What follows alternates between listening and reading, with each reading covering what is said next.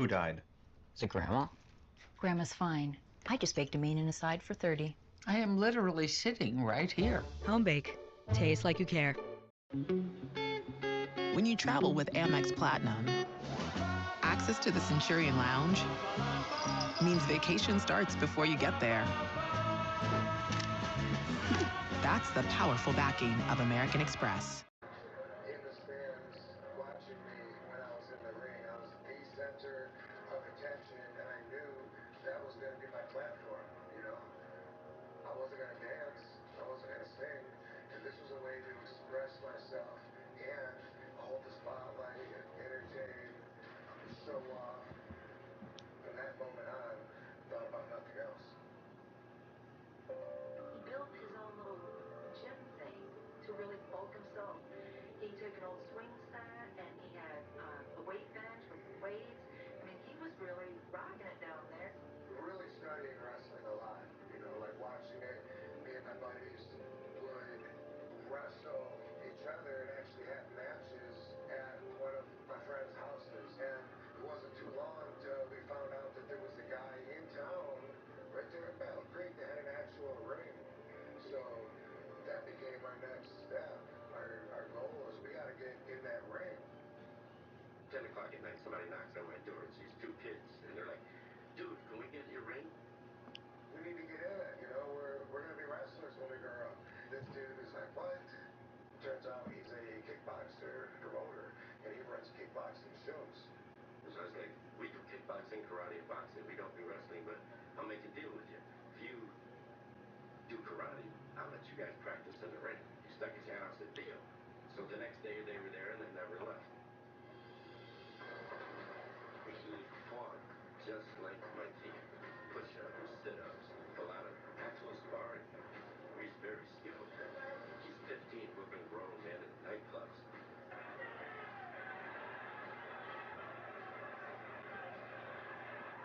I could take a lot of abuse, I took a lot of hard shots, and was able to keep smiling while I was knocking guys out left and right. I learned that I was really good at kickboxing. He had all the physical stuff that a lot of guys have that. But what you can't teach is drive and determination and willpower. You got those or you don't. But his total focus, even when he was that little, was wrestling. I got into kickboxing through Kid because that was mandatory in order for us wrestlers to use a ring. I spent as much time in that ring as possible. I lived in that ring. I had it in my own yard for a very long time. He had a grant to go to Western Michigan University. He turned it down because he's not going to wrestle. We made a deal. I said, Dad, give me 2 years. I'm going to know if I'm going to make it or not. If I don't make it, you know, I'll still be young enough to go to college. And he thought that sounded fair. So I tell my kids, whatever you do, be the best athlete that you can do. And couldn't ask for any more than that. And he did. I ended up learning there's actually a wrestling school not too far from my town. It's not just some school because I had things that were important to me. Who's training, the longevity of the school, who have they trained that's successful. Turns out the original Sheik was going to be the guy for me, and he checked all the boxes. The original Sheik was just that, OG. He was a top box office attraction in the 50s and the 60s. It wasn't like a wrestling school. It was Sheik throwing us in the ring and telling us to beat each other up. It was only rougher, squeeze harder, bring the body thing closer to each other.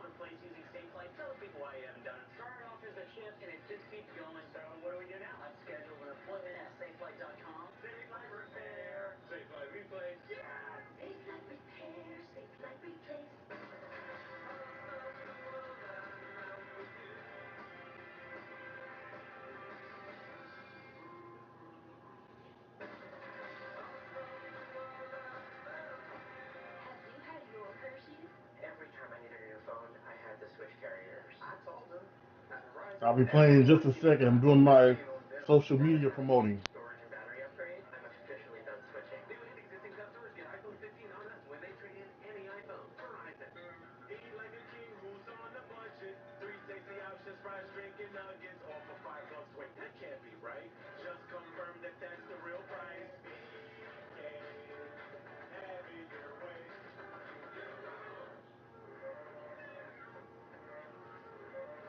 That was a very physical sport. I get a lot of marks throughout the season. It's a sign of hard work. You gotta push yourself to the limit. Having marks on your body is not a sign of failure. It's that towards improvement. Movement leaves marks. Your antiperspirant. Degree Ultra Clear. Non-stop protection against white marks. Is that your new Nissan Rogue? Yeah, crazy story. So this morning, I got the Nissan Thrill of Summer sales event. Taking a test. These cars are going fast. I knew I had to have that road. Now get a low 283 per month lease on road. Make this a summer to share and save during the Kia Summer Sticker Sales Event in the 3-row Kia Sorento. The Tech Forward Sportage. The available all-wheel drive Seltos. Or the IIHS Top Safety Pick Plus Telluride.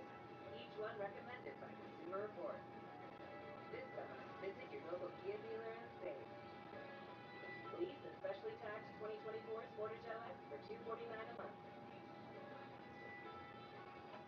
Is that your new Nissan Rogue? Yeah, crazy story. So this morning, I got the Nissan Thrill of Summer sales event. Taking a test drive. Was Dave like, these cars are going fast. I knew I had to have that road. Now get a low 283 per month lease on road. Voices Magnified with Christian Parker, Executive Director of Gay and Sober. Gay and Sober offers in-person and virtual events and health and wellness programming throughout the year. I believe that LGBTQ people deserve to have fun and sobriety.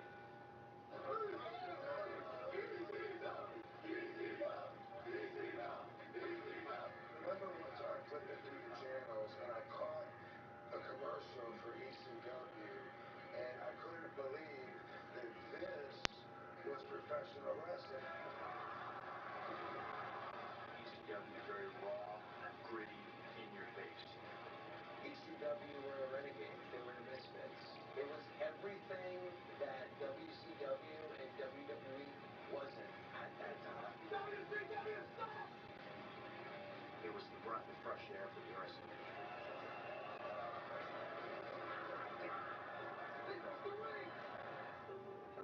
Paul Heyman was running ECW, and he calls me, and he talks about me coming up to work for him. Rob Van Dam making his ECW debut, a well-traveled world-class wrestler. Thought he was a tremendous talent that needed a little bit more seasoning, but that he certainly had main event potential. And here in the ECW arena, he's sure looking good for Rob Van Dam yet. It was not what I was used to when it came to pro wrestling. The crowd's just waiting for you to slip so they can jump on it. The ECW fans don't take the newcomers too well. Can't be a really good wrestler by the standards of the ECW crowd. It was intimidating. But look at these moves to the crowd, dude. He got him. Rob Van Dam is now extreme. Welcome to ECW.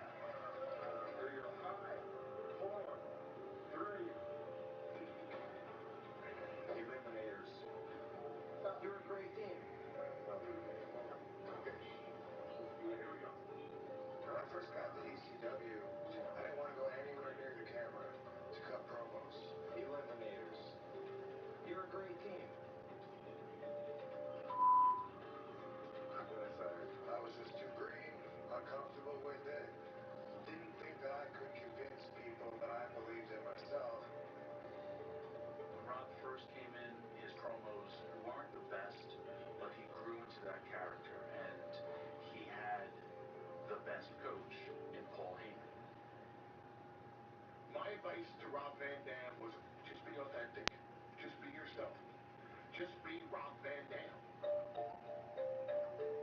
I got the idea of actually posing, showing my awesome arms without looking like I'm posing because I saw Jean-Claude Van Damme do it in a movie.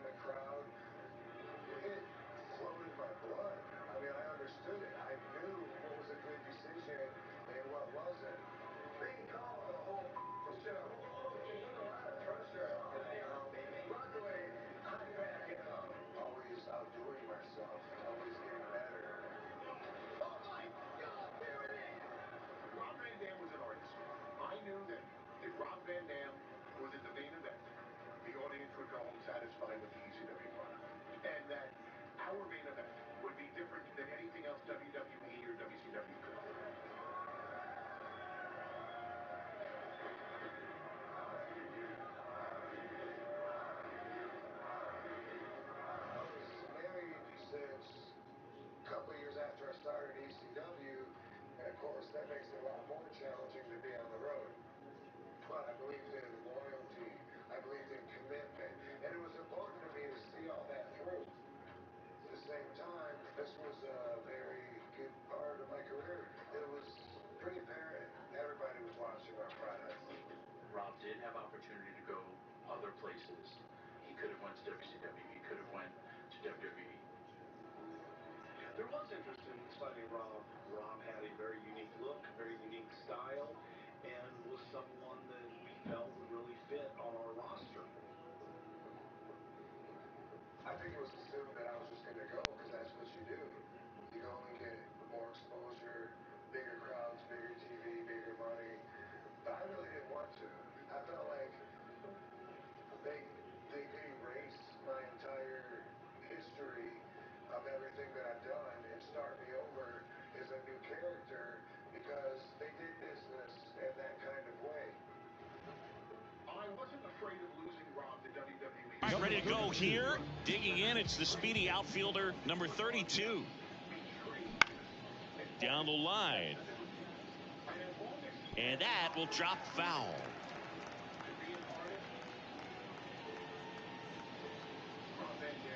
The 0-1. And that one pulled foul.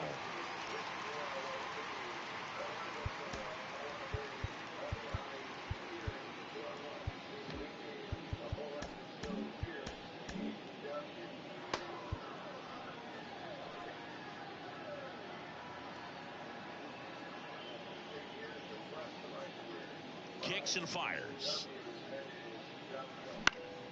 Lifted in the air, right field. No trouble here. Puts it away for the out. One away. And the batter now, Chris Jackson. The left fielder, Chris Jackson. On the ground, right side. And he grabs it in foul ground. One out, base is empty.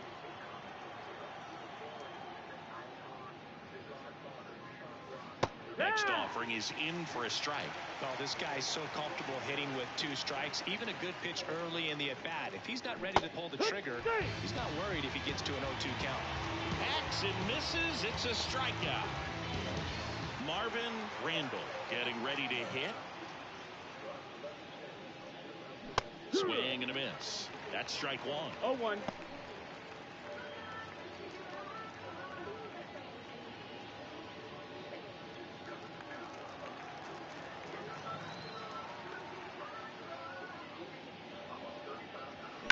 Swing and a line drive slicing into right field. That's a hit. And that extends the inning. Love how he let that ball travel, trusted his hands. Nice job of going the other way. The first baseman, number 20. And next will be the cleanup hitter. Kind of a throwback. No batting gloves. That one fouled off.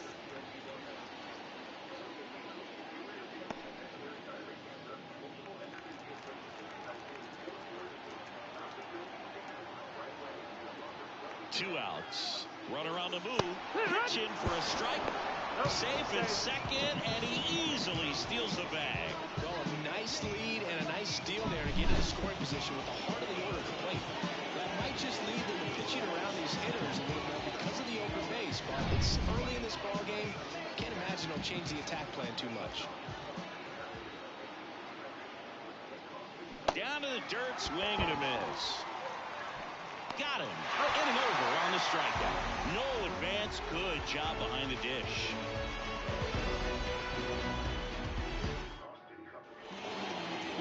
Back at Globe Life Field. Today's starting pitcher, Bobby Miller. What do you have on him, Singy? Power pitcher. He's going to speed you up with the fastball velocity, and out of his hand will explode the breaking ball. Very difficult for hitters to keep that front side closed and hit the ball the other way because they know if they're not ready to pull the trigger, the fastball will beat them. Swing and a miss. And he's down on strikes. And one out now. I got to think that was the plan all the way. He set him up with a high fastball and then carry that curveball down low to get him swinging. Now, especially with how effective pitchers work up in the zone these days, that's a devastating combination. Bryce Harper, batting with one down, takes a strike. Outside, and 1-1. One down, base is empty. Wouldn't chase that time.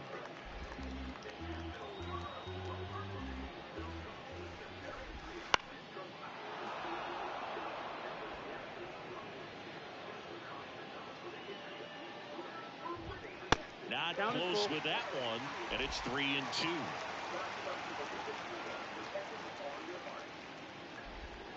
Swings and misses. It's a strikeout. He swung over top of the curveball.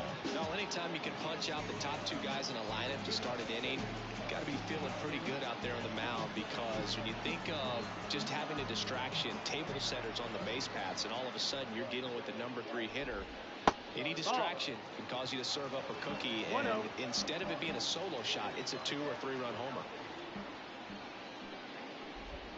That one finds the zone, and it's 1-1. This is a hitter who takes his game to another level, playing at night. So a foul ball makes it 1-2.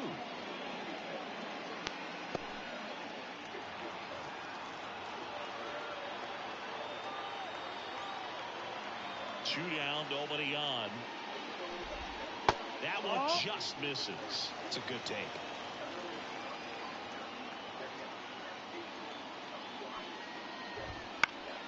Spoils that one, and it remains 2-2.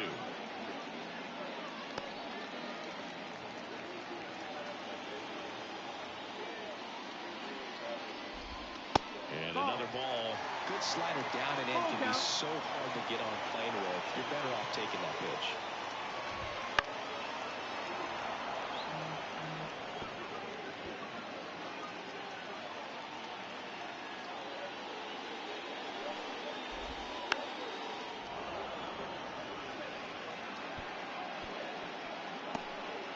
Ninth pitch of the at-bat due next.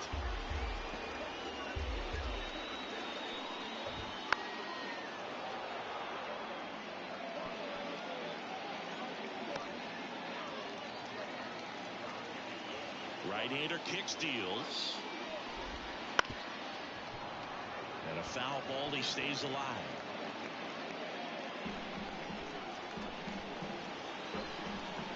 The pitch. And that's ball four. That's a great at-bat. He saw a lot of pitches and earned a walk. One of the things about that 2-out walk, the base runner over at first base is going to have a very aggressive secondary lead. So a ball down the line or into the gap will produce a 2-out RBI, and those are the best. That is, if you are the offensive side. 1 ball, 1 strike. In the dirt, and the runner holds. Tucker off of first with 2 away.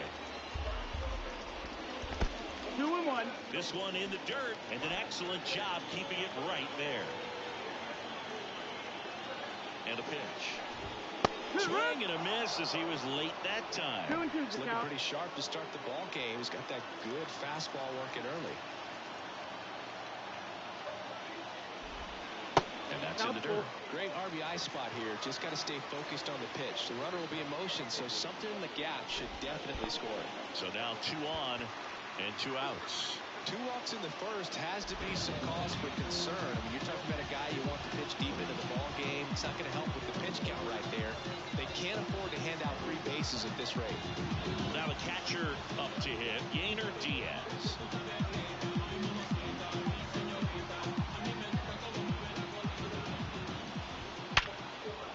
Ripped into center, base hit.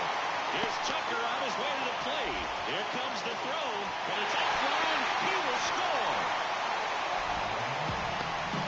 These guys today are so great at handling velocity. They're seeing high speeds day after day, and a nice job of turning that one around.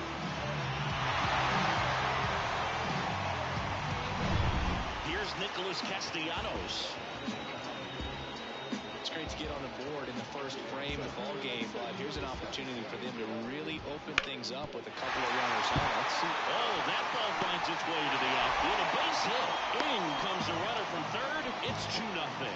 Puts a run on the board and picks up an RBI. Just kept it simple. Played Pepper with the middle of the infield and took it back where it came from, and there's just no one there to knock it down.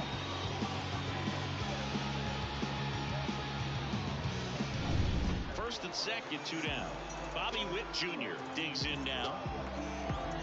Well, with this many pitches thrown here in this first inning, I mean, you're giving the other team a really good look. He's going to have to find a way to get some weak contact, maybe a swing and miss, get into that dugout and hit the reset button.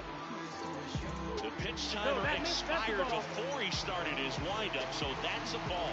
That must be incredibly frustrating for the pitcher, but this is all about creating more action and speeding up the game, and it's working.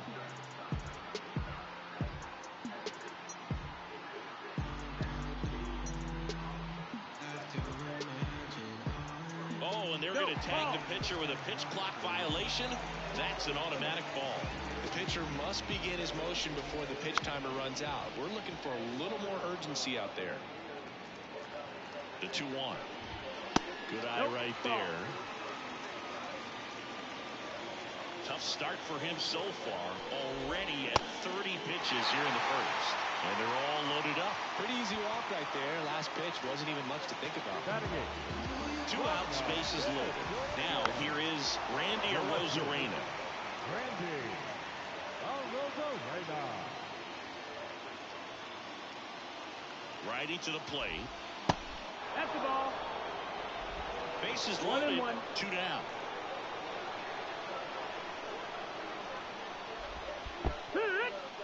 Skips in, and excellent work to corral that one. Could have been dangerous.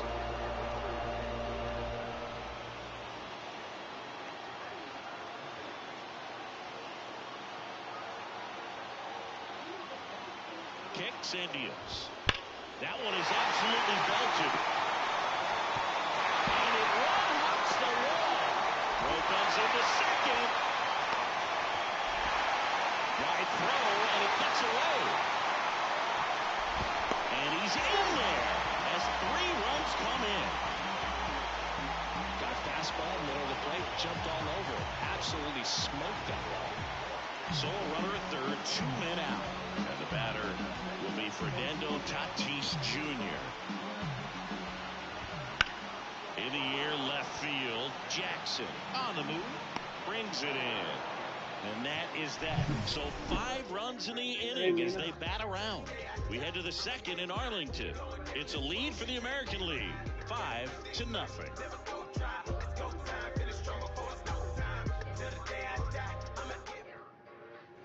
Second inning set to go. Here's a big power threat. Keith Edwards. And the pitch. Ball 1, no strikes. I'm sure he likes the 5-0 lead and the run support, but he's sat around a lot since warming up in the pen, and you'd hate to see a guy not have his rhythm to go out there and have a great start. And it finds its way through for a hit.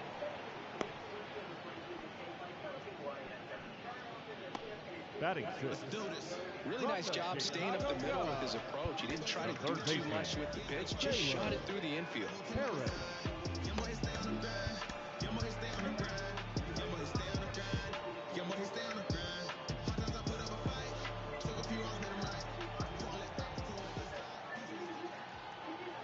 Now here is Taylor Harris. Strike 1. Edwards gets his lead at first with nobody out.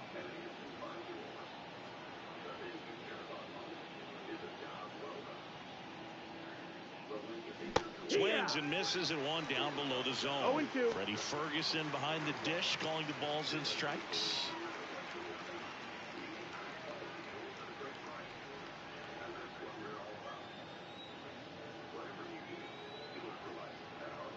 Oh, 0-2 now. And they'll do it again.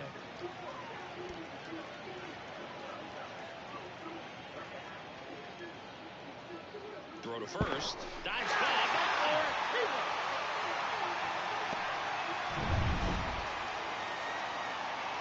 And the right-hander deals. And there's a rocket into the outfield. Now he'll turn for second. And that's a 2-bagger. Well, he wasn't afraid to hit with 2 strikes. I think he choked up a little bit, maybe spread out, but he got the job done right there. 1 out, runner at second. And the batter will be the shortstop. Outfield playing very deep, not wanting anything over their heads. Swings through that. 0-1.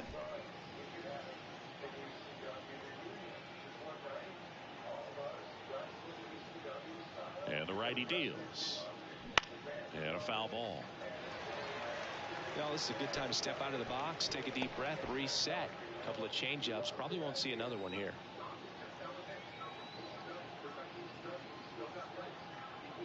Man at second. Swing and a miss. That one in the dirt.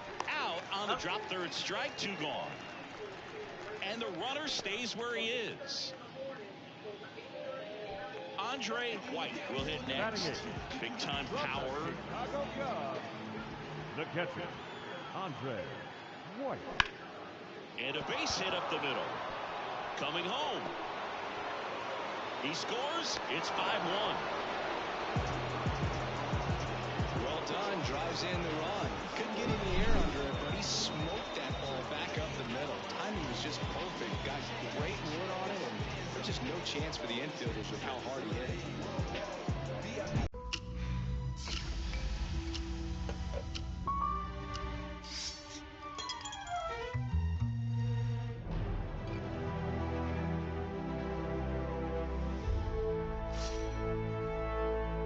At 7, but the moment it was over, it was time for baseball. Ronald would play until his mom yelled for him to come home for dinner.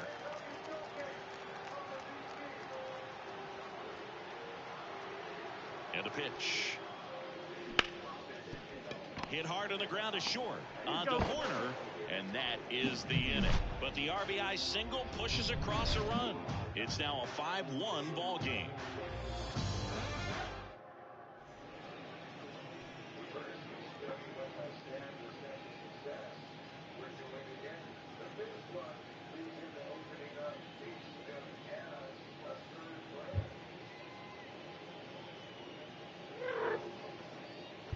Back now and a new arm on the mound to start the bottom of the second, George Kirby.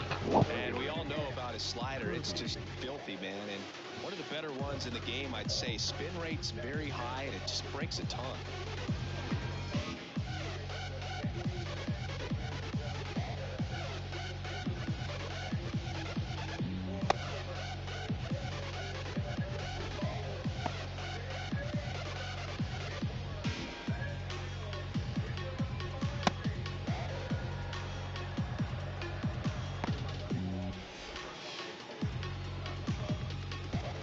To the top of the lineup, here's Nico Horner.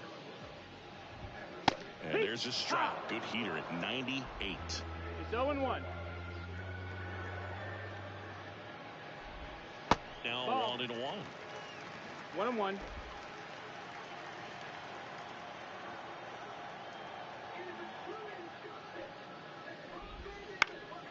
Fly ball to right. Edwards pulls it down. 1 down. Now batting, first baseman. And now here is Harper. Struck out swinging his first time.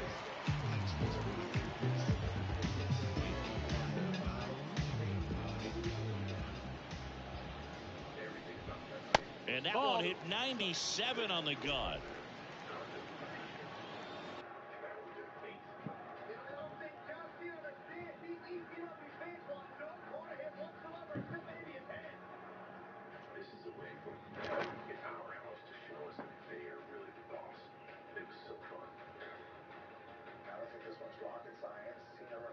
Everything that these fans disliked.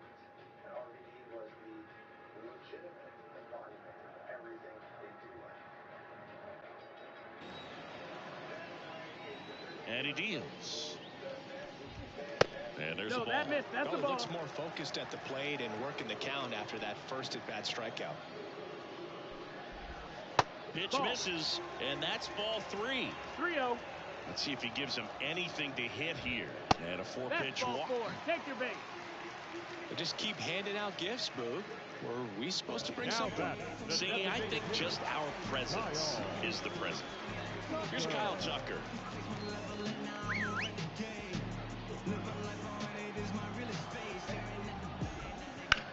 Ground ball right side, could be two. One at second. Return throw to first, got him. Double play, and that'll do it. Nothing across here this half. We head on down to the top of the third. The AL out front here, 5-1. We're back to start the third, and there's a new arm on the mound, Shane McClanahan. And he's got a nice lead to work with, so he should come in throwing strikes, attacking these hitters.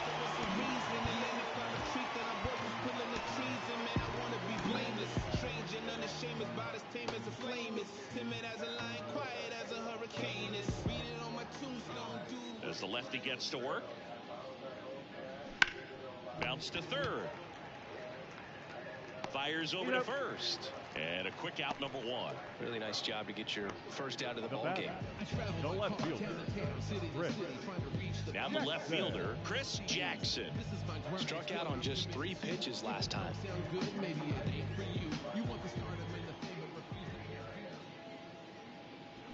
That smash towards center. Dives, but it's off his glove. Base hit. So they get a man aboard with a 1-out single. Well, that started and ended pretty quickly. No messing around right there. Just a very nice approach and swing right there to use the big part of the field. Everything was on time. He stayed balanced through the entire swing and just launched that one into center. Randall in the box now. No balls and a strike. This is a great dynamic right here. Speedy runner at first, thinking about taking second. Catcher with the pop time that leaves Jaws on the floor. This might get interesting, Boo. This is one of those situations defensively where you can't try to do too much. Runner on the go. Pitches high. Safe at second, and that was not close. Well, with that kind of elite arm he has behind the plate, man, it's a pretty big deal when you can swipe it back against this dude. Maybe more than anything, it prevents teams from just testing him, thinking that they can even steal the base. But right here, they successfully moved that runner up to scoring position. Good job. The pitch. Battling here as he fouls it away. 1 out and a runner at second. We're here in the top half of inning number 3.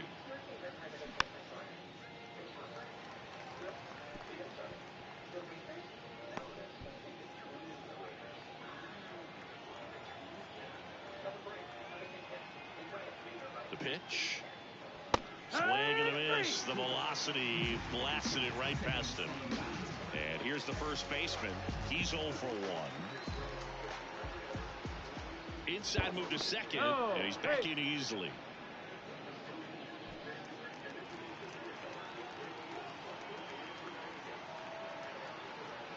Here's the pitch. Runner breaks for third. Sliced hard but foul.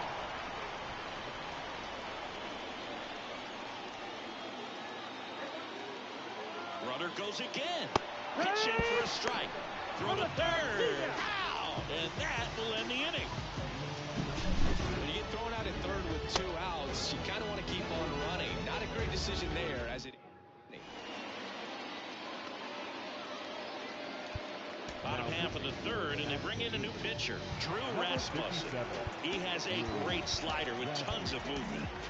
Stepping in, the long ball threat, Jake Berger.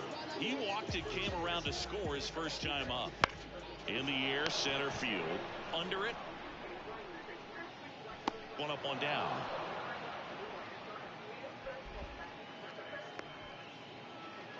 Now batting, catcher. At the plate, Yainer Diaz. Singled and drove in a run his first time through.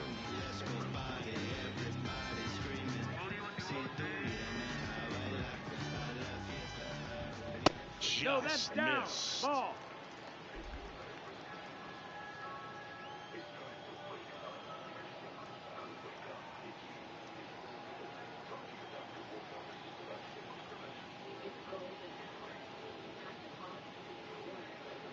The pitch timer expired before he started his windup, so that's a ball.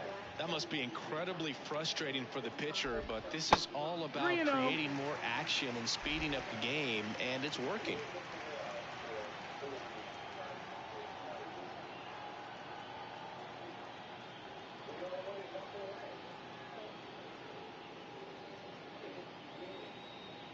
That's an automatic ball because the timer ran out. And a free base with the walk. Not exactly a confidence-boosting play on the mound. The center fielder. Nick Castellanos at the plate now. Singled and scored his first time. Trust me when I tell you, no exceptions to the rule. Bringing blessings when I move. Special, I'm an essence, I'm a brew. I'm lessons, I'm written, law, thoughts, food. More than when I was school, I was sure to cross borders, even though... To third, dive, and he's got it. But no chance to get it out, so there'll be runners at first and second. The batter, number 7, shortstop, Bobby Witt Jr. Now here's Bobby Witt Jr. A walk and a run scored his first time. You know, Boog, Witt Jr. had such a cool moment here at Globe Life Field back in 2023. He hit a foul ball into a suite, and guess who was there to pick it up? His dad, Bobby Witt Sr. What are the odds of that? One out, runners at first and second. Next offering is in for a strike. So after the game, the Witt family wrote the date on the foul ball along with the message, hit by Bobby Witt Jr., caught by Bobby Witt Sr. I have a feeling they're going to keep that baseball forever. In there at the knees, 2-2. Got it by him for the K. Not the best location with the fastball on strike 3, but when you're pumping high 90s, you get away with some of those, more margin for error. You know, the fastball becomes such a huge strikeout pitch in the sport, and I think a lot of it has to do with all the attention and emphasis on improved spin rates. These fastballs are just exploding out of the pitcher's hands and jumping through the zone. Arozarena stands in now and watches strike 1. Right through there for a strike. Perhaps not quite ready to hit. First 2 pitches by him for a couple of strikes. Now back is against the wall. He's going to have to figure something out and figure it out quickly. Swing and a miss for the strikeout. Slider got him for strike 3. A couple of strikeouts with runners on. Sometimes you got to really bear down, and he did just that. Nice job of getting out of the jam and out of the inning. Welcome back, and now on the mound to start the 4th, Sandy Alcantara. Sandy And a pitch. Alcantara. Foul ball.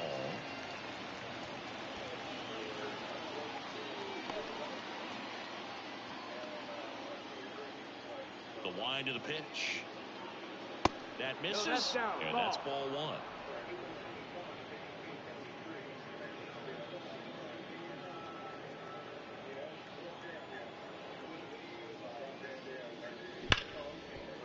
Right side, hard hit. The throw to first. Leadoff hitter retired in the 4th.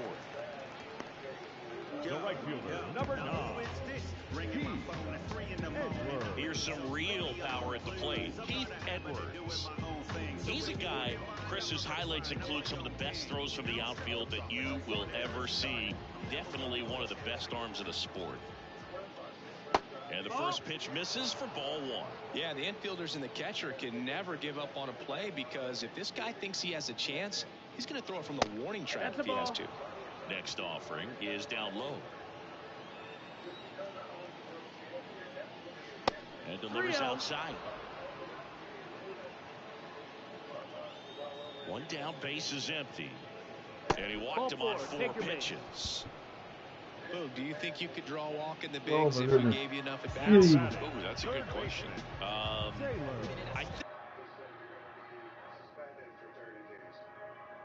Tonight you're going to lose the WWE Championship.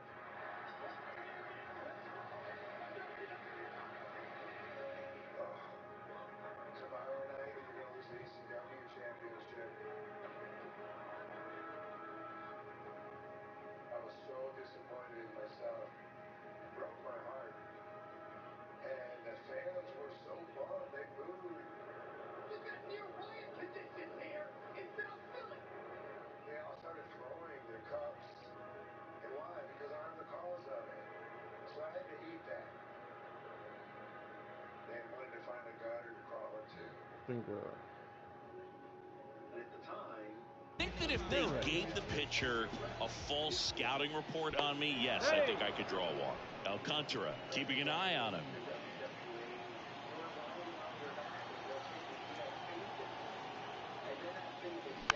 And first offering is fouled off.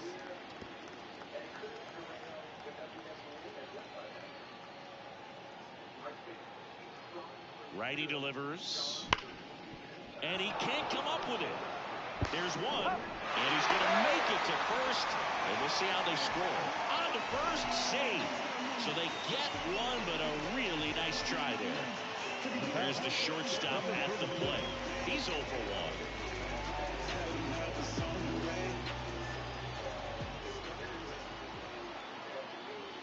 Breaking ball inside.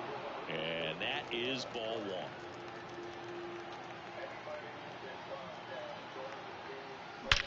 Out towards right center. That's well struck. Going, gone. And they cut into the lead. It's 5-3. Things might get pretty interesting if they keep connecting on pitches like that.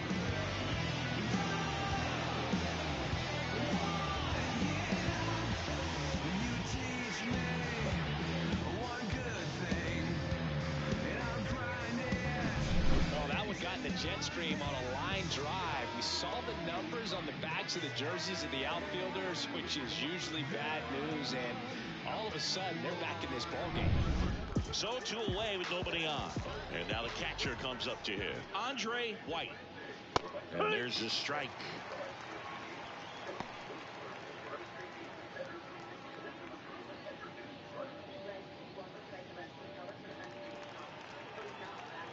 Yo, 1. Foul ball there.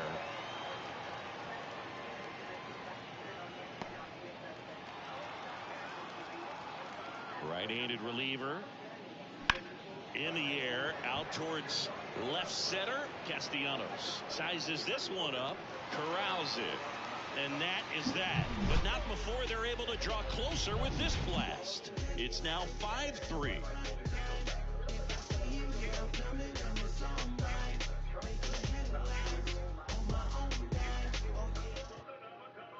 And welcome back to the ballpark. John Sciambi and Chris Singleton with you.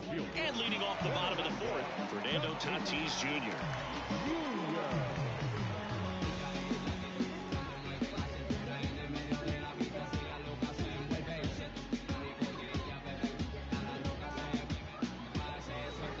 The right-hander back to work.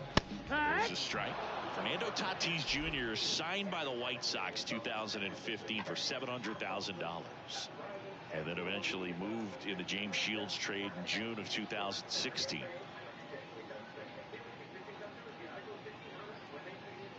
Oh, and they're going to tag the pitcher with a pitch clock violation.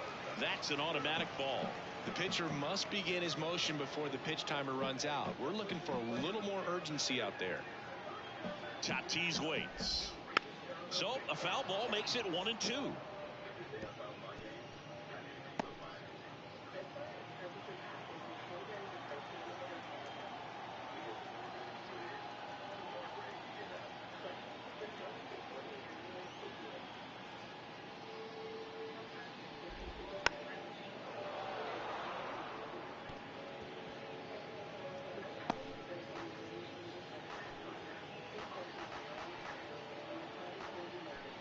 And here it comes. Knocks that one away, and we'll do it again.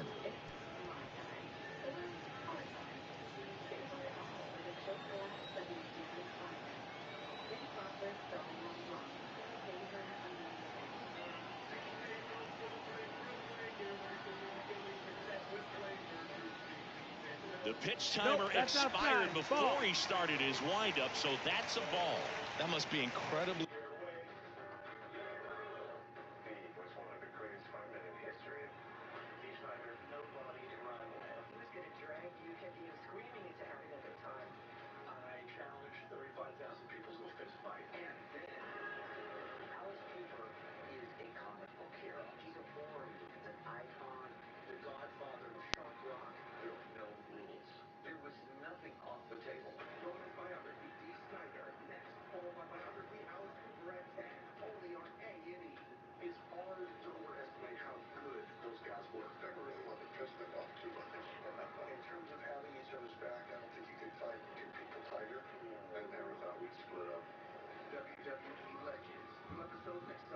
Frustrating for the pitcher, but this is all about creating more action and speeding up the game, and it's working. Count is full. That misses the zone, and the count is filled up.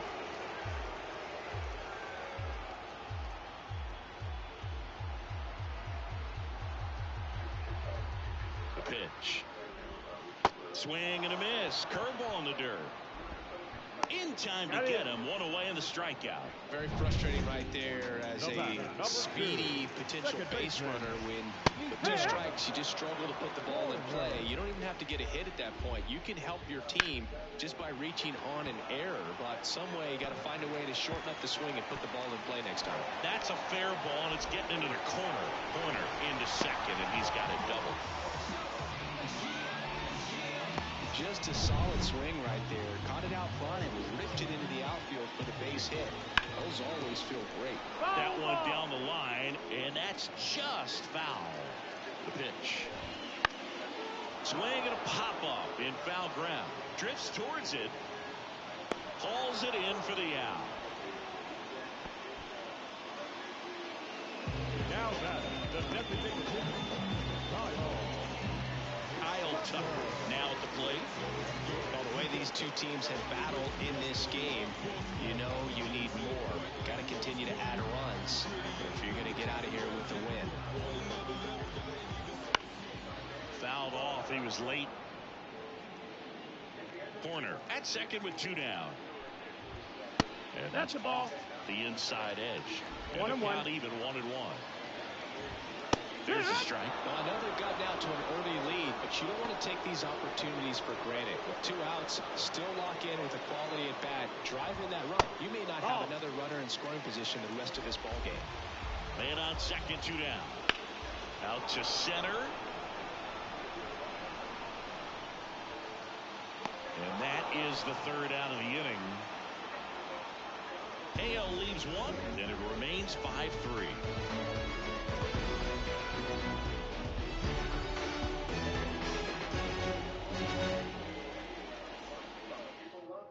We're back, and there's a new arm on the mound to start the 5th. Framber Valdez.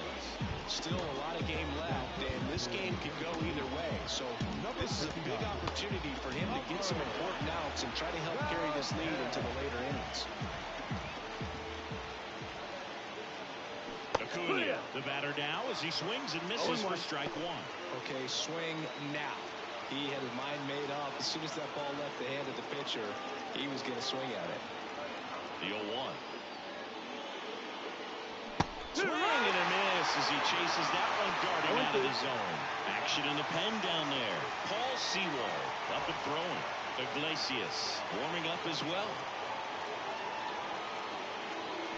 Swing and a miss. Struck him out and one away.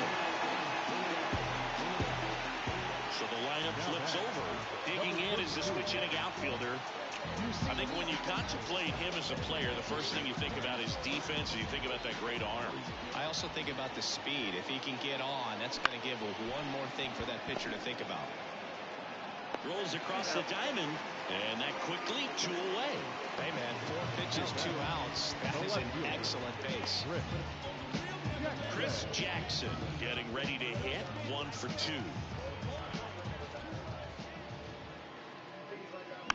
And first offering is fouled off.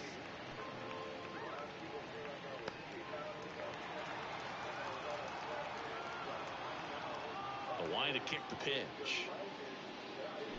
Bounce to the right side. Horner sends it to first, and it's a 1-2-3 inning.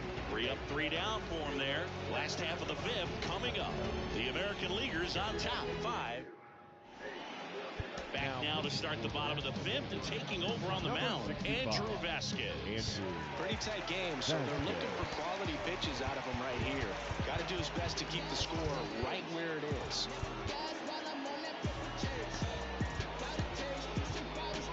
Now into the game, Jose Altuve. He'll play second. Here comes a pitch. Berger stands in here, takes ball 1 low. That one ripped. That's back there. Back gone. He flexes his power with that swing. It's 6-3. Maybe he's starting to break out of this mini slump. That's the type of swing that makes you think good things are coming his way. That one was a hanger, and pitchers typically don't get away with making a mistake like that. And right there, he made him pay. pitcher, Yainer Diaz. Inside corner for a strike. 0-1. Always exciting to see a leadoff home run in an inning. Kind of gets the offense fired up, and you start to expect a big inning. And there's one down. And now Nick Castellanos. Slider clips the zone.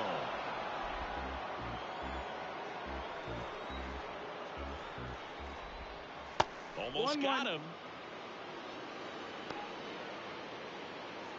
One run across in the frame so far. Last half of inning number 5.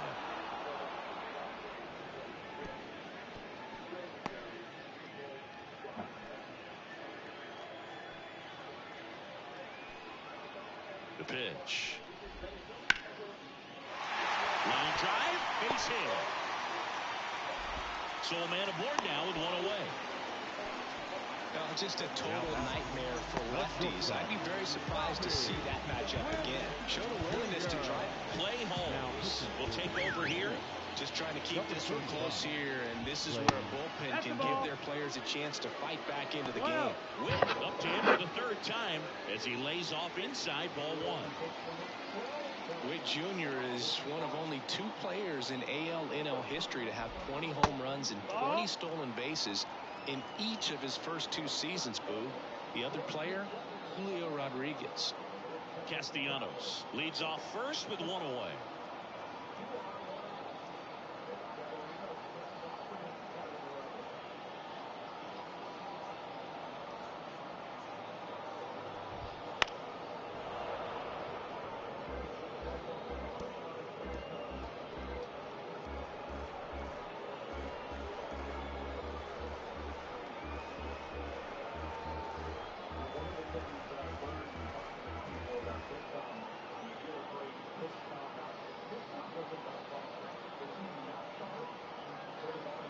Oh, and they're going to tag the pitcher with a pitch clock violation. That's an automatic ball. The pitcher must begin his motion before the pitch timer runs out. We're looking for a little more urgency out there. Full count. Got him swinging. That slider wasn't even close to the strike zone, and he got him to chase. That's just a bad approach right there. Either he was looking for something else and got completely fooled, or he was sitting all over the slider and just couldn't resist the temptation. But, man, really expanded right there and didn't have a chance of making contact with that pitch. Rosarena in the box with 2 gone, and takes a look at a called strike. And he makes the catch. And the inning is over. But the solo shot stretches their lead even further. And they've doubled up now. It's 6-3.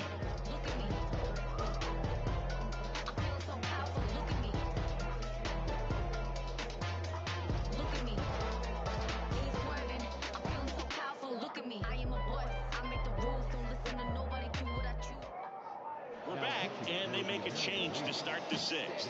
The new pitcher, Justin Verlander. And this is an important part of this game. Tight score and still a lot of outs to get. So they're looking for a big outing out of order here to get some critical outs. Here's the former MVP, Jose Altuve. The wind of the pitch. Up and in, and that's ball 1. Verlander goes 6 feet 5 inches, 235 pounds. Of course, a 3-time Cy Young Award winner.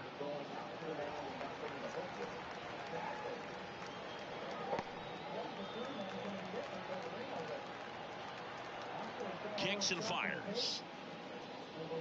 Swing and a miss as that one was high. Yeah, I don't think anyone's got good numbers swinging at pitches in that location.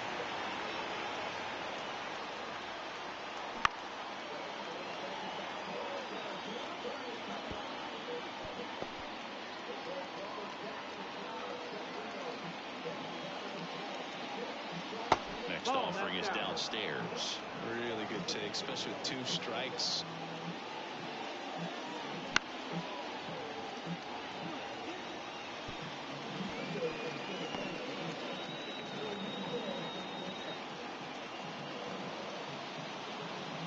And down on strikes he goes. Now 1 away. Well, that curveball had some pretty good break to it. As you can see, the hitter just locked up a little bit. Thought it was a great pitch to hit, but sometimes you're looking for something else and you can't pull the trigger.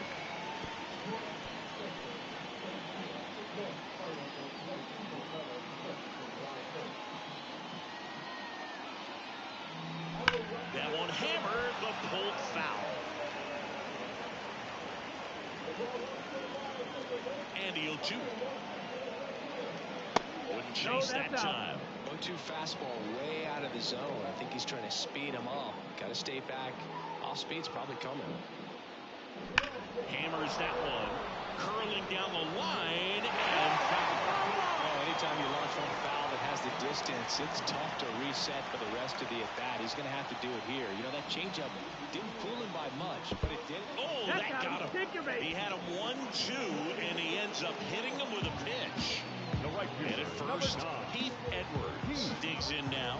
Outfield playing very deep, not wanting anything over their heads. Base runner with a one-way lead right there. All he's trying to do is get a look at the pitcher's move. Had no intent of stealing on that pitch. 1-0. It's a pitch out, nothing doing, and that's ball 1. Now this team is definitely looking for a big swing of the bat right here. Try to close that gap, but you know, at the very least, if you could find a way to manufacture that run from first, it feels like it's really important to getting back into this ballgame. And that one fouled off. If it were an average catcher behind the plate, I'd say take second base, but this isn't a catcher you want to run on. His quick release is unreal.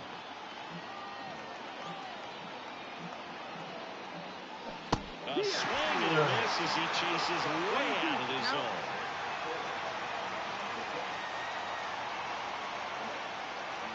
Got him. Out. Number 2. Well, that right there is a nasty front door breaking ball. I mean, those are so tough to stay in on and not give up because out of the hand, it looks like it's almost going to hit you, and then at the last moment, dips over that inside corner. Really nice pitch. Harris at the plate now. That's ball 1. Movement in the bullpen. Edwin Diaz preparing to come on if needed. Scott, the power lefty, up as well.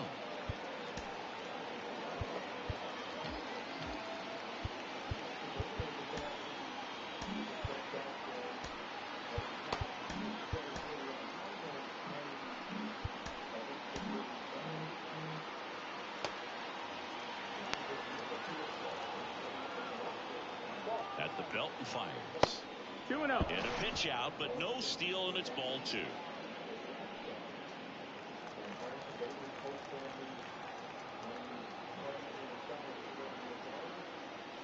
That one finds the zone, and it's 2-1.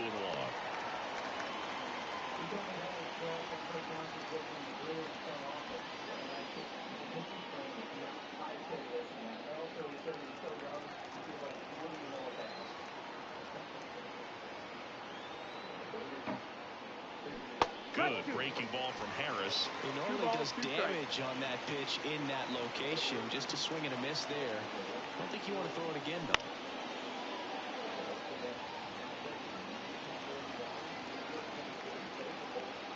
Two outs. Still 2-2 after the foul ball.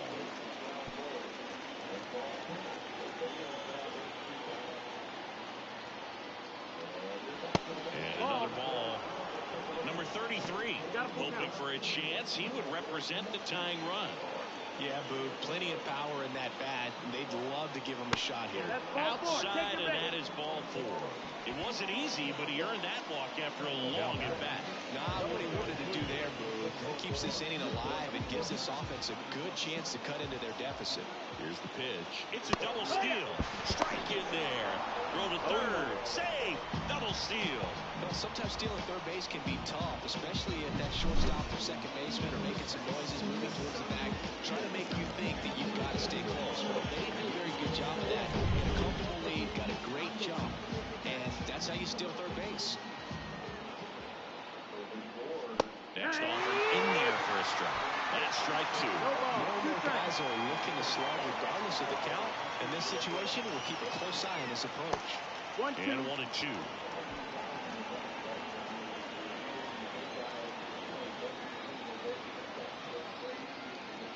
And that skips into dirt.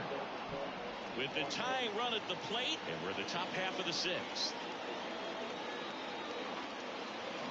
Swing and a miss, and that is that. 2 left on. 9-1 and 2 scheduled to hit in the home half of the 6th. The AL leads it 6-3.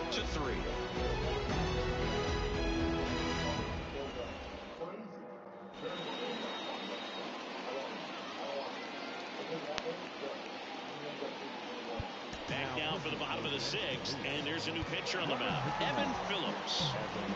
Fernando Tatis Jr. to hit here. And first offering is fouled off. Righty to the plate. Drilled out towards left center field. That's well struck. That one back there. That's long gone. They'll circle the bases, and they tack on to their lead. It's 7-3. Tatis is a superstar in baseball, and that swing of his is a big reason why. He's electric with the bat in his hands.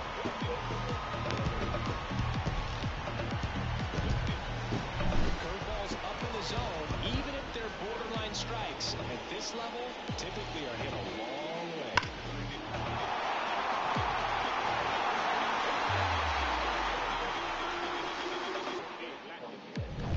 So the batting order turns over. Here's the second baseman, Nico Horner, 1 for 3. Now a check swing, but he held up. Nobody on, nobody out with a run in here in the bottom of the 6th. The real threats are coming up. Already given up a home run in this inning. He's going to really have to bear down.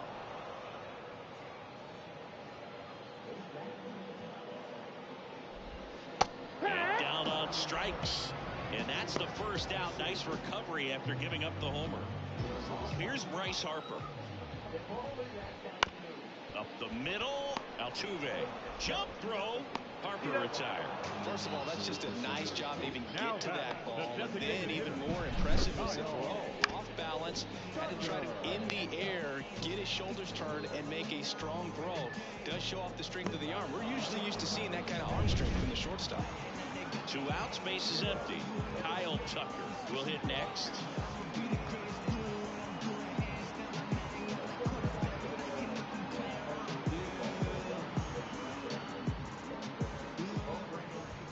In there for strike 1. No balls, 1 strike.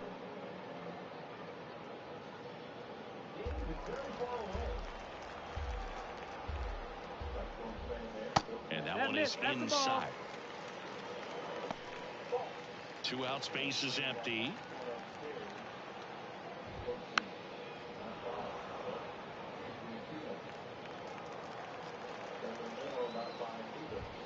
And another ball. That's high.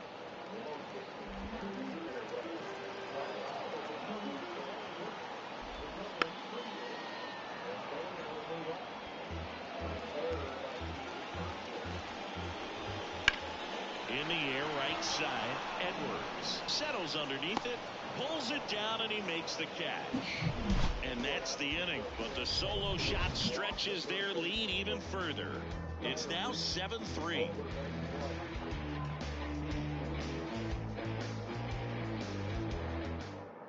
Welcome back. We're in the 7th. We have a new pitcher on the mound, Edwin Diaz. And he'll feature a hard slider to work off his fastball.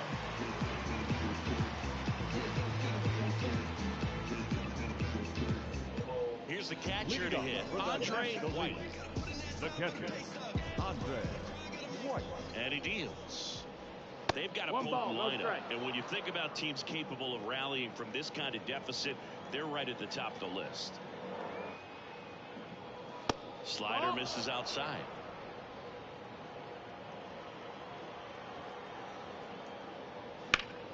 And a foul ball.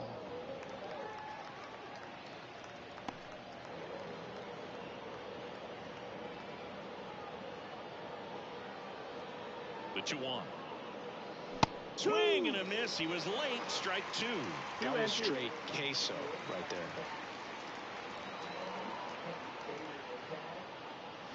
Swing and a miss, and he was fooled. On to first. Gets him. 1 away on a drop third strike. Well, that slider was way out of the zone, and for me, it just comes down to not seeing the pitch out of the hand, not tracking it into the zone, and then also being a little bit anxious, not confident in your 2-strike approach. And so when a guy's in that position, you get him to commit early, and a lot of times you get the swing and miss, as you did right there. Here's Ronald Acuna Jr. at the plate. Hit in the air, right field. Tatis puts it away for the out, and there's 2 away. The batter, Number 32. Now it's the switch hitting outfielder. You talk about elite defensive players, especially in the middle of the diamond, and this guy is at the top of the list. 0-1 there.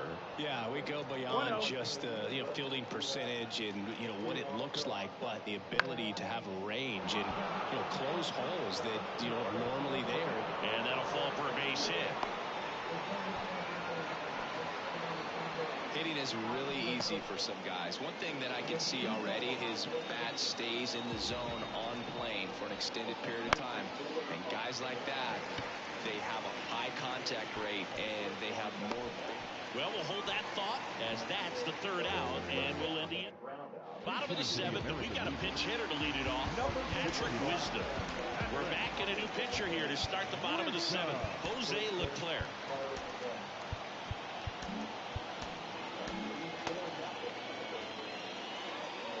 The pitch. Down the right field line. That's a base hit. So a runner aboard to start the inning. No waiting around right there. He was ready to swing it on the first pitch. Nice job of driving that pitch the other way on a line. Hitters, they take so many reps in the cages working on going to the opposite field, and it doesn't always translate into the game, but right there it did, and he did it perfectly. No, that missed. That's the ball. Just missed. Wisdom aboard here at first with nobody out. They tried to get him to chase on a slider down and away. This one high in the air to left center. He makes the grab, and there's one away.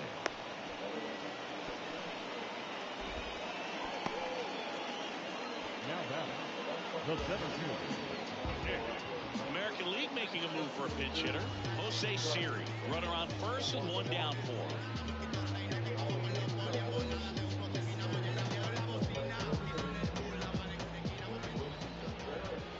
And that's off the inside edge. Ball one.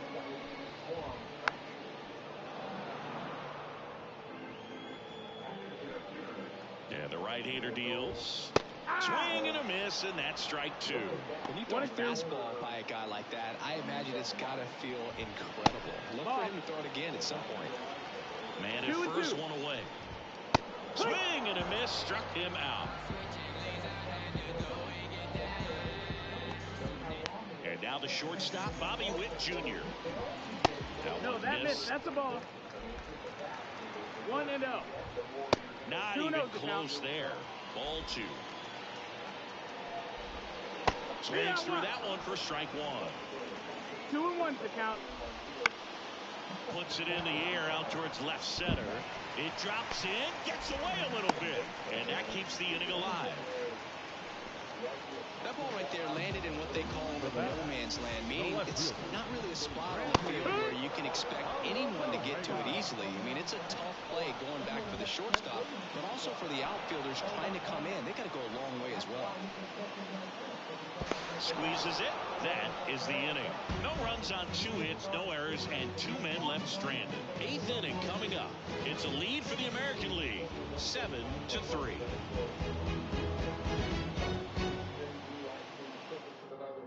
So remaining in the game defensively, Patrick Wisdom. He'll play third after coming into the game as a pinch hitter. Jose Altuve up to hit here. Went down on strikes his first time through. There's the swing and a miss. Going one. A defensive change for the Americans. Now playing center. Number 22. That one the other way. Corner. Throws to first, and that's one away as the leadoff man is out in the 8th. Number 20. And now the first baseman.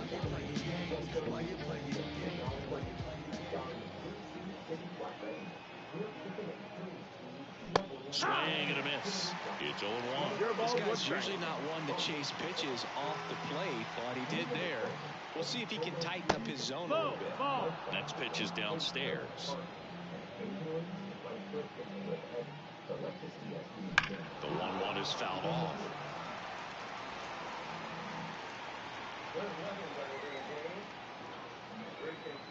One down, base is empty. Swings and misses, struck him out. which isn't easy to do against a hitter like this, known for using the entire field. Just couldn't sit back long enough on that one. And first offering is fouled off.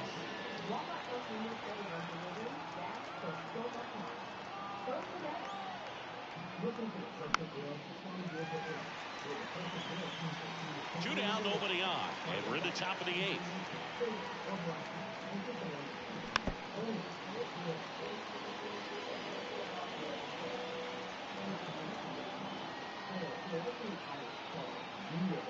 And now the lefty gets a piece and stays alive.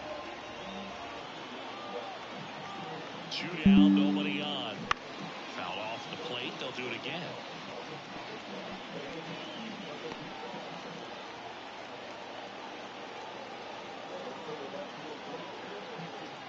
Kicks and deals. Pitch misses there, and the count is 2-2. This guy's a fun guy to watch taking at bat. He just battles up there. He doesn't take a pitch off at all. Makes it so difficult on the pitchers out there. You can tell they get frustrated with how long it takes to put him away. And that one finds its way through. And after grinding through that at bat, he gets the best of it. Man, that was a pretty good battle at the plate, and I'll tell you, it feels pretty good as a hitter when you grind out a hit like that. To me, it's just a really controlled, balanced swing. He wasn't trying. This one swung on and hit well, way back there. Grabs it right up against the wall. And now leaves one. Deficit remains at 4. It's 7-3. And we're back. Now it's Fernando Tatis Jr. Leclerc back to work. Swinging a foul over the screen and back out of play. Just missed. And another ball.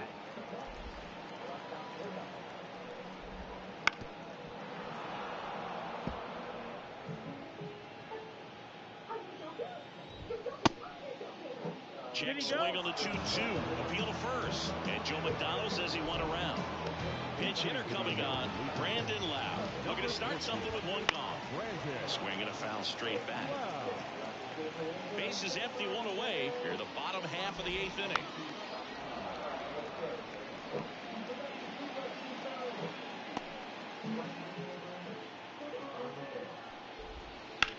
In the air, left side. Moving under it. And there's 2 down.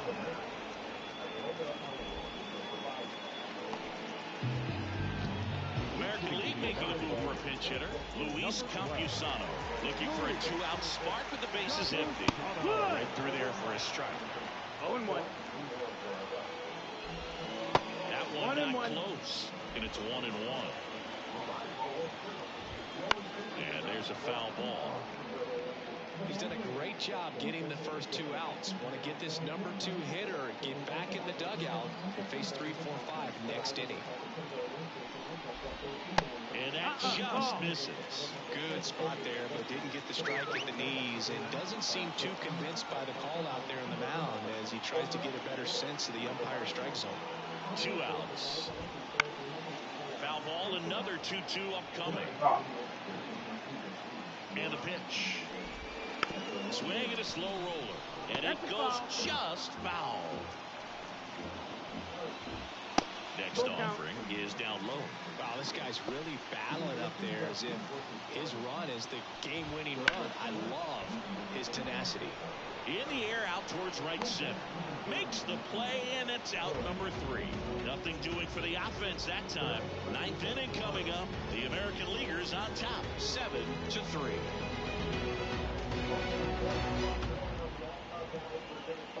Well, thank you, Shalem, for all of the Staying in the game on defense, Brandon Lau. He entered the game to pinch hit and now man second base. Also entering the game, Luis Campusano. He takes over as the new first baseman. Oh boy, 2 kinds of Wisconsin cheddar cheese, sweet, smoky, thick cut bacon, pickled onions, tangy bistro sauce, all on a soft pretzel roll. Dreams really do come true. A limited time Pretzel House Pub Burger is as Wisconsin as it gets. Leading off for the Nationals.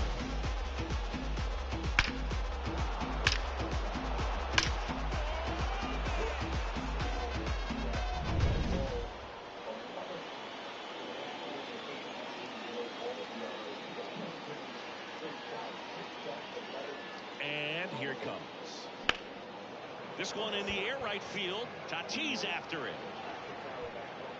Falls it in, and there's one away. He was all over that first pitch fastball, but just barely missed it. Man, this guy was ready to hit.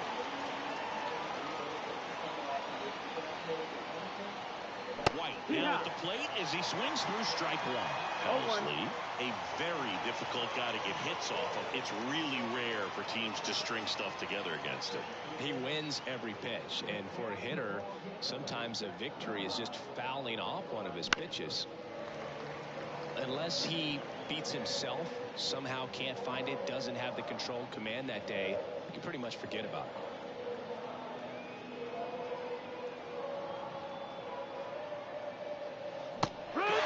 Swinging for the strikeout.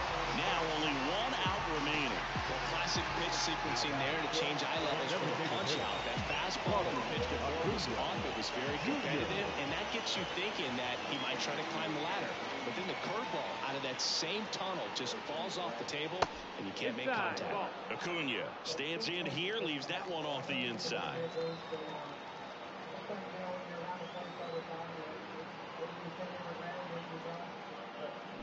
Misses the zone, and he gets him to chase. As a hitter, there's even more pressure to take advantage of any mistake, right? Yeah, and you're hoping that, somehow, some way, whether it's a hit by pitch, a walk, something bad happens because out. And that one is lifted in the air, and that'll fall for a base hit. Most hitters dream of being able to hit breaking pitches as well as this guy. It takes great bat-to-ball skills to be able to be as good as he is against the junk pitches he faces. And now, number 32, and a bunt towards third. Boots it. And no shot to get him at first. There's two aboard. It doesn't surprise anyone when he gets on base by dropping down a bunt. I mean, this is just the latest example of him using his speed to his advantage and showing off his skills with the bat. That was very nice. So up next, Chris Jackson.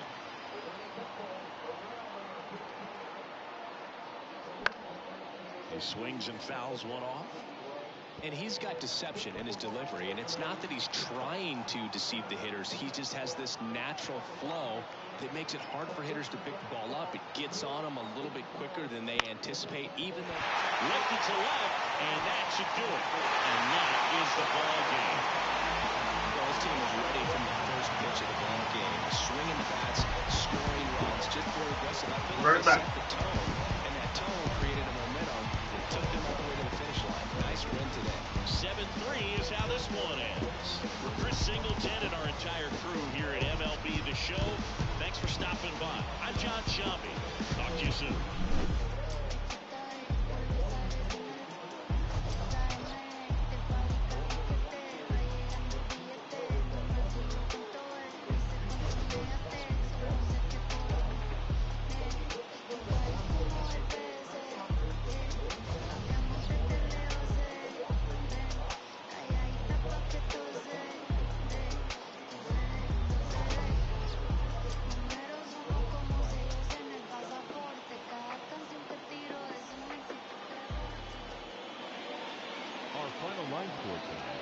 First for the victorious American League All-Stars, 7 runs on 9 hits. No errors, they left 8 runners on base. For the visitors, 3 runs on 10 hits. 2 errors, they left 9 runners on base. Time of the ball game, 3 hours and 20 minutes. Thank you for joining us here this evening. We remind you to please drive home safely.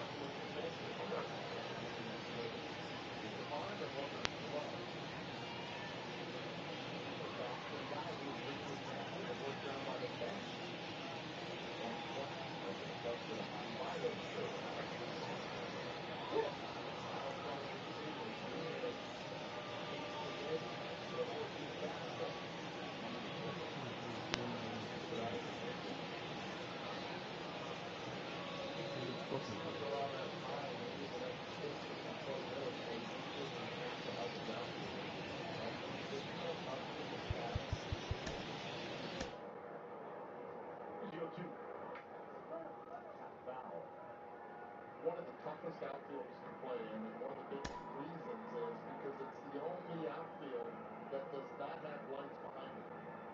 Lights actually stop down the lines. No lights whatsoever. From foul pole to foul pole. So he's not that clear.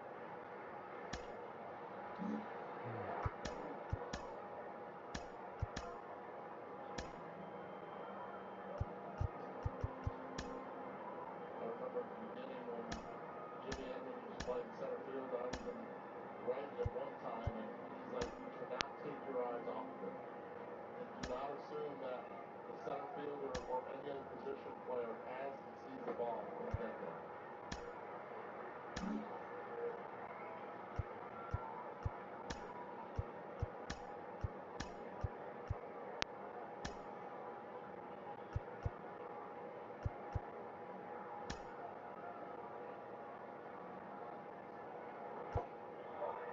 Armstrong takes a pitch out of the zone, and it's 3-2.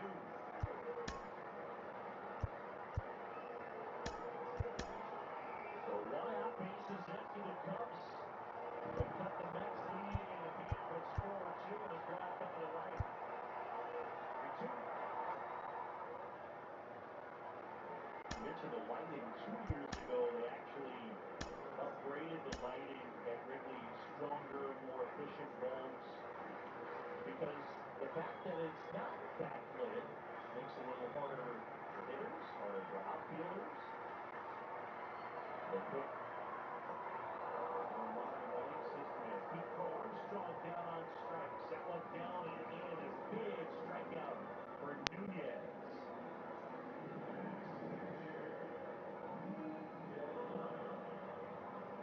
Fantastic pitch. And he missed that by a lot as we take a look at that pitch with the K-Zone 3D Plus, brought to you by Sage, the official finance software partner of Major League Baseball. You can see by the spin axis, almost straight over the top with the spin. You see that drop 5 inches more than average. Definitely, I love the spin axis, you know. Love the axis. I mean, I spent my whole life spinning a baseball. Now we actually can measure it in slow motion with tremendous high-speed cameras. That's the third. Vientos on the first. The Maya retired. Morrell hits the home run into the eighth. It's a 4-2 game.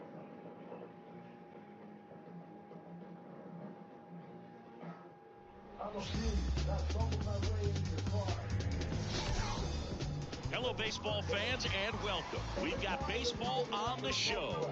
It's the Arizona Diamondbacks and the Chicago Cubs. John Shambi and Chris Singleton on the call, and singing the big bat in the lineup so far this year, Andre White. Always exciting to see him in action, and it seems like he consistently finds a way to impact the game. Yeah, Boog, it's offensively at the plate, defensively when he's on the bases. And this guy's just a heads-up player, but he's got so much talent, and he makes the most of that. I believe it starts with his preparation, because you never see him give away an at-bat. Just a little bit away from first pitch, and today's starter, Big Daddy Jordan. And Singy, we were talking earlier about how he's doing a great job navigating through tough spots. I've just been so impressed when it seems like there's more pressure. He's more calm and settles in. He's done an incredible job with runners in scoring position. Most guys, they get a little tight, they start to aim the baseball, but for some reason, he gets looser, the ball comes out of his hand with more life, and he's able to wiggle off the hook of tough situations and get his team back in the dugout. As he turns on the rubber, with that good live arm delivers. Dansby Swanson leading things off and takes a strike. First pitch, 120. Next offering is in for a strike. And a pitch. Swings through it, and that's a strikeout.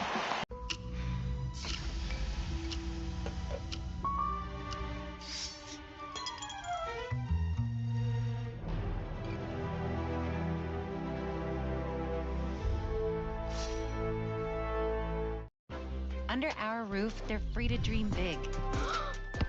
Because we're here to help protect those dreams. Bundle life and save up to 25% on home and auto. American Family Insurance. Insure carefully, dream fearlessly. And on the run. Time to take a look at the Diamondbacks lineup. A really frustrating showing for them in their last game. Lots of traffic on the bases, but they left a ton of runners. High fly ball near the pole. That one is foul. 2 down, nobody on.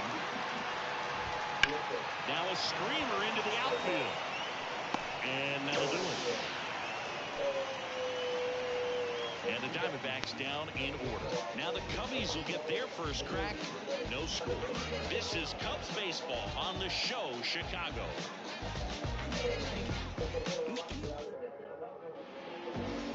Back here with my pal Ziggy. And our starting pitcher here today, Josiah Gray. Yeah, he's definitely had a struggle so far this year, as evidenced by that inflated whip. He's going to have to find a way to limit the base runners, put his team in a position to win a ball game. So we know he's prepared. We know this guy's a competitor, and we'll watch how he works in this one. Number 32 in the box now. No balls and a strike. Gray, an all-star a season ago. He features a slider, a cutter, a sinker, a four-seamer, and he occasionally uses a curve. Straighten him up a little bit. The pitch. Rips that one to right. One away. Time now for the Chicago Cubs lineup. And one of the most exciting young stars in the sport, Andre White. He's one of the better home run hitters in the league this year. In fact, in the top 5 in homers in the National League. It's not missing many pitches. And I tell you what, when he gets his pitch, it goes a long way. Make sure you don't sleep on this guy if you're the pitcher. Bounce to the right. Altuve on the run, sends it over to first. And a couple of quick outs. Hey, man, 4 pitches, 2 outs. That is an excellent base. Marvin Randall, the next Cub to hit. This kid picked up in a trade. A lot was offered and given to get him, but he's got a real high ceiling. That one outside, 1-0. 2 outs, base is empty.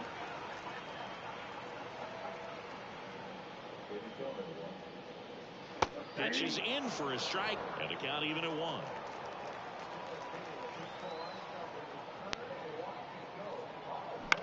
On the ground to third, and that squirts through.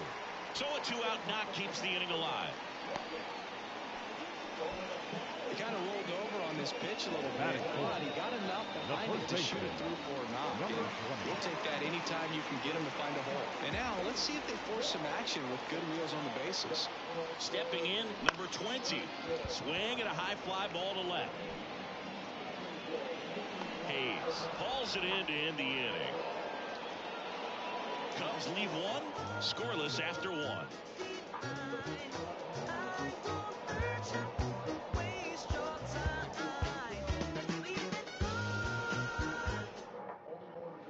Back here at Wrigley Field, top of the second. Here's the cleanup hitter for the Diamondbacks, Max Muncy.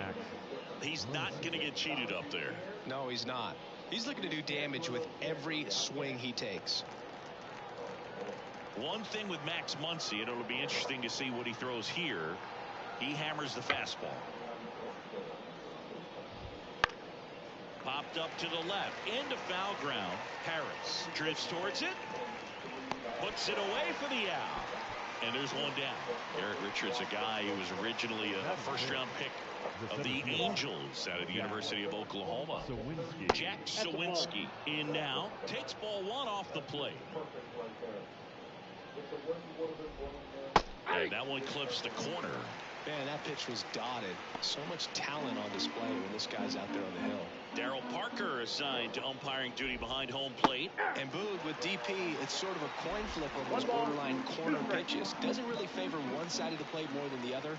Sometimes you get a little extra the plate, and sometimes you won't. It does seem like he evens it out over the course of a game, though.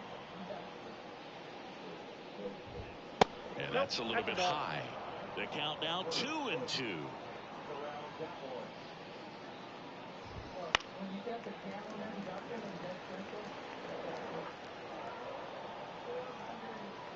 One down, base is empty.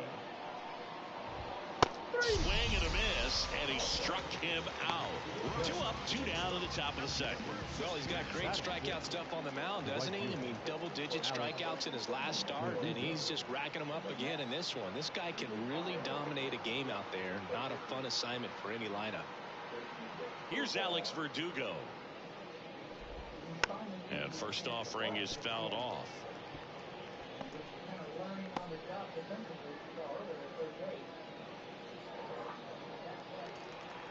The wind and the pitch.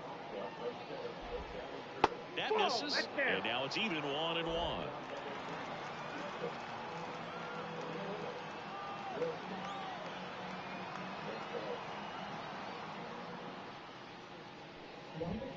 Gets him to chase after that one. 1 ball, 2 strikes.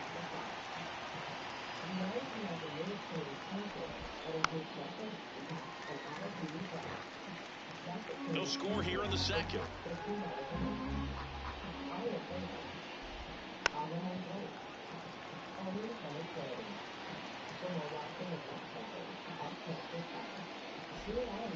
Got him. And Arizona is set down 1-2-3. Diamondbacks down quickly. We'll go to the bottom of the second. No score.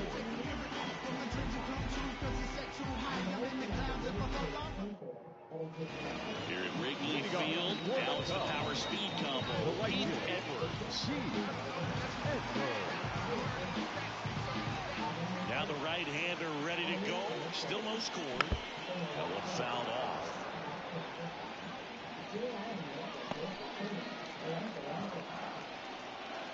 The wind of the pitch. They tried to get him to chase on a slider down and away.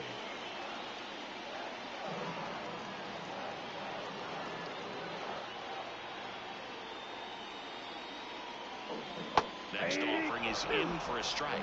Looks like he's just sizing him up there. Really good pitch to hit, but he took it all the way. Sometimes guys just want to set their timing later on in the game. That may be a pitch that he turns on. Slider got him for strike 3. No, there's a small sigh of relief right there. I mean, just to keep that speed off the base paths. It's not just the pitcher, it's other guys that have to think about it. Your infielders have to think about that runner potentially stealing, but also be in position to make a play. As an outfielder, you're thinking about a base hit to the outfield. I got to get to it quickly to try to keep this guy from taking an extra base. So I think everyone just a little more relaxed that he didn't reach base.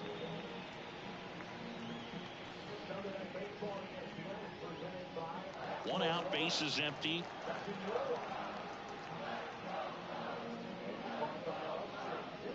Next offering in there for a strike. And it's 1-1.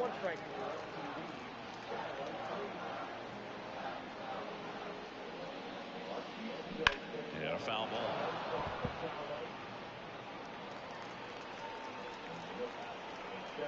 Righty delivers.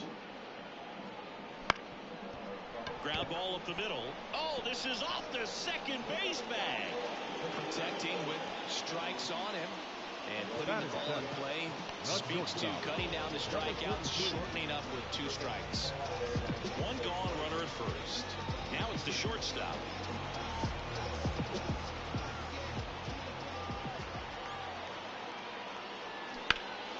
Foul ball there.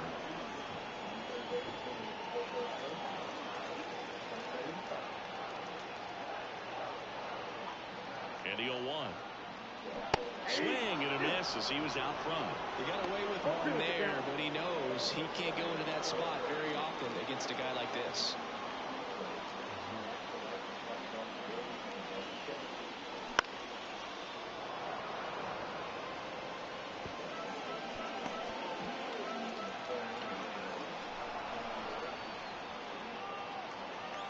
The 0-2. Gets a piece there. We'll do it again.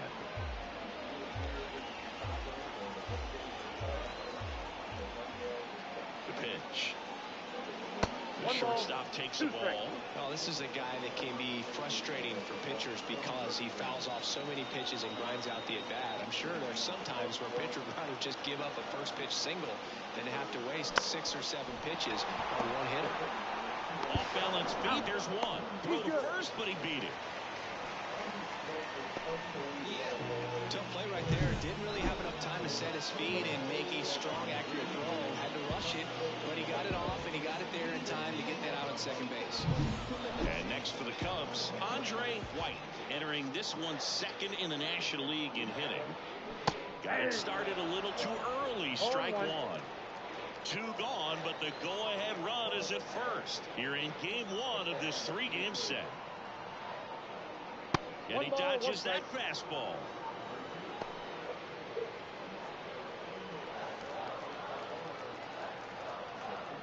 Gray rolls over, and he's back standing. Base runner with a one-way lead right there. All he's trying to do is get a look at the pitcher's move. Had no intent of stealing on that pitch. 2 outs. And a foul ball.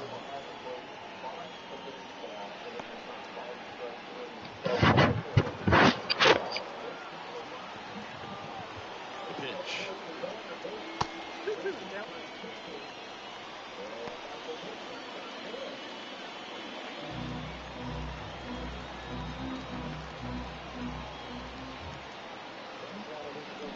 Spoils that one, and it remains 2-2.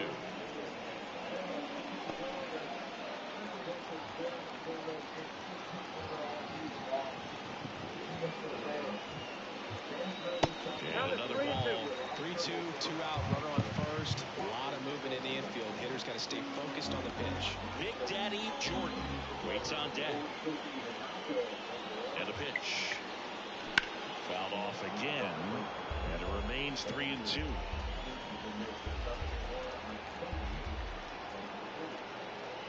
Right-hander kicks, deals. Hacks and misses. It's a strikeout. 1 left for the Cubs. We'll move to the 3rd with no score.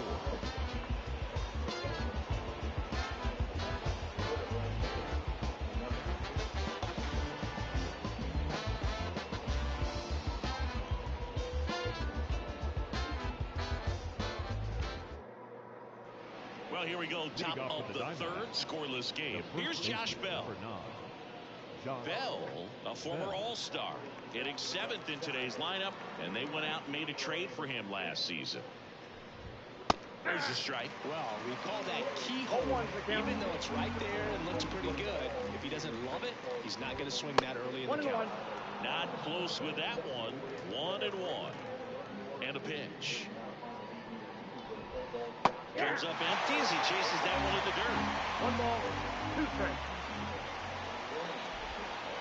Bounce hit, but he hangs on for strike 3. Well, that's pretty much the dream 2-strike curveball. If you're the pitcher, hard downward break at the very end that just dips below the swing path. And they say pitchers want to try to bounce that pitch right on top of the plate, so that was exactly what he was looking for on the mound. Now a chance for Austin Wells. Top of the 3rd, no score. And a strike in there. That's excellent location on the fastball right there early in this game. If he can do that all game, it should be a good outing for him. And the righty deals. Foul ball left side. He'll see another. Kicks and fires. Makes a sliding stop to first. 2 up, 2 down. Just so impressed with the movement on that play. Footwork was excellent. The arm strength was there. And, of course, the most important part was getting the out. Check swing on the first pitch. Appeal down to first. And Matthew Ross right on it, says he held up. That one missing inside. Pitcher at the plate, obviously no fear in trying to attack this guy. He's just having problems finding his own. Popped up. Randall sizing this one up. He's got it, and that'll end the inning. So 1, 2, 3 go the Diamondbacks, and we are still scoreless.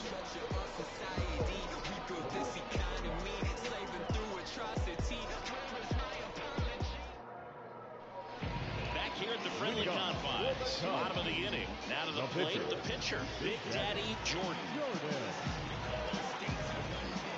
Gray back to work. Swings and misses at the pitch off the plate. There's a certain point where you have to commit to what you think you see, and he guessed wrong right there. Nasty slider with just terrific bite at the end. 0-2 now as he swings through it. No ball, 2 strikes.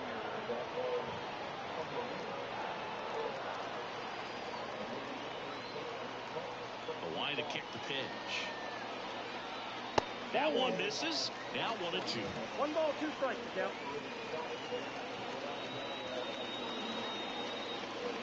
And that's in the dirt. 2 strikes.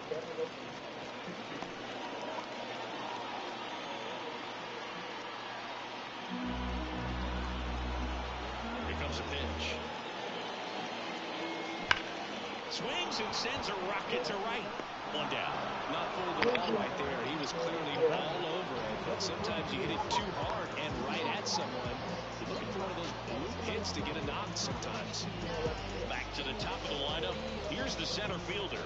0 for 1 so far. Fought off foul.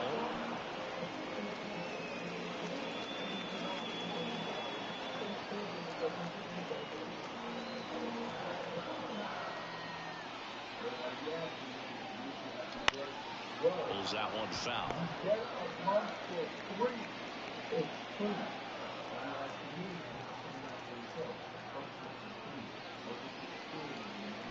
That's foul off to the right side. Keeps the AB going.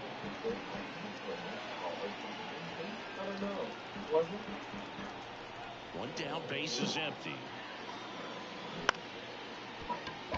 Altuve whips it to first on the run. And 2 straight set down to begin the bottom of the 3rd. First of all, that's just a nice job to even get to that ball. And then even more impressive was the throw. Off balance, had to try to in the air, get his shoulders turned, and make a strong throw. Does show off the strength of the arm. We're usually used to seeing that kind of arm strength from the shortstop. Jackson swings through that one as he comes to the plate for the 2nd time today. Right side. And it drops in. And with the inning still alive, here comes the heart of the order. The second baseman. Now it's the second baseman, Marvin Randall. In the air, right field. Pulls up on it, and that's a base hit. Throw stops the lead runner at second. 2 on and 2 out. Back-to-back singles. That was maybe even a little off the plate, but no problem getting the barrel to it. Man, he does such a nice job. That's what you're supposed to do with the pitch in that location. Runner in scoring position now, and a good opportunity to push across the first run of the ballgame. So 2 on with 2 away. So now it's the Cubs hitter in the 4-hole. That's whipped, and this one could be extra bases. 1 runs in. Now it's 3rd, heading for the plate. In there, he's safe. And they take a 2-run lead. That makes it a 15-game hitting streak. And there's some buzz about it now, Siggy. It's nothing crazy, but it does say a lot about how well he's seeing pitches and really making solid contact, barreling up the baseball at times, and everything it seems he's hitting hard. As hot as he is, I could see this streak going for a little while longer. And now it's going to be Heath Edwards. That one blasted deep to right. Verdugo ranging back. Off the scoreboard and out of here. A mammoth blast to right. A 2-run homer. His 57th homer of the season. It's 4-0. He sent the first pitch over the wall. Must have dinner reservations because he wasn't wasting any time at the plate in that at-bat.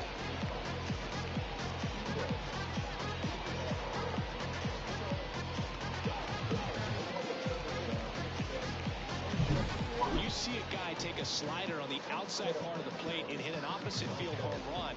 Fires you up because not only is he flexing the muscles to show the power, that kind of approach will hit for a high average as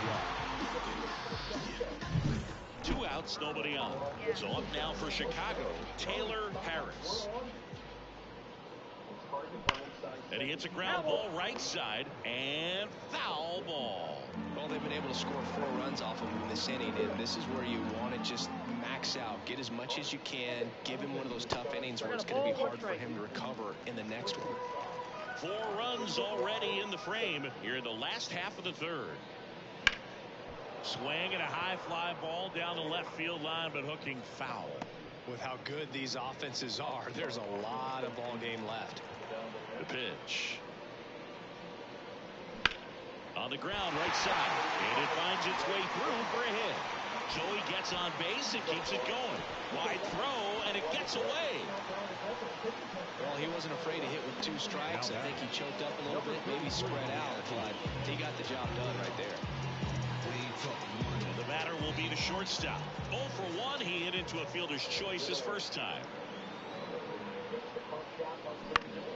Foul back our way, and that's out of play.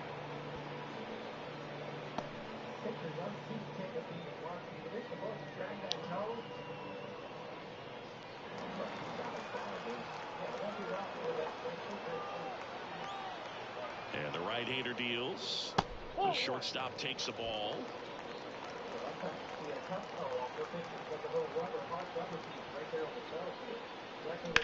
Right side, Altuve. On to first. Inning over. Although plenty of damage done. So they move out in front after a 4-run outburst. 3 innings complete. It's the Cubs 4 and the Diamondbacks nothing.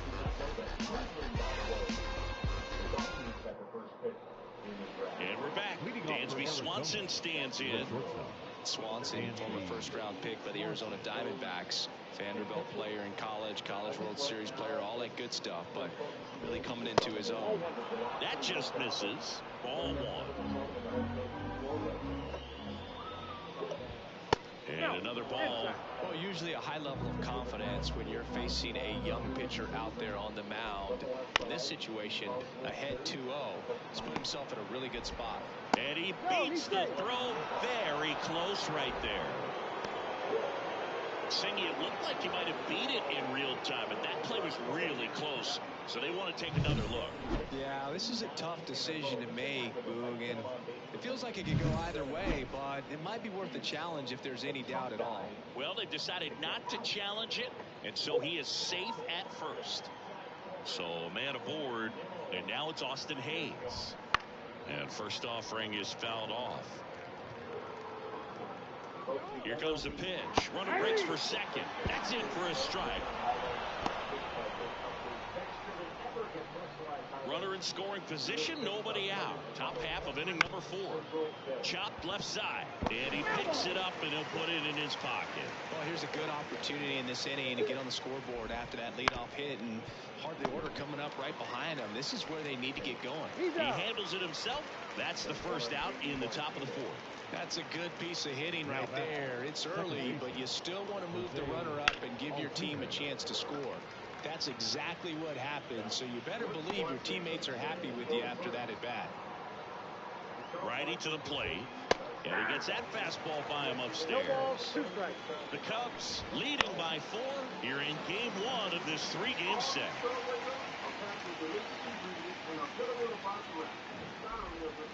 Just missing there, and it's 1-2.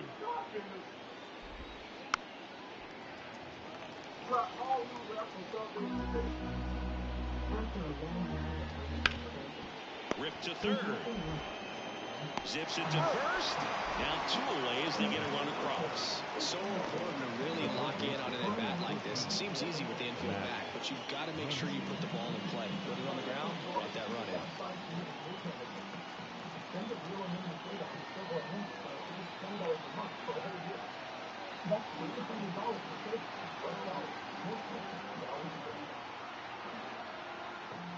The pitch timer expired before he started his windup, so that's a ball. That must be incredibly frustrating for the pitcher, but this is all about creating more action and speeding up the game, and it's working. Right through there for a strike. Goodness, I think he just took the best pitch he's going to see in this at bat. You don't get many like that in that location. I don't know if you take that pitch against any pitcher out there on the mound.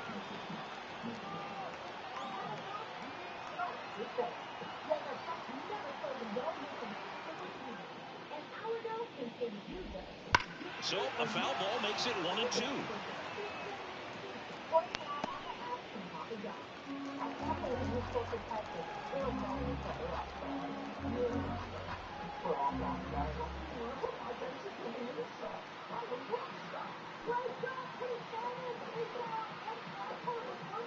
Oh, and they're going to tag the pitcher with a pitch clock violation. That's an automatic ball. The pitcher must begin his motion before the pitch timer runs out. We're looking for a little more urgency out there.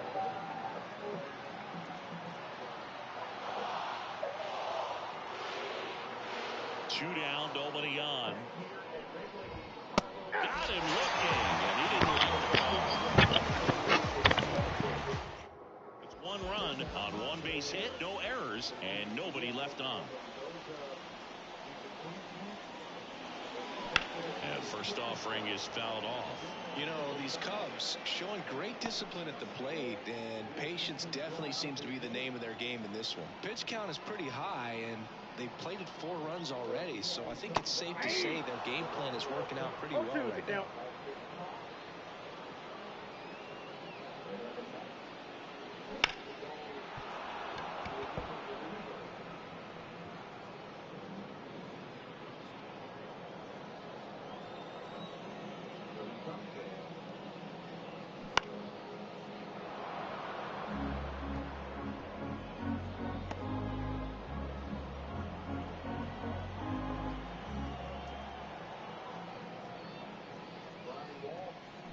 Swings and misses at the breaking ball in the dirt.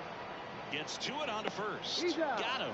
One away on the strikeout. You hear people talk about letting the ball travel so often in terms of a hitting approach, and that's a great example why right there. If he's willing to let that curveball get a little deeper into the zone before he commits, he's way more likely to recognize that it's making a beeline for the dirt.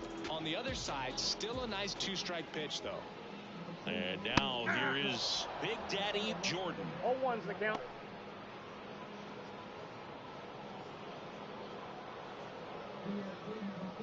Base is empty, one away. We're here in the bottom of the 4th.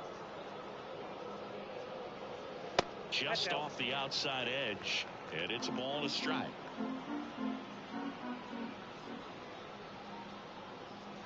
And another ball.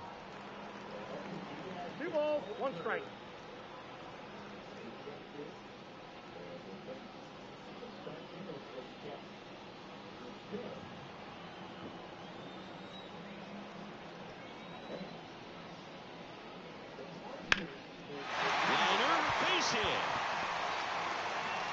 So the 1-out hit turns the lineup over. Well, back in trouble, Boo, and it's just been like this for him most of the game. They've been all over him since his first pitch, and I think he's got a very short leash right now. Really needs to lock it down here. Here's the Cubs leadoff man. This guy, one of the best contact men in the sport as well. Outstanding on the defensive end. Oh, that's out. And that's outside. And it's 1-0. Man at first, one away.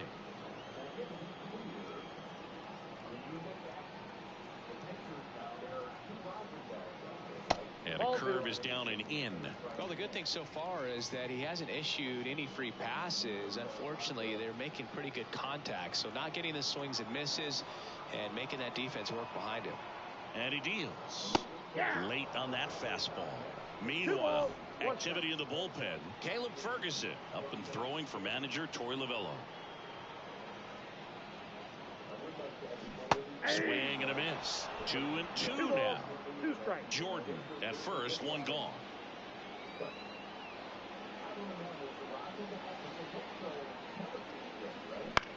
Ground ball right side.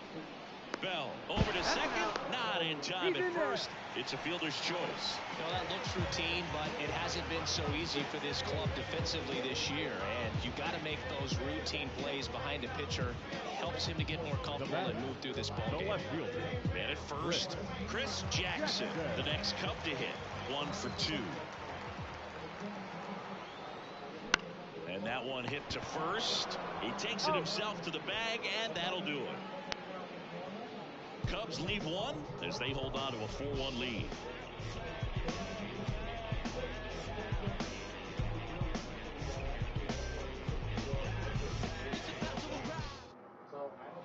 And welcome back to the ballpark. We go to the top of the fifth, and now the center fielder, Jack Sawinski.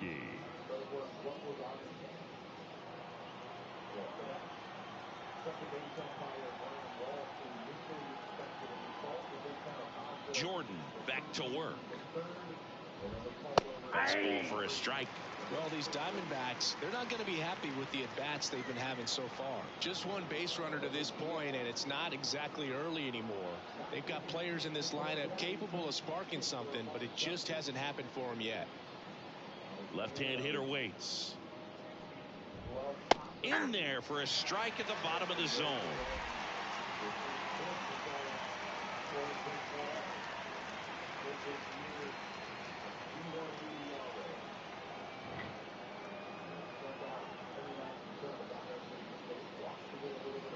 The pitch timer expired before he started his windup, so that's a ball. That must be incredibly frustrating for the pitcher, but this is all about creating more action and speeding up the game, and it's working.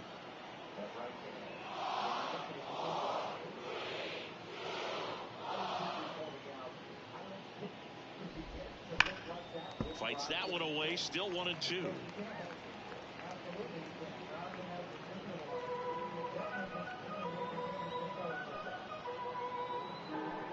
And the pitch. Struck him out looking. I can't argue with that one, and clearly he was looking for something else, anything but the breaking ball. It's a great pitch to hit right there if you're looking for it, and kind of a gift at a 2-strike count, but sometimes you just get fooled and you got to tip your cap.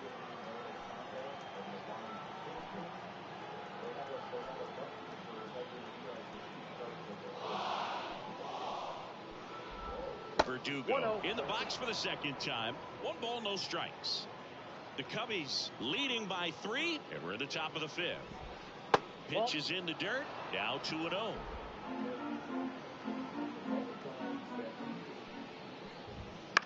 Out towards right center field. Edwards on the move to the alley. Hauls it in, and there's 2 away. The first baseman, number 9. On the north side of Chicago, John Sciambi and Chris Singleton. Next is switch hitting first baseman Josh Bell. He's got pop, which is a little sneaky because he's so comfortable with taking his base hits to the opposite field, but he can jump you if you make a mistake.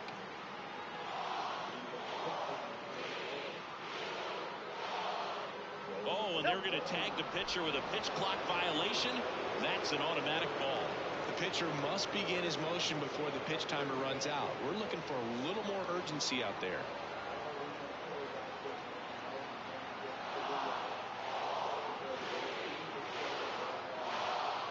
The pitch timer expired before he started his windup, so that's a ball.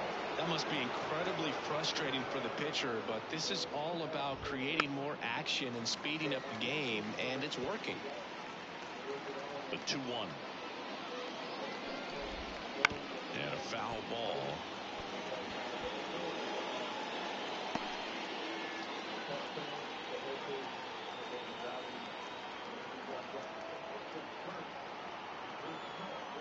Two down.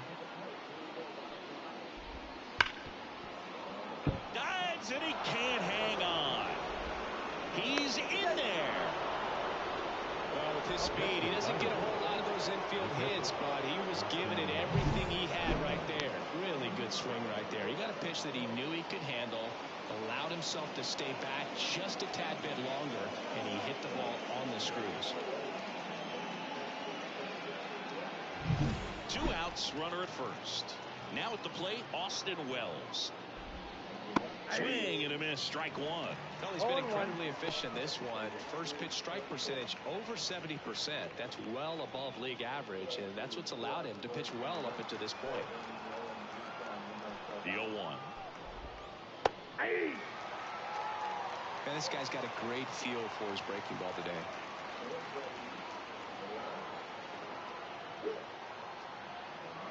Two outs. Swung on, belted. That's back there. Into the bleachers and gone. And they throw a pair on the board. It's 4-3.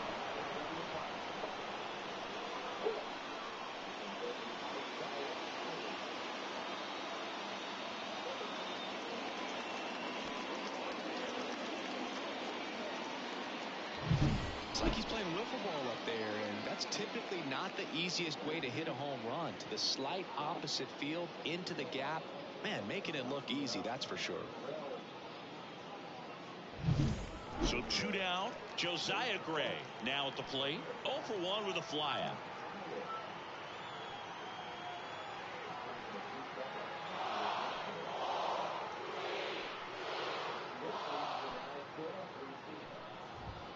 That's in for a strike.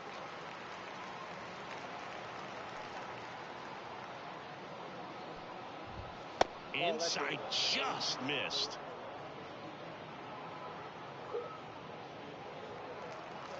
Two down, nobody on.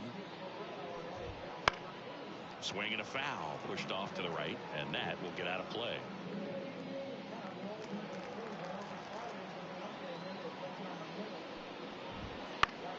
This one popped up. Foul ground, first base side. Makes the grab, and that's the inning. Diamondbacks draw a bit closer thanks to this home run. It's now a 4-3 ball game.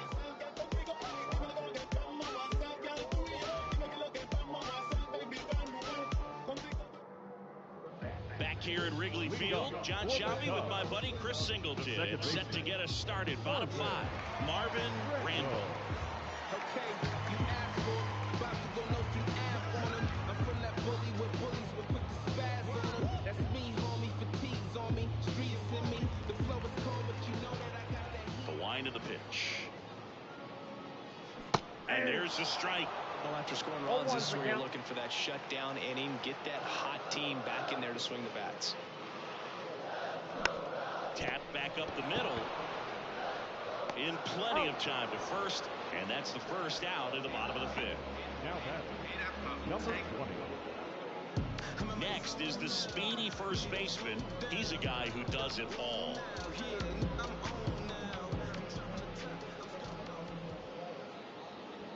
Late with the swing there. 0-1.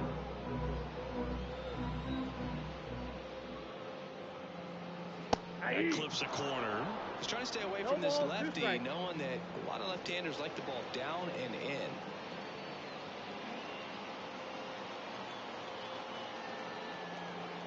One down, base is empty. Gets a piece, and it stays 0-2.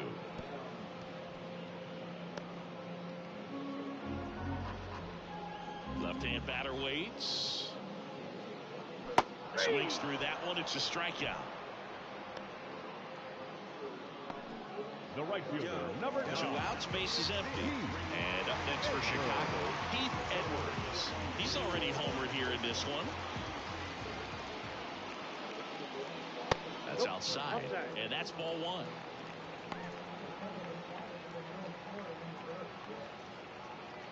Two down, nobody on. Last half of inning number 5. Swing and a miss. And that's strike 1. 1 strike.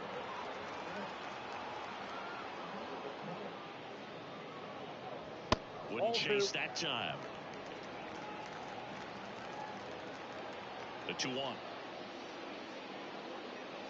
Swing and a miss. Chased it out of the zone. Well, when those hitters count, sometimes can be a little too aggressive, and a good pitcher will play off of that. He's got to get a better pitch to hit. Comes a 2-2. Fights it off. He'll see another.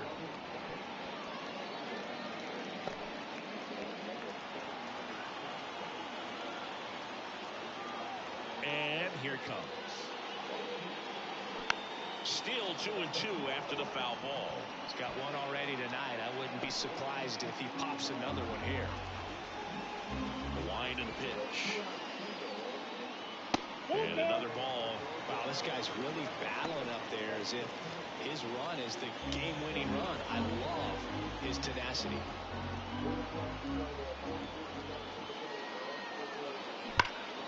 And that's just foul. These hitters like this that have so much power, look forward to seeing them hit the ball a long way. But if you're in the stands, or you're in a broadcast booth, or you're a writer, better keep your eye on the game.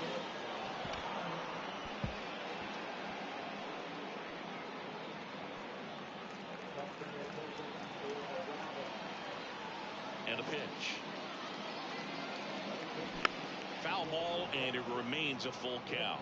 5 foul balls in this at bat so far, and these two are going head to head. You can see the crowd. They're starting to get into it a little bit more and more each pitch, even though there hasn't been a ball in play yet.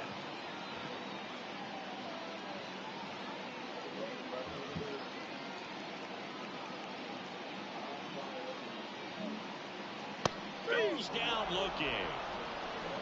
Nothing happening there for the Cubs, but they hold on to a 4-3 lead.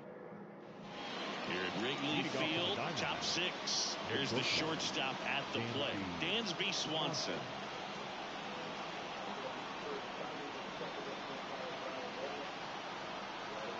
The pitch. And fouled off.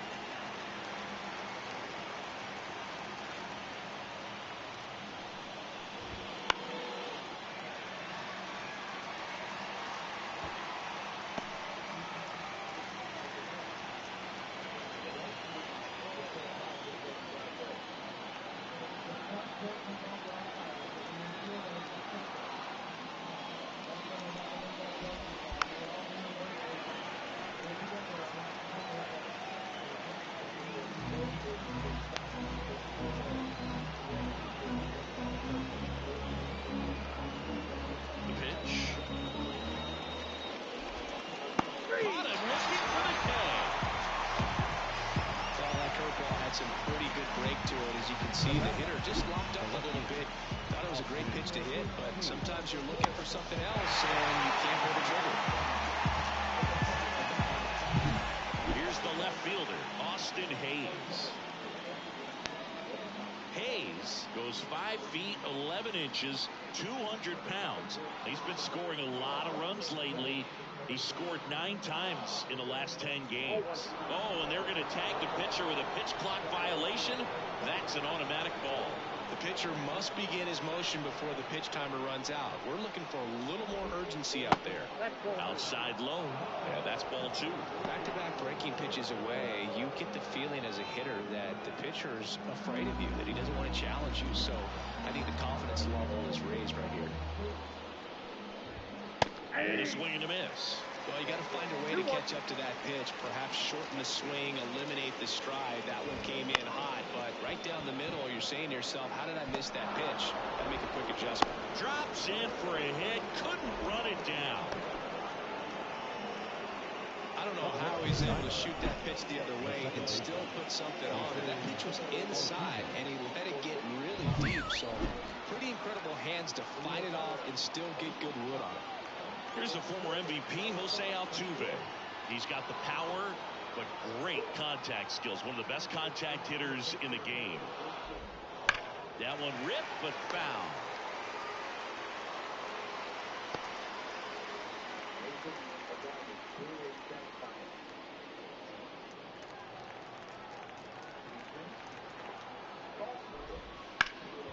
Fouled off. He was late.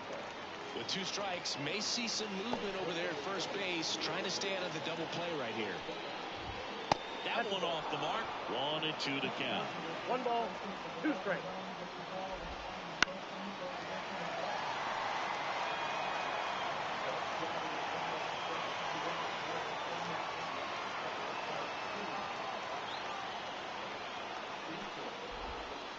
Waves at the defender for the strikeout. Here's Max Muncy. That funky Muncy.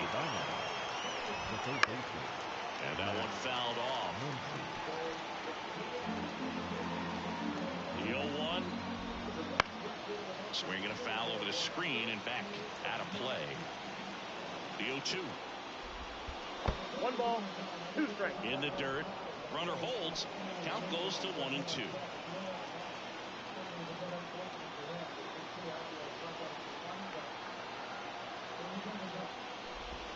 That one misses. Now 2-2.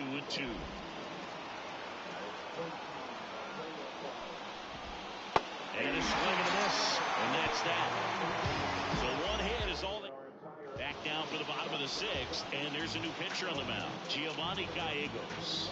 And he's been hit pretty hard at times this year. So he's looking for better. Right now, giving up more than a hit per inning. This looks like extra bases, and that's going to get into the corner. Around first and hustling for second, and he greets the new arm from the bullpen with a double. Having himself a really nice game at the plate. That was a thing of beauty. He may have been a little behind the pitch, but by getting that barrel into the hitting zone early on in the swing, he was able to meet it and still shoot a line drive down the line and left.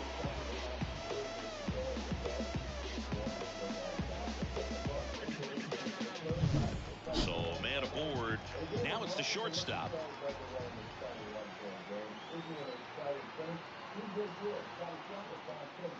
The shortstop takes the ball. Hitter's got some good opposite field power. What I like about something being hit to the right side into the outfield is that the base runner at second has a very good read and can determine whether or not he can score on that base hit.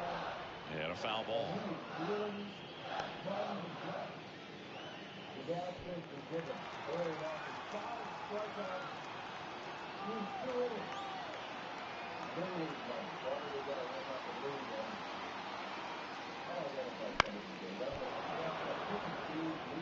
Well, pretty clear to me. He's trying to go deep right there, but you've got to get a pitch that you can handle.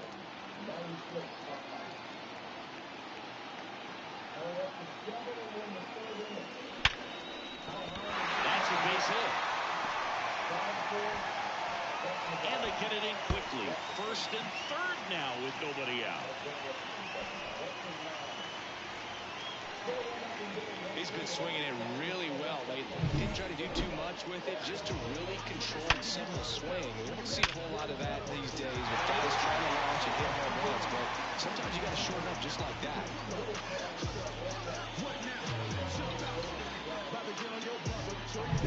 Andre White, the next Cub to hit. He's been really clutch with runners in scoring position this season, so they'll have to be extra careful in this matchup. A swing and a miss, and that's strike one. All ones the count.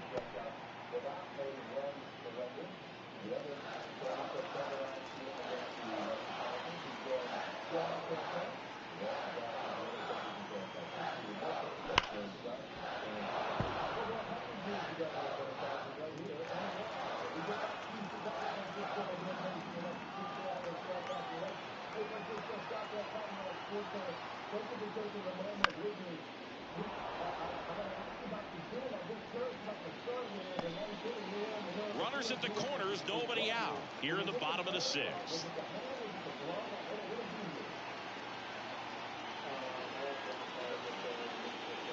Next offering way off the plate.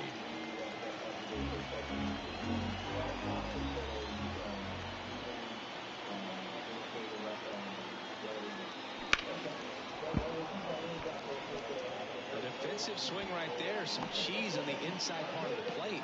But the hands are still stinging after that one.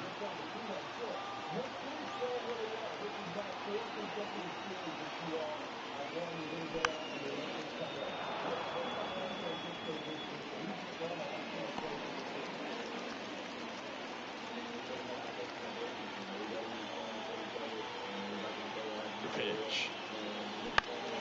Bounce it off, still 1-2.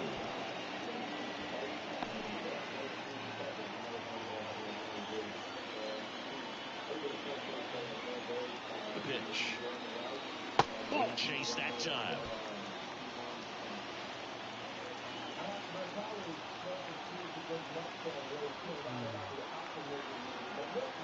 Now all even up.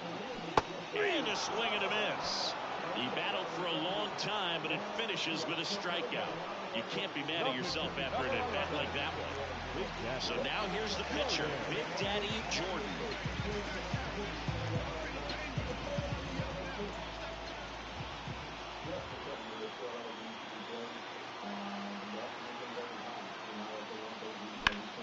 Here's a rocket out to left.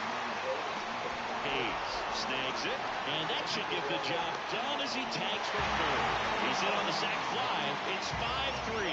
Sometimes that can be a little tough to score on. It was hit so hard that getting back to the bag, the tag, takes a little bit of time by the time that outfielder catches it. But a really good job of getting that run in from third. Digging in is the switch hitting outfielder. Though both sides equally as strong. So not a good time to try to turn him around with a relief pitcher and put him on the other side of the plate.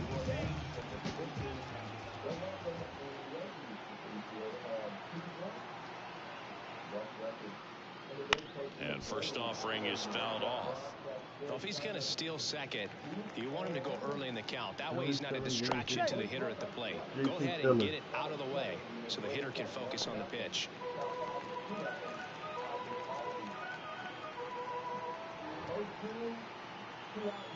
Two outs. Foul ball.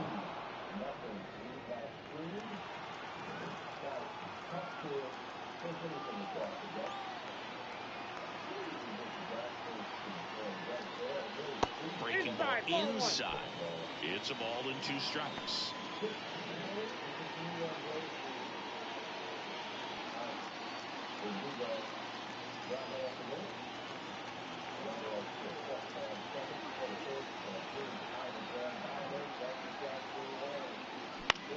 To the right side, Altuve tosses to first, and that ends the inning. They get a run on 2 hits, no errors, and a man left. We're through 6 full. It's the Cubs 5 and the Diamondbacks 3.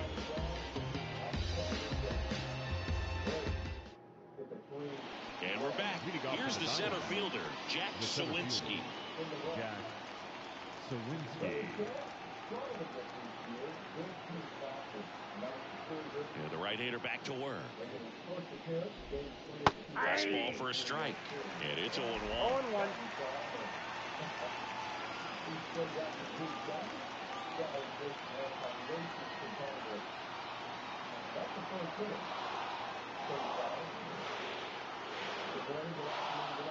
The pitch timer expired before he started his windup, so that's a ball. That must be incredibly frustrating for the pitcher, but this is all about creating more action and speeding up the game, and it's working. Right-hander kick steals. 2 balls, 1 strike.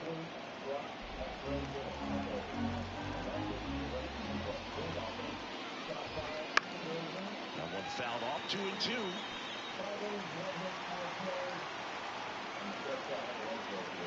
Kicks and deals. Got him looking. And the leadoff hitter set down to open the 7th. Well, he's going to have some thinking to do when he leaves the ballpark after this one. That was his 3rd strikeout, and this one looking, obviously, so he's been a little overmatched. He's got to find a way just to be more competitive up there at the plate.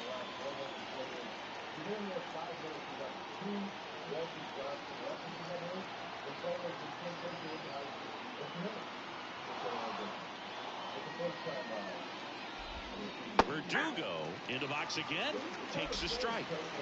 The Cubs leading by 2 here in the top half of inning number 7.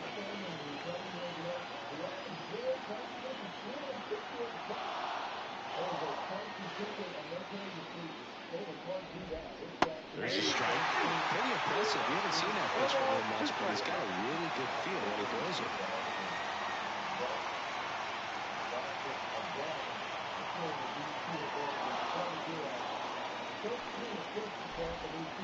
And now 1-2.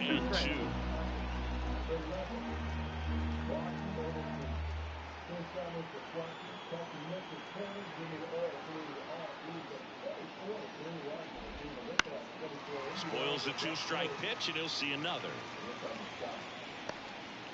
The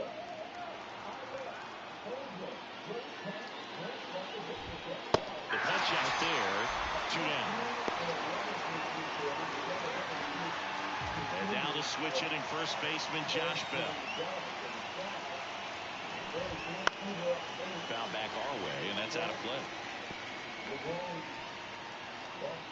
The Diamondbacks trailing by 2 here in game 1 of this 3-game set. And it skips in the dirt.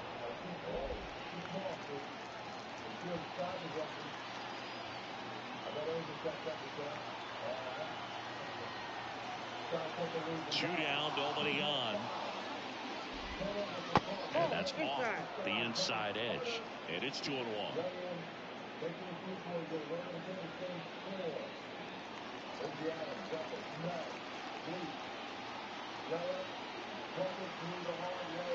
And a pitch.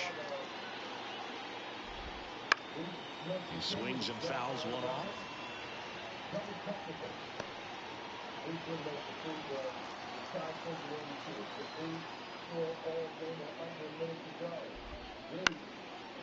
On a line, base hit.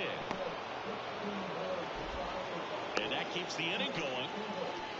Well, that was one of those high percentage advantage counts where batting averages are just so much higher. Anytime you rip a line drive the other way, you feel really good about what you did at the plate. You trusted your hands, you let the ball travel, and you took the barrel straight to it. That's great work right there. And here is Austin Wells.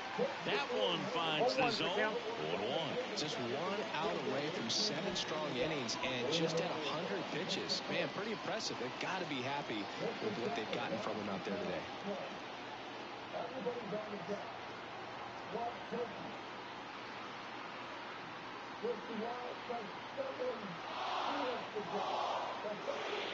Tying run at the plate. Swing and a tapper that rolls foul.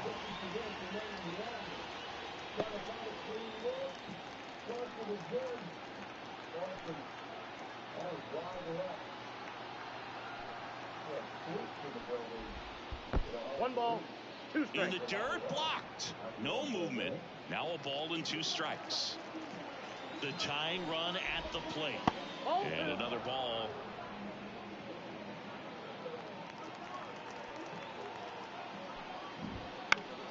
Fouls it back with 2 strikes. And a pitch. Hot shot to first base, and he snags it to end the inning. 1 left for the Diamondbacks. Still a 2-run deficit. It's 5-3.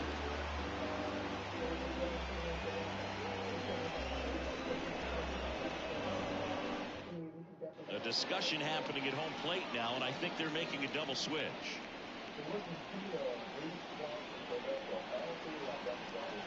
Jimmy Garcia on a pitch now, and he'll slide into the 7th spot in the lineup on the double switch. Christian Encarnacion Strand. He'll move into the 9th spot in the lineup. On the ground right side. Encarnacion Strand takes it himself. 1 up, 1 down. We'll find you. You come into the game, man. Better be ready, because it's like the ball knows where's the new blood. But really nice play. That could have easily been botched. This one in the air, center field. 2 down.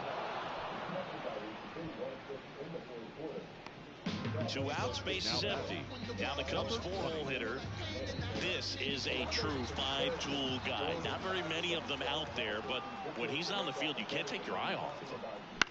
And he grounds one to the right side. Altuve whips it to first, and they go down fast. 3 outs on 3 down for the Cubs, and it remains 5-3. Back here at the friendly confines, ready to begin the 8th, and here's the first baseman, Christian Encarnacion Strand. That misses the zone, and it's 2-0.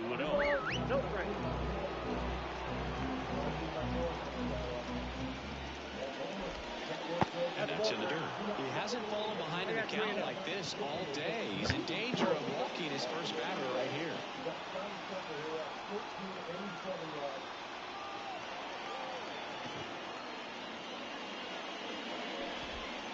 There's the automatic.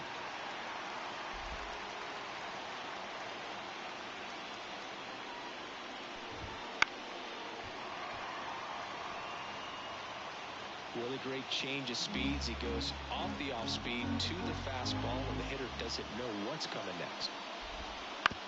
On the ground, right side. To first. First out in the top of the 8th. Good onside run and sink on that pitch right there. Got inside on him and got him to bounce into that out.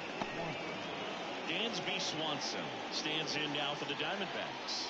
1 for 3.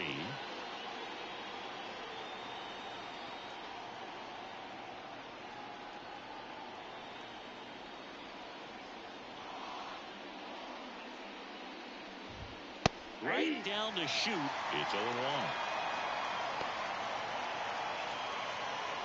The Cubbies up by 2, and we're in the top of the 8th.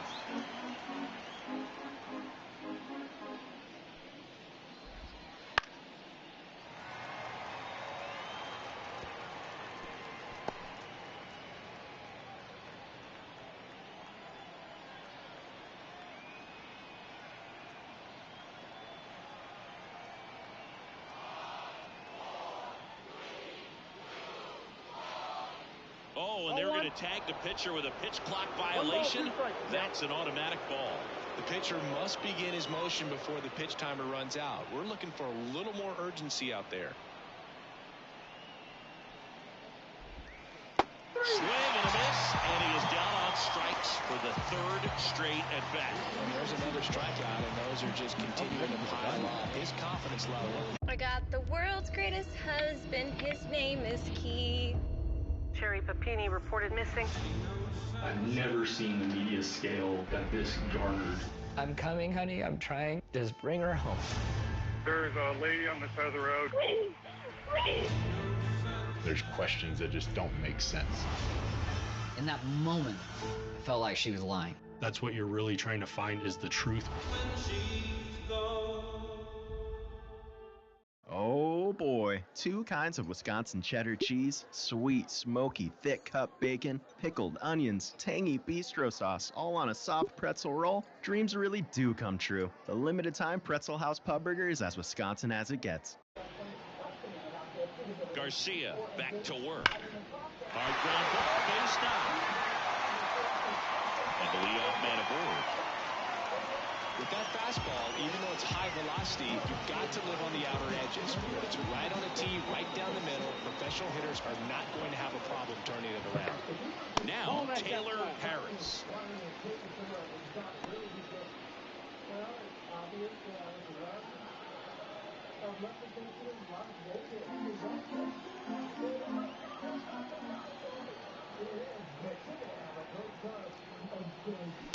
Next offering is fouled back. Edwards on at first, nobody out.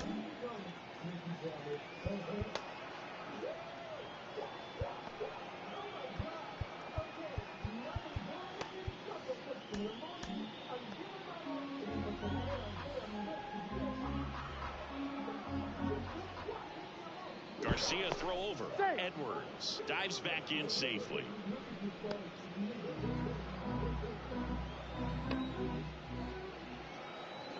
Right-handed reliever.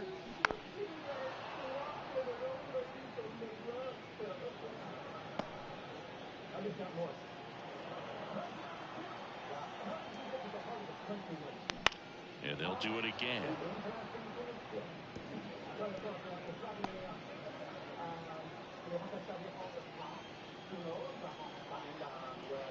And the righty deals. He goes down looking. Well, just couldn't pull the trigger on the fastball right there, and I don't think he was taking it, thinking it might be a called ball or anything. I just think he was flat out frozen. Did not expect that location, in my opinion.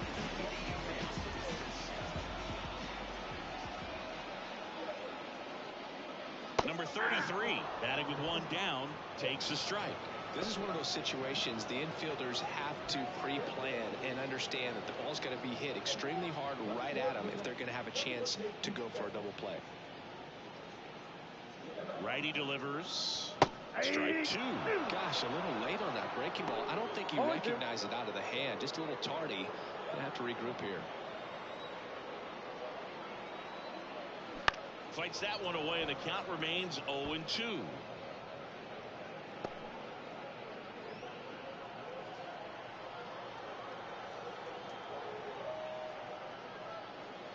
Pitch kicks away. 2 strikes.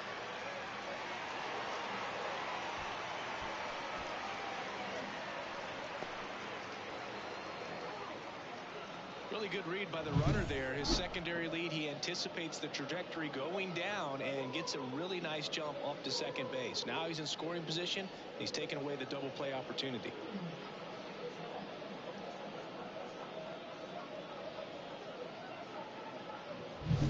One out and a runner at second. Here in the bottom half of the 8th inning.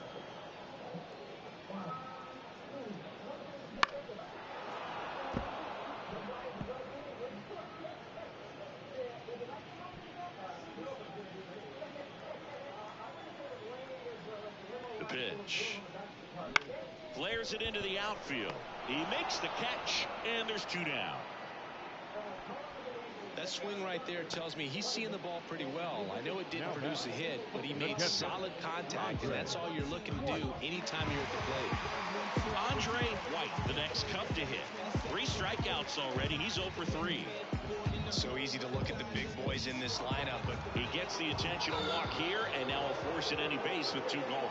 These fans don't like to see that because they showed up to watch him swing the bat, but this team does not want to let him beat him. Pitch hitter coming on now in the pitcher spot, Davis Webb. He's got a little pop in his bat, Lou. Don't sleep on him. He's hit some home runs in the past. And that is cut on and missed. That's strike 1. 0-1.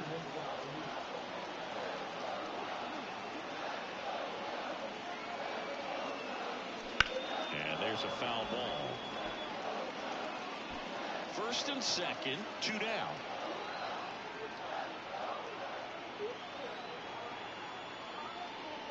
One ball, 1 and 2. 2 strikes.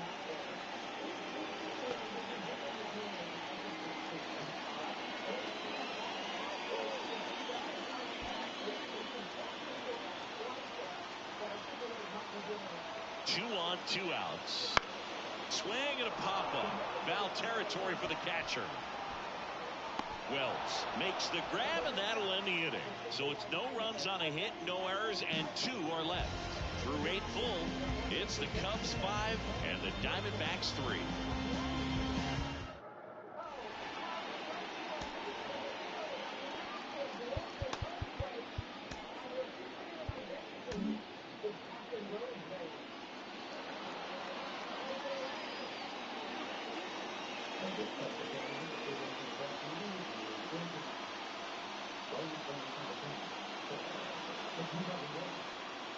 We're back, and on the mound is the closer, Melvin Wilson. He's got a wicked breaking ball in his arsenal, and it's definitely one of his go-to pitches when he needs it out. Jose Altuve up to hit here. Here comes a pitch. Right through there for a strike. Wilson, a 6'1 lefty, 240 pounds, a former first-round pick in 2024. The 0-1. And downstairs. Talk about the right guy at the right spot. They really need a rally, and this guy is someone you can believe in to find a way to get on base. Swing and a miss. Curveball in the dirt.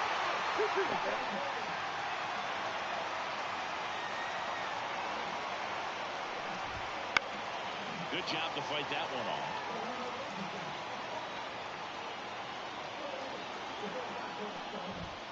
Got him looking. That's a strikeout. Well, you know that's got to be very frustrating for this guy. He knows the strike zone extremely well, and you know what? Good hitters are not going to compromise. He'll take that punch out, but ultimately stick with his plan and have more success than anything else.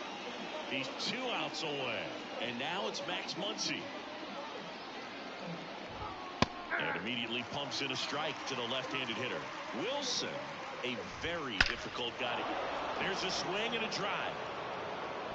Bangs off the wall. Around first, digging for 2. Muncy into second. It's a double.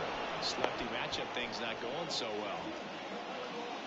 Unless he beats himself, somehow can't find it, doesn't have the control and command that day, you pretty much forget about it.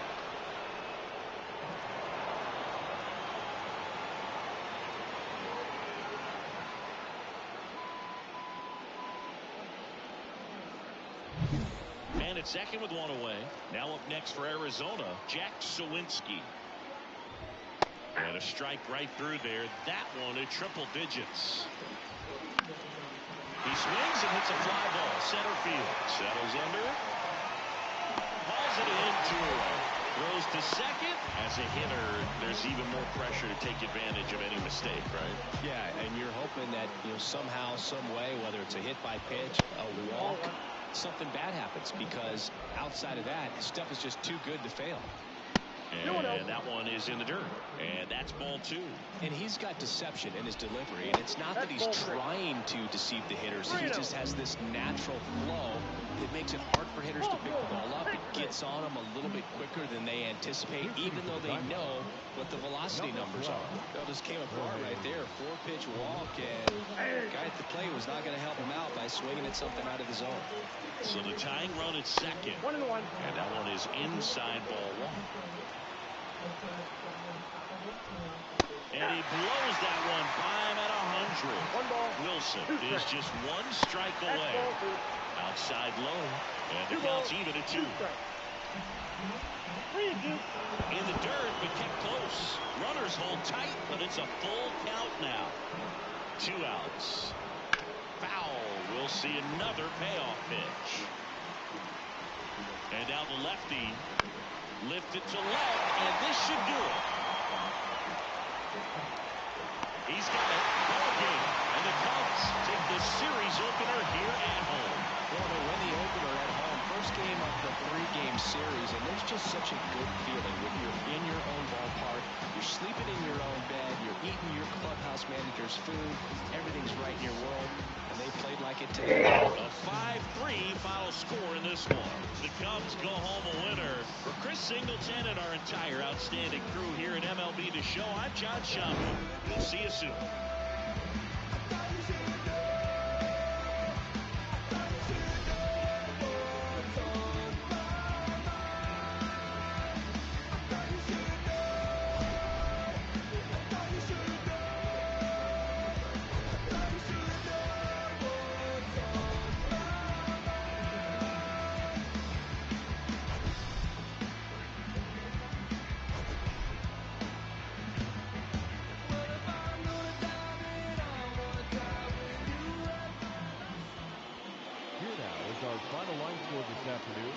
First for the victorious Chicago Cubs. 5 runs on 11 hits. No errors. They left 7 runners on base. For the Diamondbacks, 3 runs, 6 hits. No errors. They left 4 runners on base. Time of the ball game, 3 hours and 5 minutes. Thank you for joining us here this afternoon. To guess what that story is. So here we go. Over to Colin, Wayne, and Jeff in the studio. Oh, I'm getting a buzz in my ear. We have Ryan out on the field. Ryan, what the heck is happening there? Oh, Colin, can you see what's going on behind me? I do.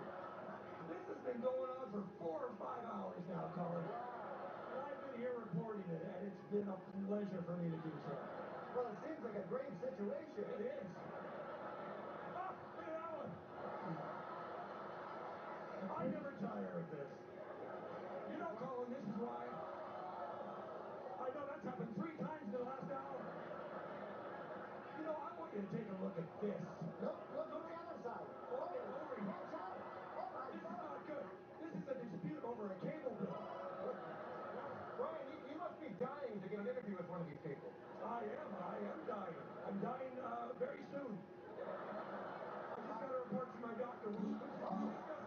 It doesn't bother me. I'm dying. I used to date that one back in the 80s. Oh, did you see that? Oh, we did. We did. Watch this. Always amazes me. Okay, would you like to guess what's happening behind you? Am I Satan? Well, we like to call you that, but it's lots of kind of scenes of destruction. Neurotica. And that's no easy, is it?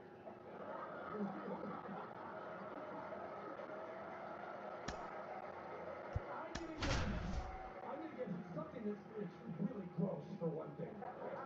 I think you've done a shining job so far. That's a horrible thing. Fight hard, don't back down, we rise up. And welcome into the ballpark. Happy to have you with us. MLB The Show with a good one coming at you. It's the Arizona Diamondbacks and the Chicago Cubs. With my partner, Chris Singleton, I'm John Schaumburg. Singy, it might be a launch angle home run heavy sport these days, but we've got one of the very best bat-to-ball contact hitters featured right here today. I love the fact that he never gets too big with his swing and flies open, tries to launch the ball. He stays very compact. He's looking at getting the barrel to the baseball, doesn't care which part of the ballpark that he hits it to, and I don't care if it's a lefty or a righty out there on the mound, he looks extremely comfortable from either side. just about set to go. And on the hill in this one, Cedric Harper having a pretty ridiculous season so far, Singy. Yeah, you see there with the sub-2 ERA, very dependable guy, and he's been pretty much lights out so far this season. So, you know, when a guy like this takes the mound, Boog, I'm expecting to watch him get into a rhythm quickly and just move through a ball game. Sometimes you can see some big strikeouts. Other times it's hard to even know he's there because the innings go so quickly.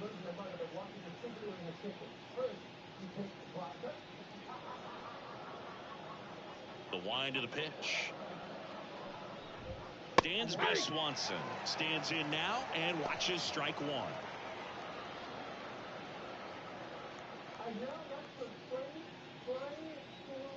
The wind to kick the pitch. Check swing. Did he go? Yes, he did.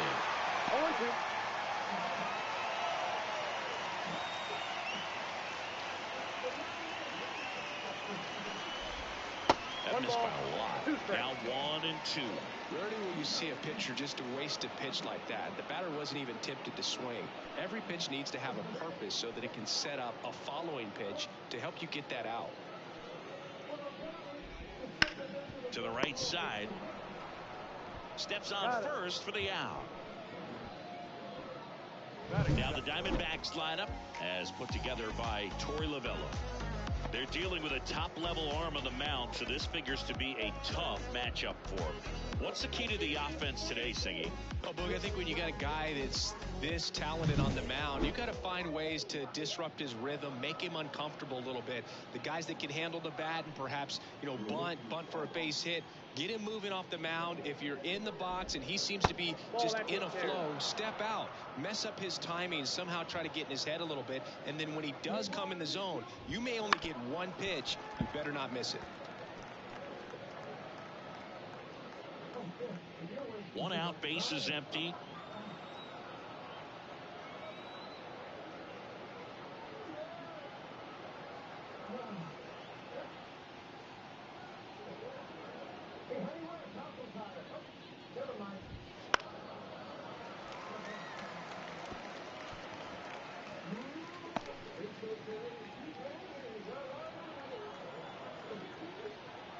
And he deals.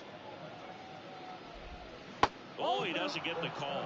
2 balls, 2 strikes. And Singy, as a team, you need to make the most of the very few opportunities he's going to give you, right? Absolutely. And you know, if you don't get to guys like this a lot of times early, once they really settle in, it's going to be the later innings that they hand that ball over to a reliever, if they do at all.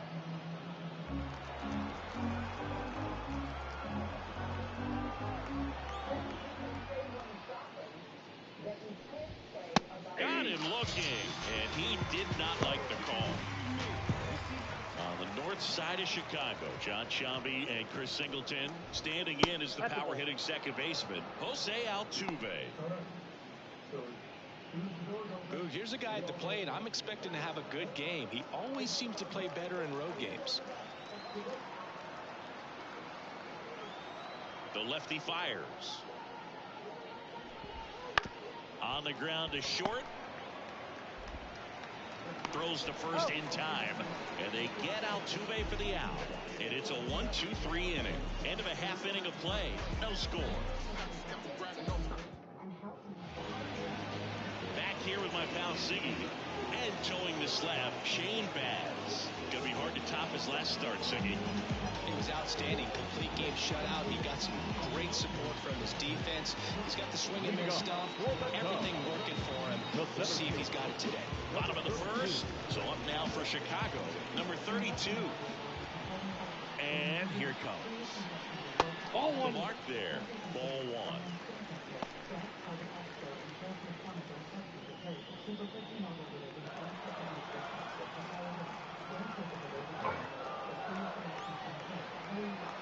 And the pitch. Swing and a miss. Bringing the cheese on that one.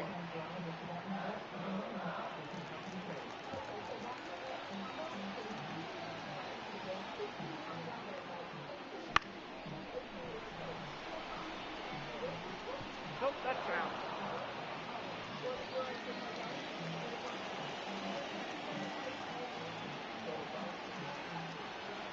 Righty to the plate. Good eye in that spot. It's a good take.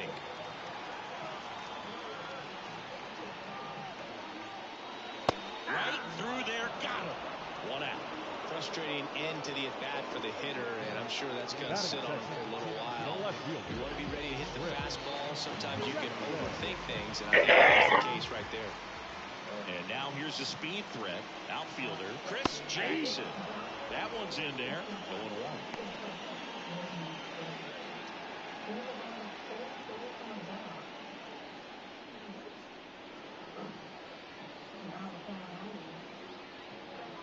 One down, base is empty. Foul ball there.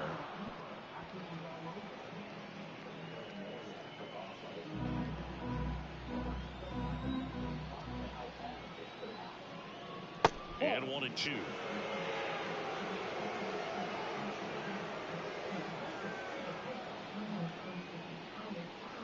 Wouldn't chase that time. That's a really good take right there. Slider down and in. Very difficult to get on the same plane and do anything with. Left-hand batter waits. Way upstairs. 3 balls, 2 strikes.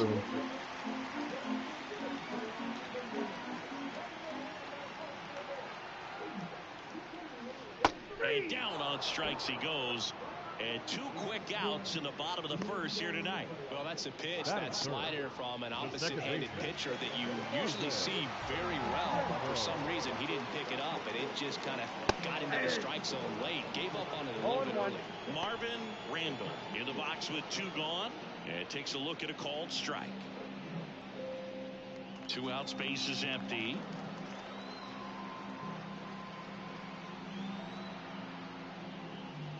Swing and I'll be right back. Gotta go watch him.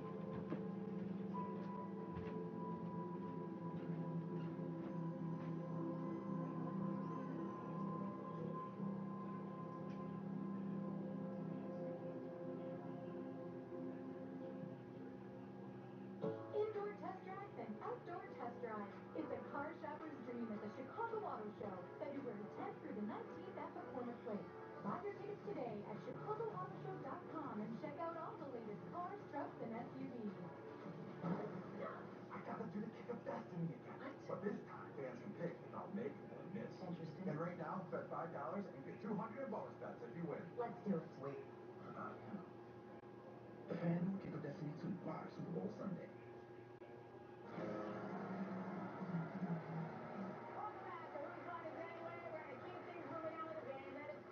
Bring it, Ted. This is a game for all 4 versus 4 versus with the help of a fantastic Laura Alden and the Sailor of Reality. Now, the way this game works is that Ryan and Colin are 2 television voiceover artists, and they are chatting about the latest compilation album. Wayne and Jeff are going to sing snippets of the songs on that album. Now, I need a suggestion from the audience here. Can you give me a job where you work with food? Lots of great suggestions, but I heard someone yell meat, meat, meat, meat, meat. Yeah, and so that is not a job, but being a butcher is. All right. So why don't we try that? The name of your album is Songs of the Butcher. Oh. Yeah, take it away. You know, about, I guess, I don't know, maybe 60 years ago. Oh, when we first started this show. Yeah. Are you having a stroke or a hole in your arm? Don't make it about 5 minutes. All right. You know, Colin, I gotta tell you, I love my opera. Whoa. I love opera, except for the fact that it's sung in Italian. I can't understand what they're saying. I think they should have, like an English person to sing underneath, like subtitles. So the Italian person sings the opera, and then a little guy from Iowa sings what it means down below. I'm actually wishing I was having a stroke. Oh. Well, you might, after hearing this wonderful opera and this show-ending number, F.U. Vegetarians.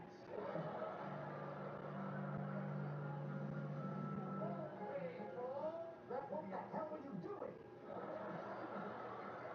Would you like something other than vegetarian?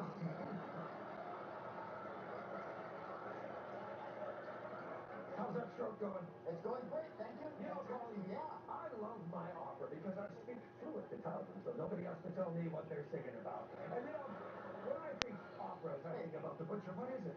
Give me a little taste of your Italian. Rigatoni. That's a pasta. You know, when I think operatic songs, and I think songs about the butcher, kick back and listen to this romantic number. Serving number 10.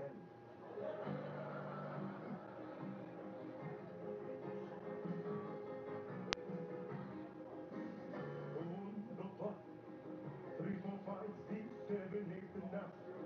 But where's the one I love? Will I ever find? I am serving 10. You just served number 9. All day I've been standing in line, but I will wait for you again and again and again and again and again. I'm number 10. Number 10. All day long I have tasted and pulled and pulled. The pork I have tasted and wasted, but all. And you have now come and I owe with the nerve. You please take all of my meat that I can serve. I'll take all of your meat, wrap it up in the brown little paper, put the tape on top. Hi, honey, I think I'm going to faint again. Oh, I'm number 10 again. For the number so sexy. Oh, 11. Oh, 12. 13. Now that I am 13, cut my meat nice and loose.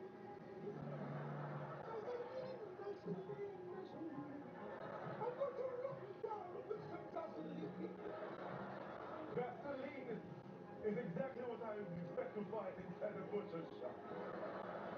Number 10.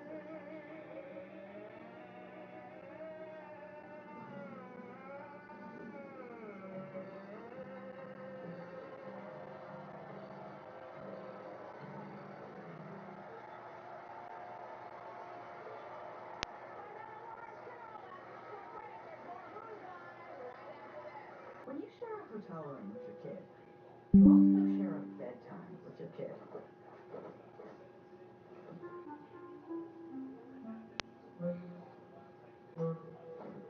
So if you get an Airbnb, you get to pick your own bedtime.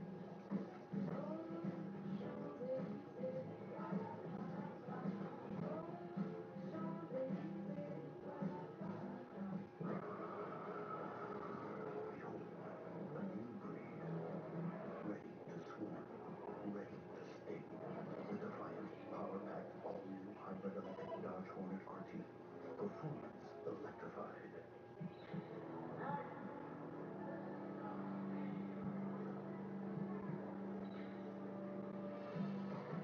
Smiling first can help someone find the courage to do the same. I can't believe one bottle of Tide made almost 61 large bottles. There's a lot more clothes for one bottle. Tide's more concentrated cleaning, so little goes a long way. Maybe we don't waste so much doing laundry next time. Okay, well, most of this is yours. Clean 3 times the laundry. It's got to be Tide.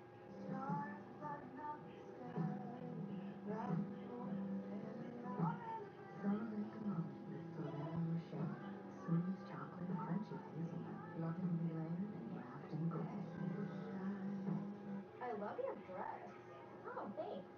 I splurged a little because Liberty Mutual customized my car insurance and I saved hundreds. That's great. I know, right? I've been telling everyone. Did you hear that? I just said her first word. Can you say mama? Can you say auntie? How many people did you tell? Only pay for what you need. Trevor K. Cops. They're striking out. Put me in undercover, sir. Let the detectives warn them out. Good job. Oh, My.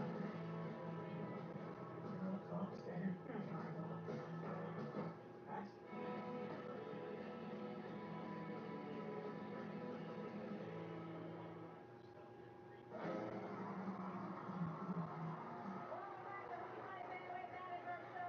Tonight, our winners are Ryan Stiles and Jeff Davis, so please join the others and read out the categories of you all speed dating, and your date is the camera.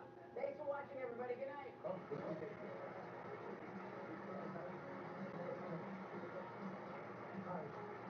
Tell me a little bit about yourself. Hi, I have no money and a couple rashes. My Dina Cat's rash has gone away. Please Canadian. He doesn't speak very well. He knows Steve Harvey. But they're very polite. I know Steve Harvey. Oh. We can't beat that.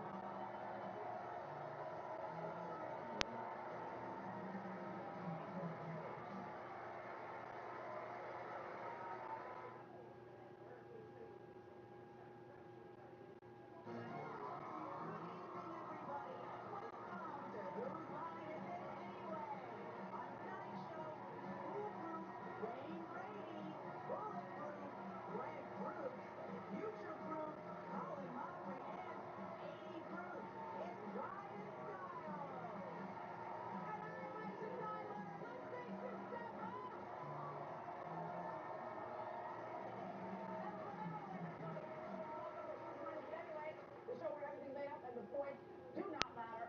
We are going to play a game right now to kick the show off entitled Dating App. This is all four of our performers. Come on now.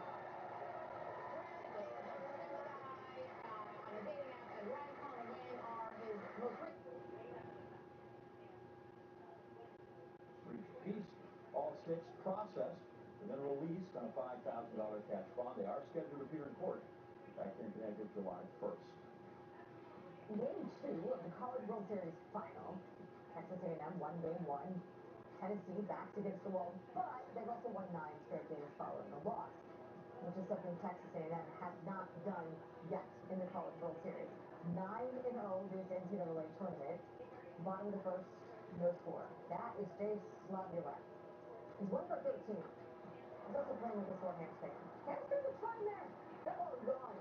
Team leading 29th homer of the season. It's also his 50th of his career, which is the second most of the program. History to the Aggies jump out to that 1-0 lead, but he's still 1-0. Runners on first and second for Tennessee. Sorry, y'all. I do something quick. Miss as he was late. Looks really sharp at the start of this one. This is how it's going to be today. It's going to be a tough one for this lineup. And that one in the air center field. And it falls. And that keeps the inning alive. Hitting is really easy for some guys. One thing that I can see already is bat stays in the zone on plane for an extended period of time. And guys like that, they have a high contact rate and they have more barrels because of that bat being on plane. And even when you don't get it great, it's still hit hard enough to dunk something in like that in front of the center fielder. Randall, the runner at first with 2 gone.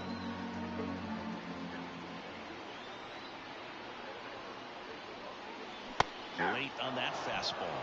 Well, he looks to have some quality stuff on the hill today.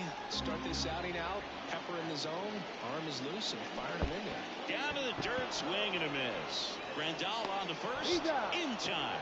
So the drop third strike doesn't hurt him, and that's that. 1 left for the Cubs. We played an inning, no score.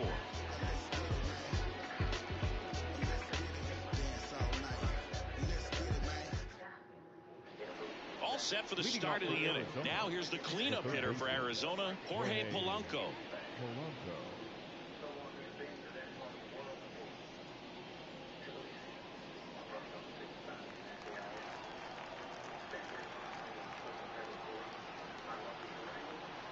The wind and the pitch. Right through there for a strike.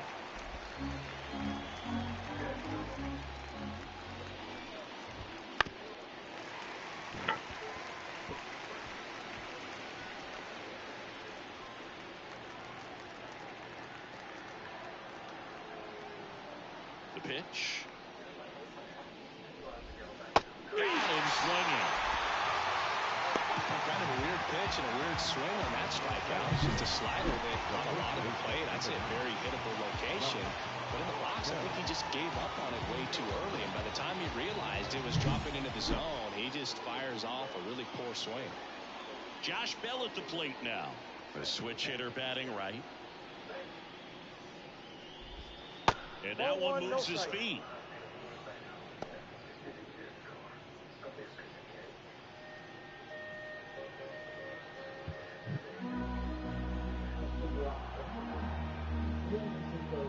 One down, base is empty.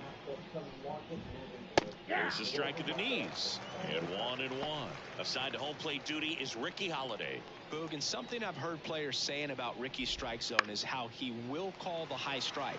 That could be something that's tough to deal with, especially if you've got a pitcher out there coming at you with high velocity. What about an umpire's height? How much of a role does that play in your experience and what the strike zone is like? Yeah, I think it pushes the strike zone up a little bit, which, you know, as a former hitter, you like that. You wanted the ball up. You didn't want to have to deal with stuff down in the zone consistently.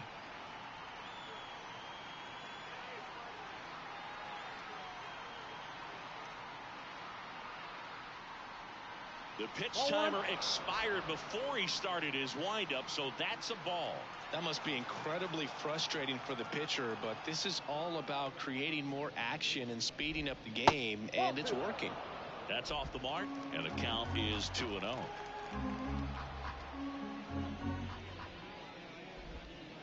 And a curve misses outside. Last couple of pitches breaking balls away. I think he's going to have to come firm inside to be able to open up that location if he wants to go back there later in this count. Kicks and fires.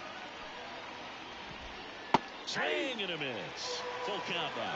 The pitch started in and ended up on the outside edge. Just changing planes and very difficult, especially for a left-handed hitter to track.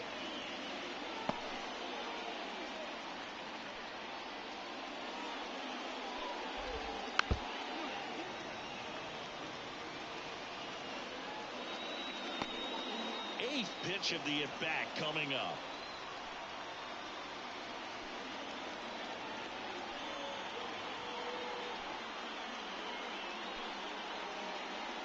The kick, the 3-2. And a foul ball, he stays alive. Pitcher having a pretty tough time getting that swing and miss. Third foul ball in a row. 2 down, nobody on. Good plate appearance there. Able to take the walk. That's a great at bat. He saw a lot of pitches and earned a walk. Now a great back and forth in that at bat. He had to lay off some really close pitches, and somehow Boogie found a way to keep the bat on his shoulder right there. I'll tell you right now, I couldn't have done it. And now it's Andrew McCutchen. 2 gone, but the go-ahead run is at first here in the second game of the series.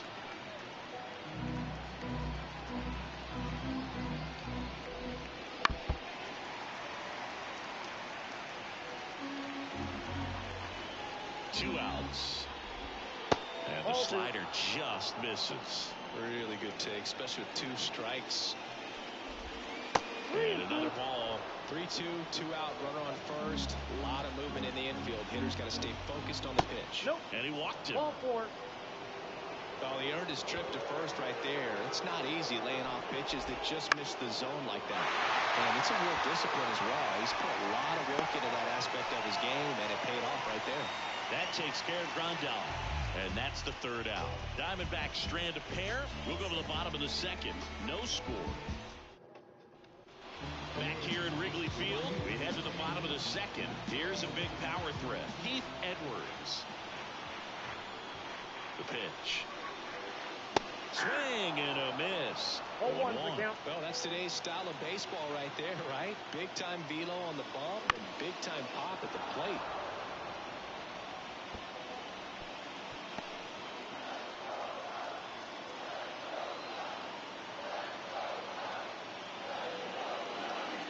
Foul ball, it stays 0-2.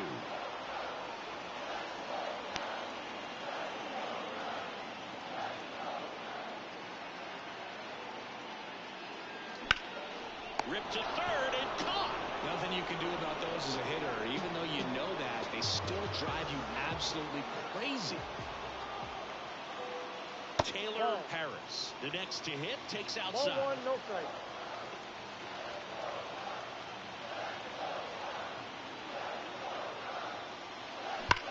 And that one hammered.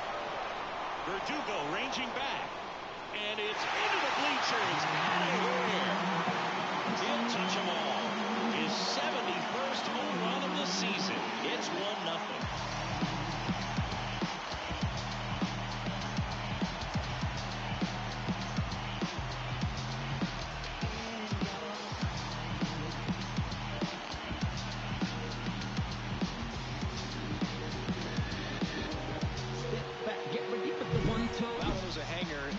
pitchers typically don't get away with making a mistake like that. And right there, he made him pay. And the batter will be the shortstop. Third on the National League leaderboard for batting average. And that's a base hit. So they get a man aboard with a one-out single.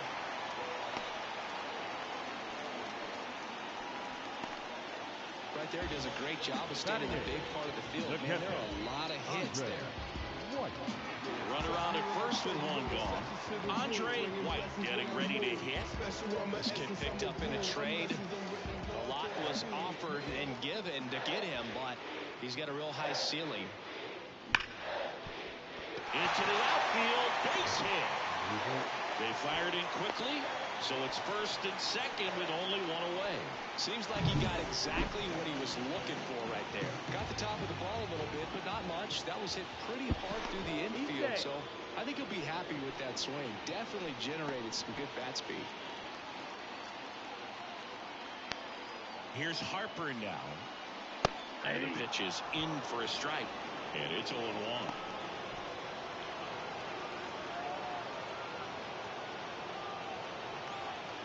Runners on the move.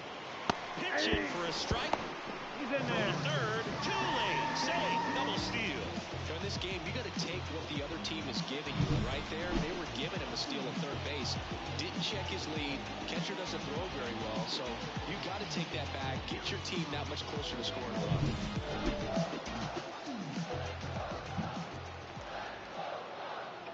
Two on, one out. On the ground to third, Polanco.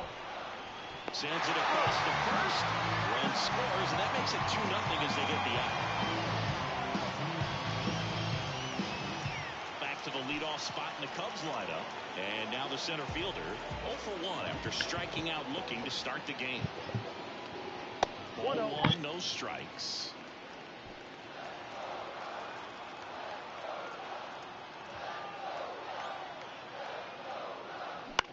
Hit on the ground to the right side. Nice grab. Now the throw to first on the run.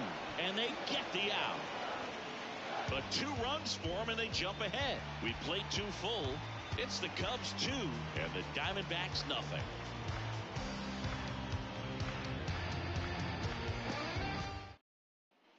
And we're back on to the third inning. Here's the pitcher, Shane Baz. Baz, 24 years old, and he was a 10th round pick in 2024.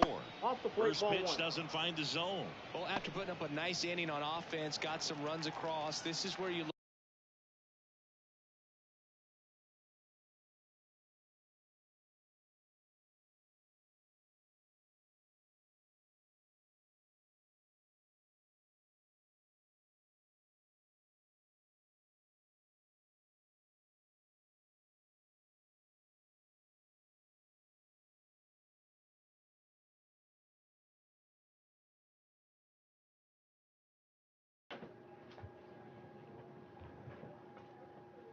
For the starter to go out there, have a shutdown inning. Don't give that other team any hope.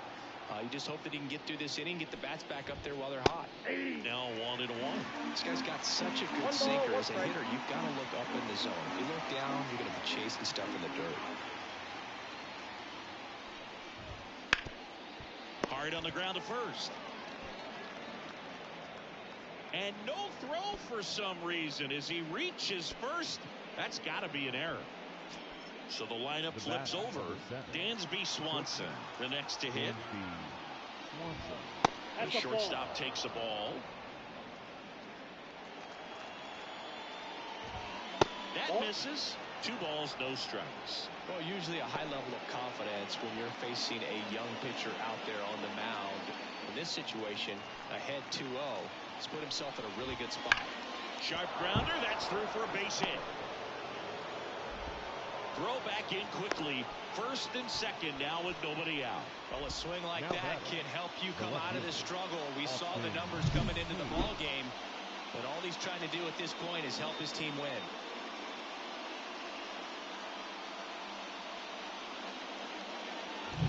Austin Hayes stands in now for the Diamondbacks. Ground ball to first, could be two. On to second, they get one. Plenty of time at first. That's a double play. For me, that's one of the toughest double plays to turn on the infield. The first baseman has to get inside, create a throwing lane to hit that middle infielder to start the double play, and then from there completing it back to first. Really good job all the way around. Here's the former MVP, Jose Altuve. Grounded out to short in his first trip. Well, the best way to shake off yesterday's struggles is to get on the board early. They've got a guy in scoring position. They've got to find a way here to get him in.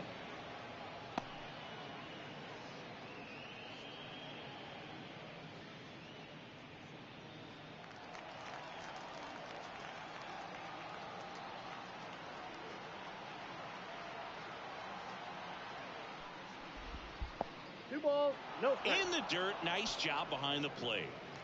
Baz on third with 2 out. That's in there, and it's 2-1 now. That one to first.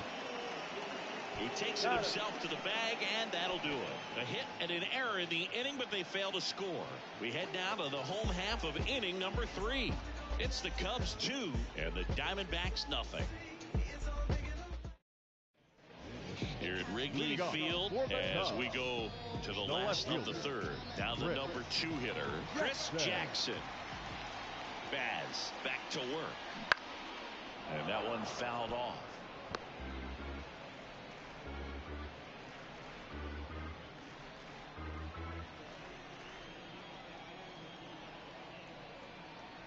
Left-hand hitter waits. On the ground right side. And that one handled. Leadoff man retired here in the third. The batter, number 22, second baseman, Marvin. And next for the Cubs, Marvin Randall. 1 for 1 with a single so far. When he steps into the batter's box, the comfort level looks so high. It doesn't matter what kind of delivery that pitcher has, what kind of velocity, what kind of secondary stuff. 1-0. He is so settled in there. He owns the home plate area.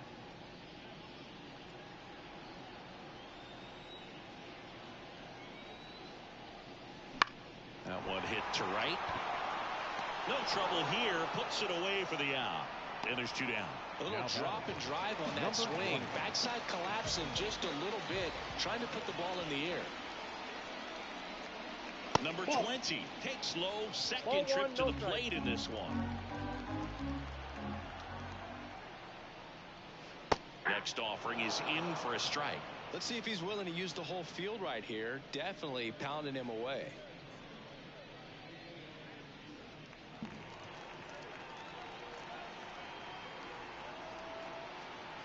Two down, nobody on. So a foul ball makes it 1-2.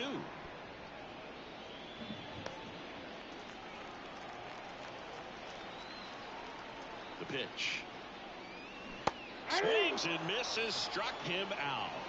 Cubs are down quietly as they're unable to add to their 2-0 lead.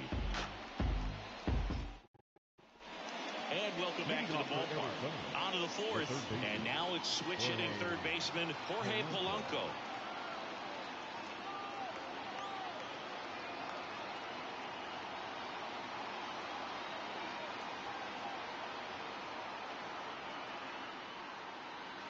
The wind of the pitch. Yeah. That's in there. And that is strike one.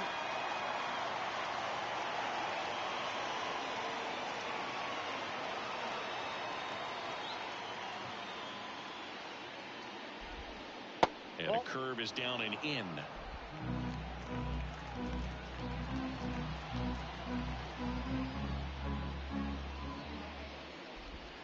Close, but called a ball.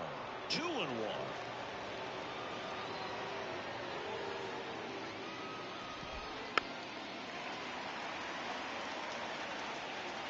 Kicks and deals. Hits and misses. It's a strikeout. He's locked in at the plate when he's using the whole field. He was out in front there. Just needs to let the ball travel a little more, and his timing will be back on track. Good pitch for the strikeout.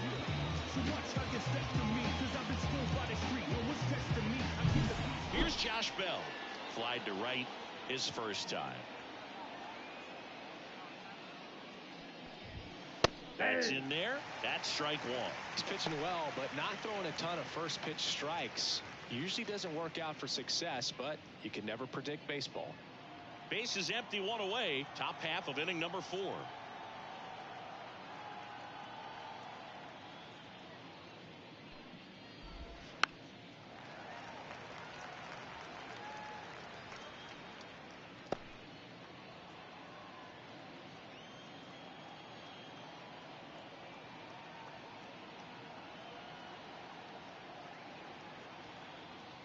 One down, base is empty. Stays alive. The pitch. Got him looking, and he didn't like the call. 2 outs, base is empty. Here's Alex Verdugo. There's a strike. 2 down, nobody on. Here in the second game of the series. And it's fouled away.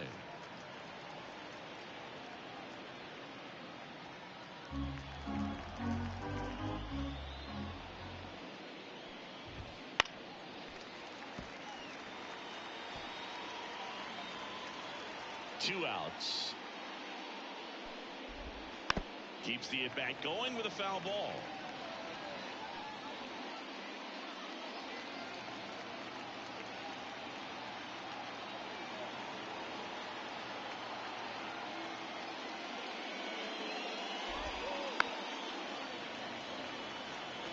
Also really good at bat. What I like about this guy, his bat stays in the zone for a long time. Gives him the ability to foul off tough pitches.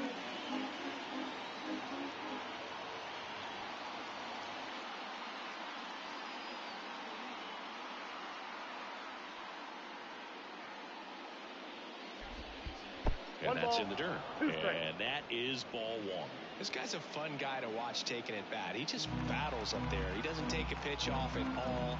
Makes it so difficult on the pitchers out there. You can tell they get frustrated with how long it takes to put him away.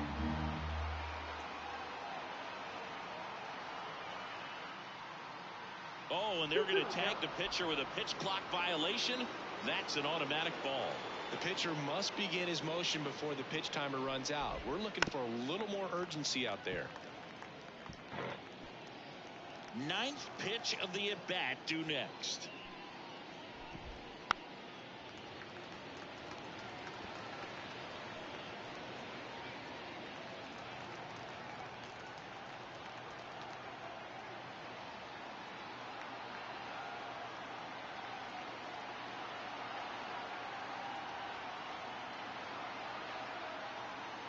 The pitch timer expired before he started his windup, so that's a ball. That must be incredibly frustrating for the pitcher, but this is all about creating more action and speeding up the game, and it's working. In an era with a lot of swing and miss and strikeouts, you gotta love an at-bat like this. No one giving in.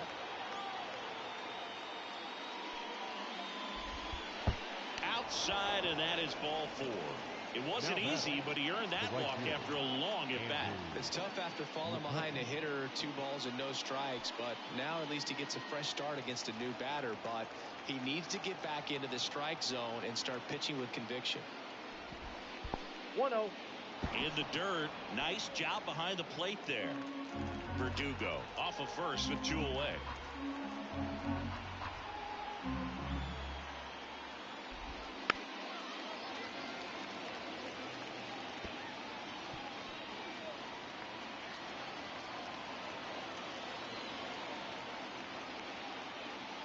One now.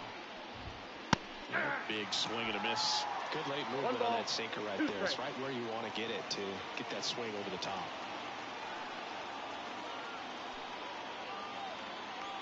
1-2 here. Goes down looking. 1 left for Arizona. Back here at the friendly confines. John Shabby and Chris Singleton with you. And leading off the bottom of the 4th, Heath Edwards. And the pitch. Swing and a miss. 0-1's the count.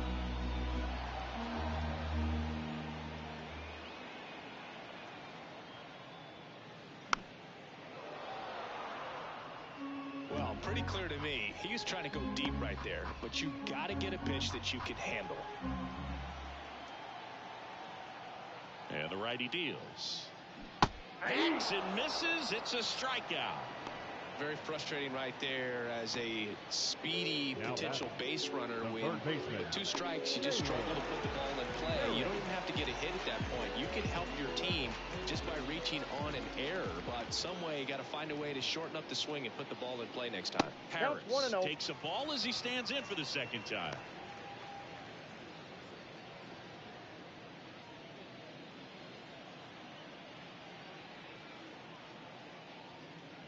Outside corner, there's a strike.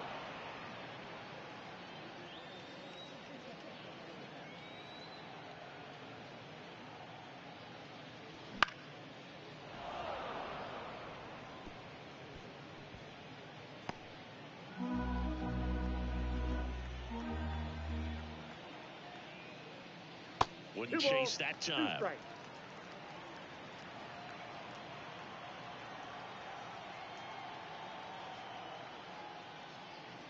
Foul ball, another 2-2 upcoming.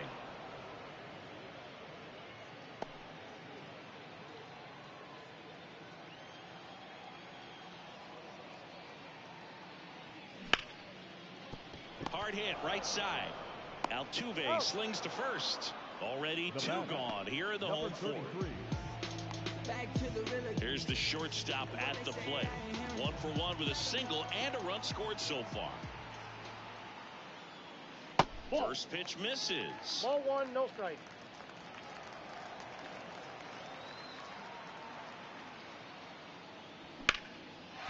Big stack center field. So a 2-out knock keeps the inning alive. Another multi-hit game for him. He's been really hot lately. We often hear the phrase short to it, long through it, and that's a great example of it right there. Got the barrel in the hitting zone early, squared it up with the well-timed swing, and came away with a beautiful line drive into center field. And now they've got some speed on first, so we'll see if they try to get him into motion.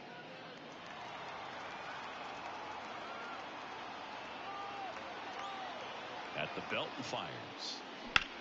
On the ground to the left, and it goes just foul.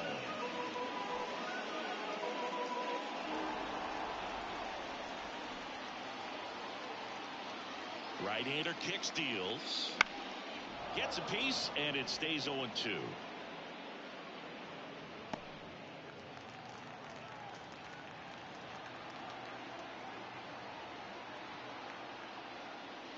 Slider misses outside.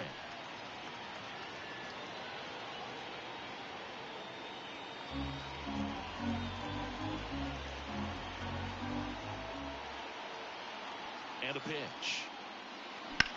Popped up. Polanco has this one sized up.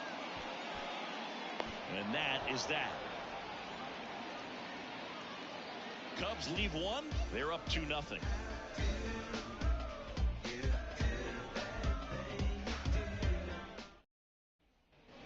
Back here at Wrigley Field, and now up to the plate, Yasmani Grandal. Harper back to work. And a foul ball. You know, these D-backs doing a great job, Boog, of just waiting for the right pitch to come their way, and I'm seeing very patient at-bats out of him. Starter's leash has to be getting tighter with his pitch count where it is, but so far he's been really effective in this one. Here's a 1-1. Slapped foul.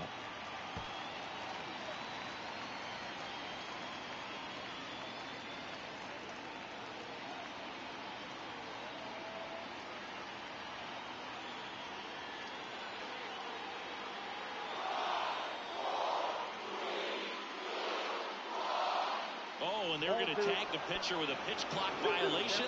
That's an automatic ball. The pitcher must begin his motion before the pitch timer runs out. We're looking for a little more urgency out there.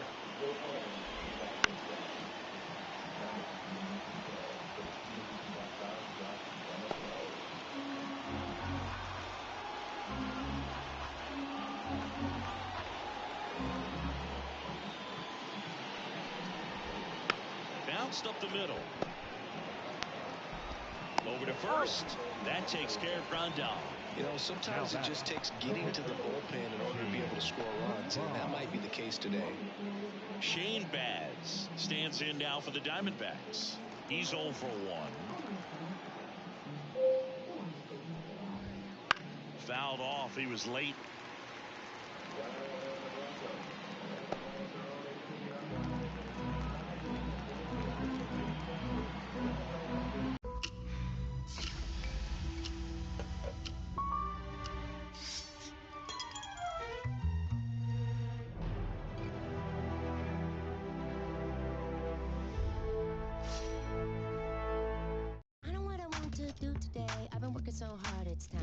When you're with Amex, access to the dedicated card member entrance at select venues means you get home court advantage.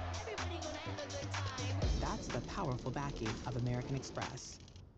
Oh boy, 2 kinds of Wisconsin cheddar cheese, sweet, smoky, thick cut bacon, pickled onions, tangy bistro sauce, all on a soft pretzel roll. Dreams really do come true. The limited time Pretzel House Pub Burger is as Wisconsin as it gets. Both sides of the plate in this at bat.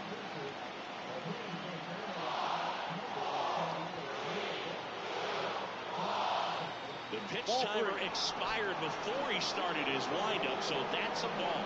That must be incredibly frustrating for the pitcher, but this is all about creating more action and speeding up the game, and it's working.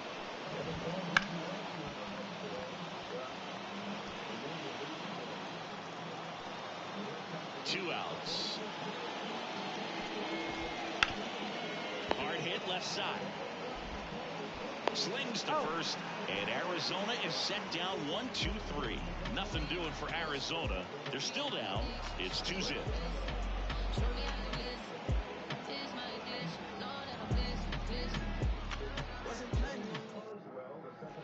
And we're back, ready to go for the last half of the inning. And now here is Harper.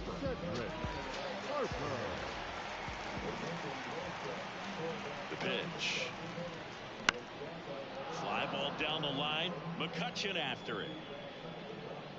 And makes the grab. 1 up, 1 down.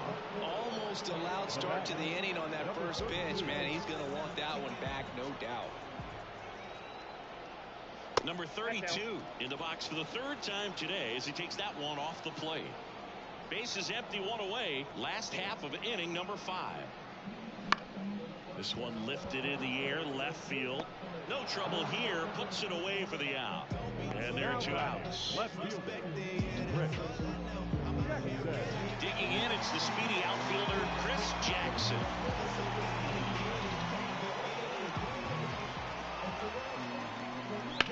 And a foul ball.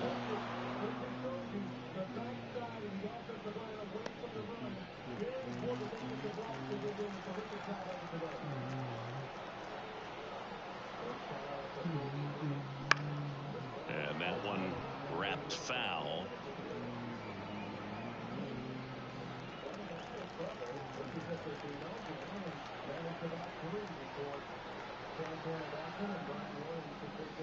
And down on strikes.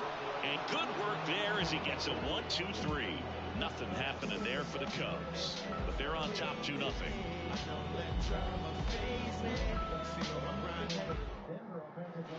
Here at Wrigley Field, new inning getting started. Digging in, Austin Hayes. Hayes, 28 years old, and they traded for him earlier this year. The wind of the pitch. Line to right, and that'll be a base hit. So a man on base to start the inning.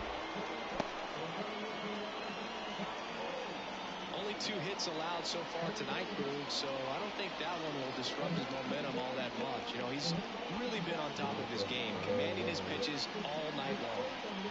Jose Altuve up to hit here. Outfield playing very deep, not wanting anything over their heads.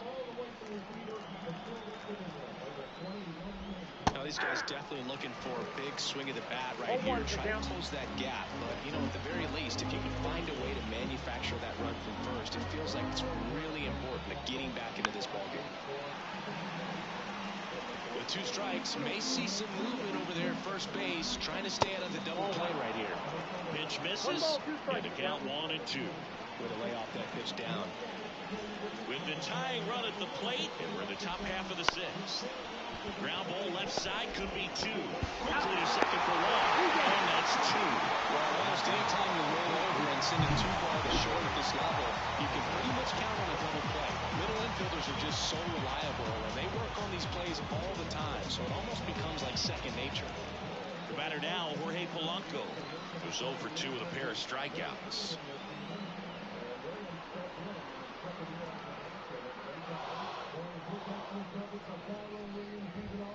First offering misses badly for ball 1.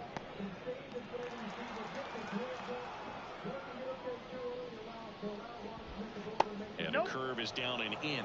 Struggled a little bit in this one. Couple of strikeouts earlier, but doing a much better job in this at bat to get ahead and find a good hitter's count at 2-0.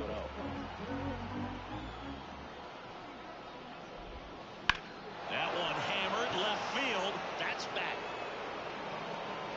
He hits the wall and hangs on. Great catch. Make it 6 shutout innings for him out there now. It's the Cubs 2 and the Diamondbacks nothing.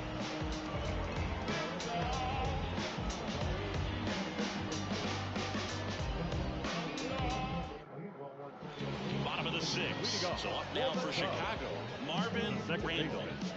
Singy, he's a guy that covers both sides of the plate about as well as anyone in the sport. How difficult is that to do? Oh, just look at the back of my bubblegum card. You'll see how hard it is. These guys are great, man. They have the ability to look out there, but also to be able to turn on the inside pitch. Those that can really sharpen things on the outer half, those are the ones that become elite. So now it's the Cubs hitter in the 4-hole. This guy is one of the best athletes in the sport. In the air out to center. Verdugo gets under it. They got it for out number 2.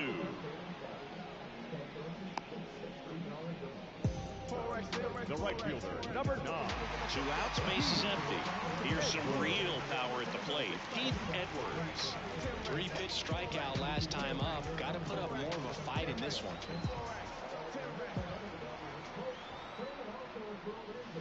Hard grounder into the outfield for a knock. And that extends the inning.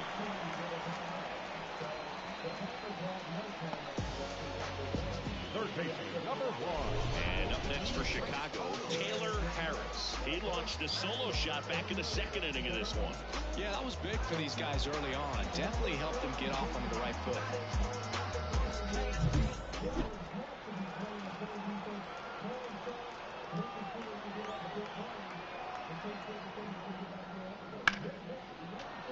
And first offering is fouled off. Well, if he's going to steal second, you want him to go early in the count. That way he's not a distraction to the hitter at the plate. Go ahead and get it out of the way so the hitter can focus on the pitch. I got a ball, 1 strike. This one in the dirt. Well done behind the dish. Activity in the bullpen. Tyler Duffy getting loose out there. Gallegos also getting ready.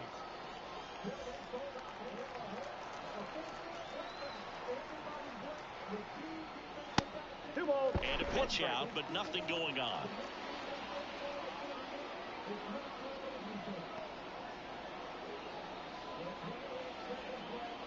Edwards leads off first with 2 down to the inning. Check on the runner. Back in there standing.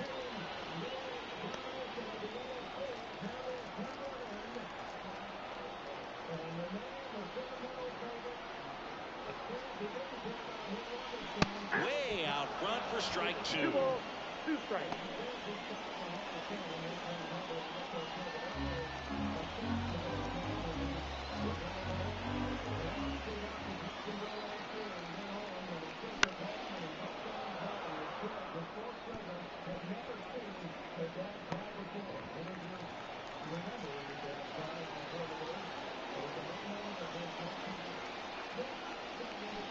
Swings through it, and that's a strikeout. 1 left for the Cubs, but they hold the 2-0 lead.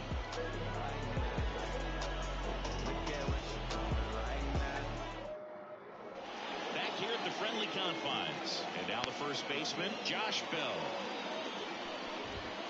There's a strike.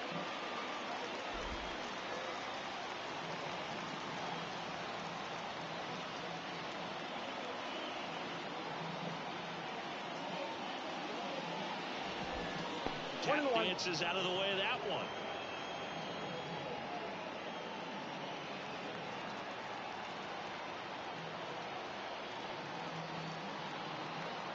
Here comes a pitch.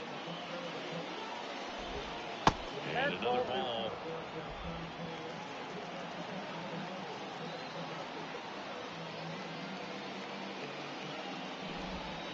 Wouldn't chase that time.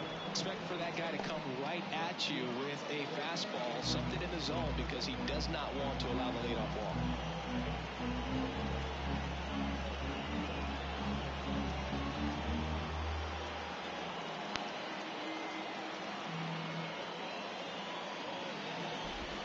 And a strike.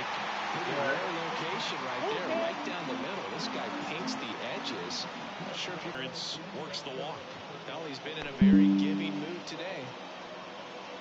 So digging in, Alex Verdugo. Alex Verdugo.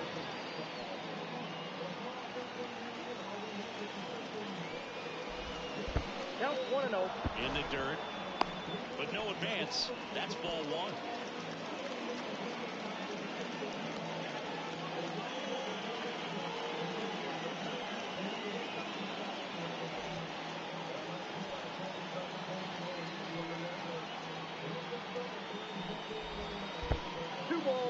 In the dirt, blocked. Runner stays where he is, but the count moves to 2-0.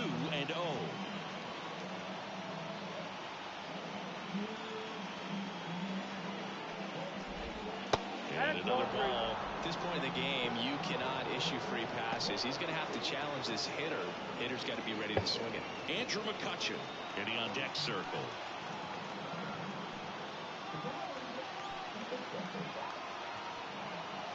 Tying run at the plate. And there's ball 4. Well, this could be the start of something. They haven't found a way to score yet, but now's their chance to change that. Here's Andrew McCutchen to hit. His home and away splits there.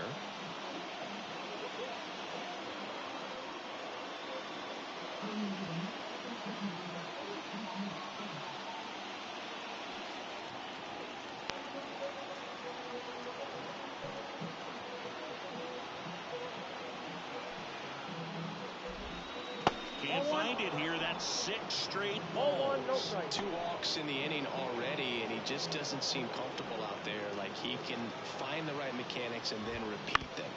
That's to third. Harris to second. On to first, double play. As a former player, watching 5-4-3 double plays brings back some. It's such an exciting play, and it's always a great reminder of baseball being such a team sport. The lefty closing in on 100 pitches. Yasmani Grandal up to hit. Well, just about to hit that century mark. 100 pitches for this game. Little chopper rolls foul.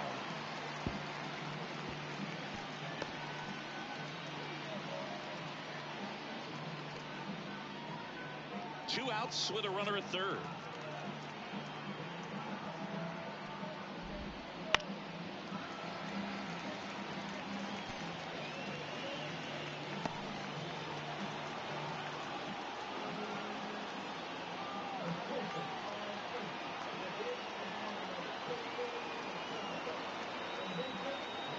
The tying run at the plate. Foul ball, still 0-2. Definitely got the hitter conscious of the pitch inside. Really think the outer half is open.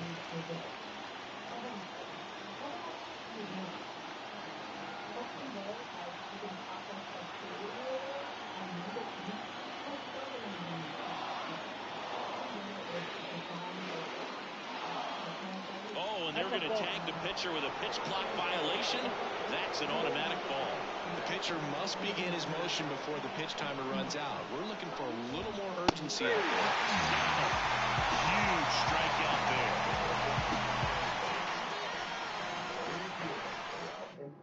And possibly a double switch coming now as a meeting taking place near the home plate area. Tyler Duffy on a pitch pitch now, and he'll slide into the 7th spot in the lineup on the double switch.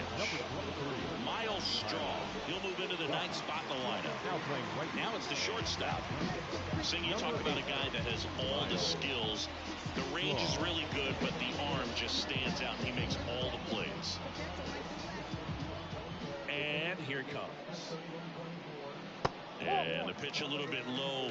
Ball 1. And because of that big power arm, he's able to play a little bit deeper, make throws from the outfield grass all the way across the diamond, and still get a pretty good runner. That's impressive.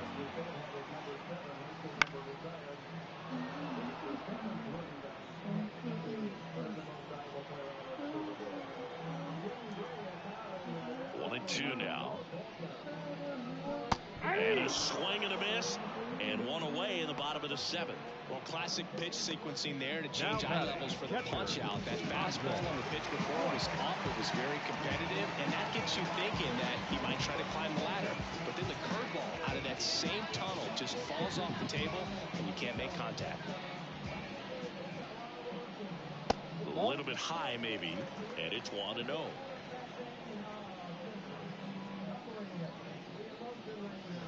And that's in the dirt. 2 balls, no strikes. Right-handed reliever. That one fouled off.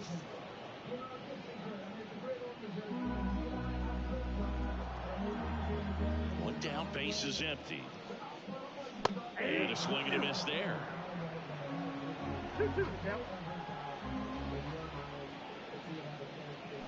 Swings through that, and it's a strikeout. That's out number 2. Chance to strike out the side now. You talk about the benefits, the advantages of relievers who can come in and get the swing and miss, whether it's inherited runners or maybe a little jam that they get into themselves. Knowing that they can miss the bat, tell you what, that's huge and can change the ball game. Harper up for the 3rd time here. Watches that one miss. And he chases a high fastball there. I got 1 ball, 1 strike. And the right-hander deals. Ball.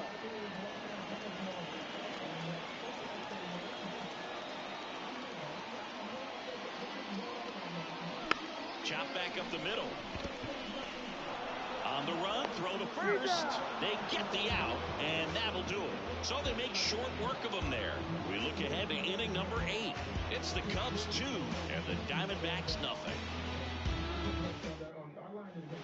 Back here in Wrigley Field, now it's the right fielder, Miles Straw.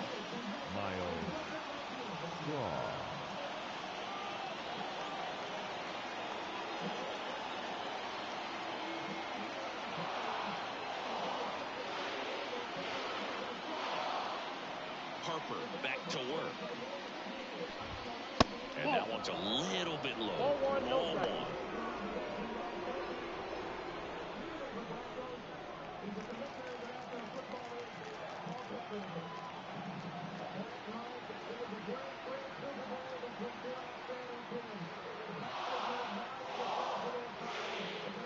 And a pitch. Fought off foul.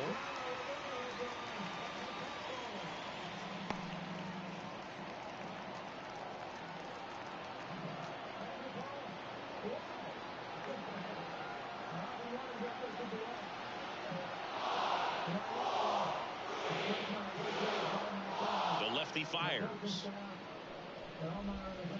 And another ball.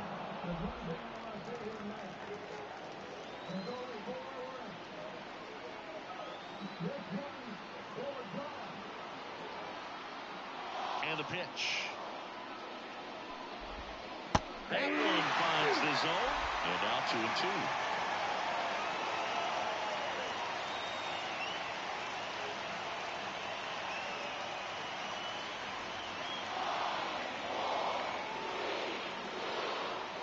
The line to kick the pitch.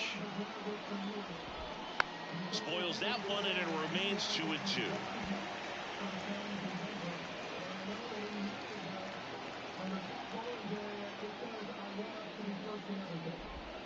Inside, just missed. Just missed with a good breaking ball in. Looking for that hitter to chase and perhaps get some weak contact or a swing and miss. Good job on both sides.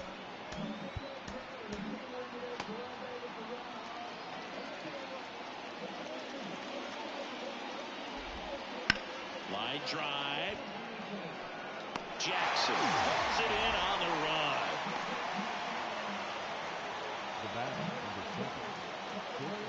So back to the top of the Arizona lineup. Dansby Swanson stands in now for the Diamondbacks. 1 for 3.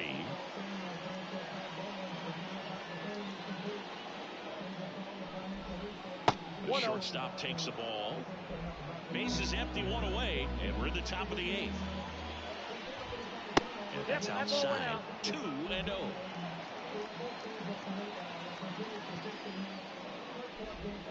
Wouldn't chase that time.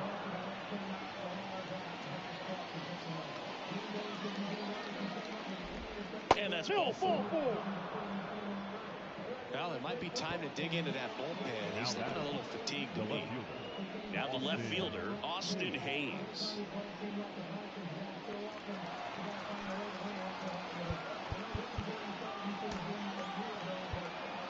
Pitching change here, Tristan Garnett.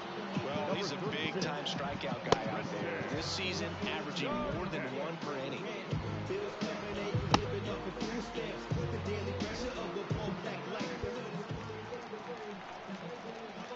Runner on the go.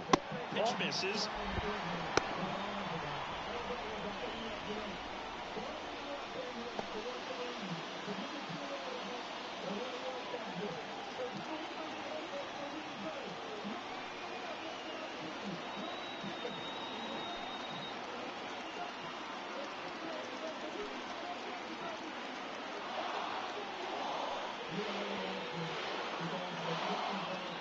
Timer expired before he started his windup, so that's a ball. That must be incredibly frustrating for the pitcher, but this is all about creating more action and speeding up the game, and it's working. Missing inside, and it's 3-0. So definitely a little wild right out of the gate. Well, it can be a little tough coming from the bullpen mound to this mound, but you've got to find a way to get ahead in the count quickly. He hasn't. We'll see how this at-bat turns out. Tying run at the plate, and a 4-pitch walk. Maybe a little loss of focus on the mound right there. Pretty much gifted at first base with a quick free pass. Next to hit for Arizona, Jose Altuve. 3 groundouts already. He's 0 for 3.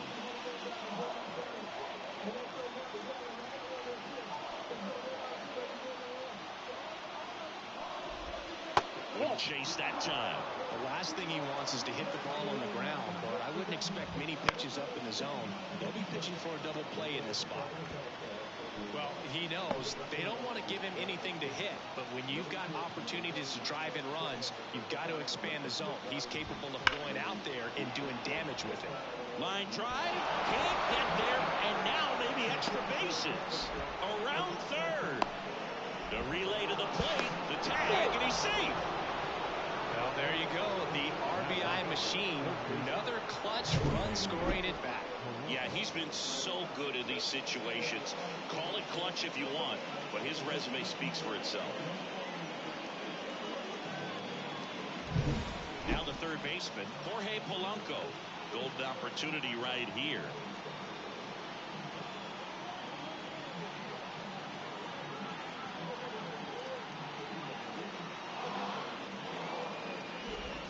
And the first pitch misses for ball 1. 1 out. The go-ahead run is at second. On the ground, Harris zips it across, and Polanco is out. Well, there's a lot riding on that at bat right there. Nice job of the pitcher to bear down, make the pitch, get the ground ball. Excellent piece of work. Next is switch hitting first baseman Josh Bell. Breaking ball inside. And that's ball 1. And he dives in ahead of the tag.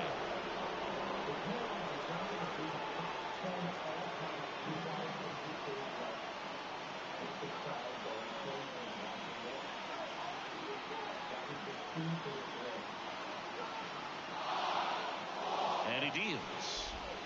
Right through there for a strike. 1-1. Falling behind 2-1.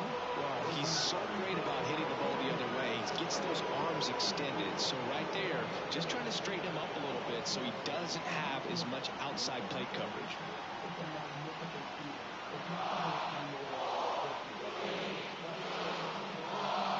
Oh, and they're going to tag the pitcher with a pitch clock violation. That's an automatic ball. The pitcher must begin his motion before the pitch timer runs out. We're looking for a little more urgency out there. Wow, triple digits on the gun. I know there are more pitchers that can reach that now than in the past, but it's still impressive to watch. And that'll load the bases. Second walk of the game for him.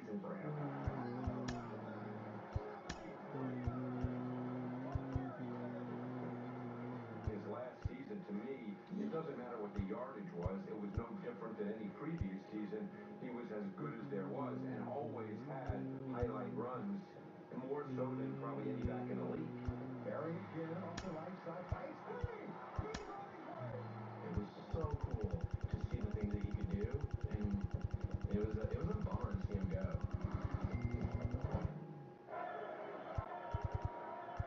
He was one of those special players that just you couldn't not love to watch. Had he come back, you know he's cracking 1,000 yards.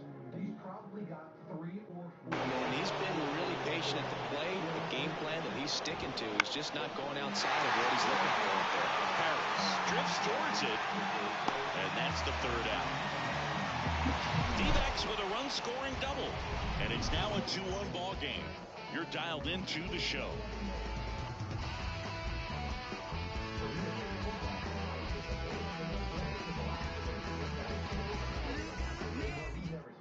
And now a meeting near home plate, so it looks like we're going to have a double switch here. Jose Alvarado on the pitch here, and he'll move into the number 5 spot in the lineup after the double switch. Christian Encarnacion Strand. He'll hit the 7-hole in the lineup. Number 33. So the batting order turns over. Here's the Cubs leadoff man. 0 for 3. A fly out, a ground out, and a strikeout. The pitch. And that's through there for a strike. It's good speed at the top of the order here. You want to get it on, see if you can get a stolen base, maybe get around the bases and pick up a run.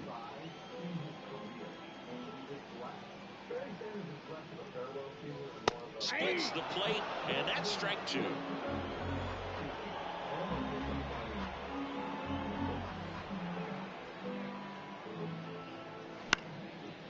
Back up the middle and a base hit.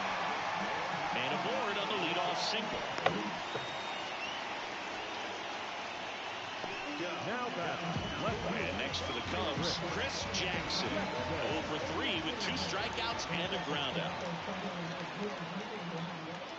First pitch doesn't find the zone. You know, these Cubs, simply put, are producing a lot of quality swings. They've hit 7 line drives already, and even though some of them have been for outs, there's nothing wrong with delivering consistent, hard contact.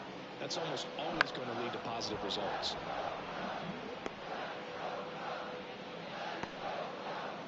Runner at first with no outs here.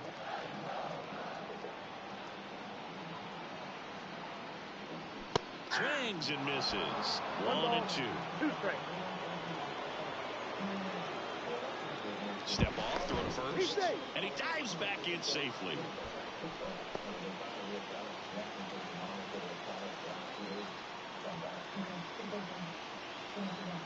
The kick in the pitch. Runner goes. Caught and missed. And that's a stolen base. Not even close. Marvin Randall, the next Cub to hit. Maybe expecting a bunt here. Third baseman playing in on the edge of the grass. He's been such a good hitter with runners in scoring position. Some guys just take it to another level. For him right now at the plate, it's like everyone else is in slow motion, and he's in full speed. Line drive, base hit. They won't risk the send. Runners in the corners now with 1 away. Now the Cubs 4-hole hitter and a little little something extra at stake in this at-bat as he's hitless so far with his hitting streak in jeopardy. First pitch misses. In the infield at the corners, don't be surprised to see them come home first and prevent that run from scoring.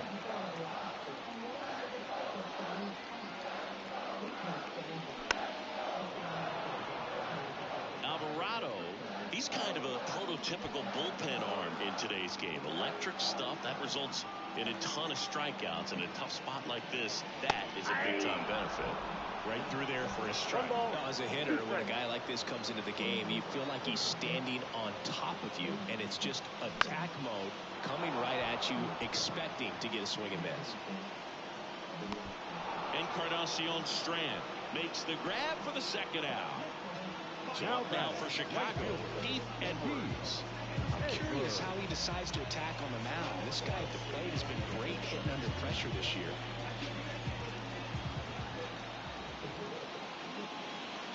Right down to shoot, and that's strike one.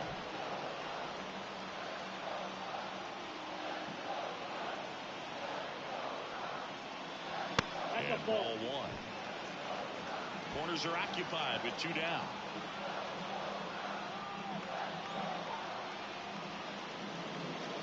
And another ball. Tough spot right here. A couple runners on.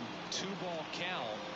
You can't nibble, but you have to execute and finish your pitch. If you leave something out over the plate, it's going to bring in some runs. And that one clips the corner.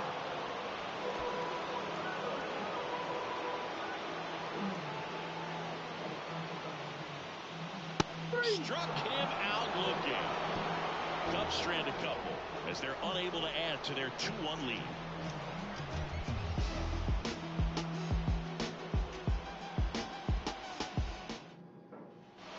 All set to start the ninth in this one. And the batter now, Christian Encarnacion Strand.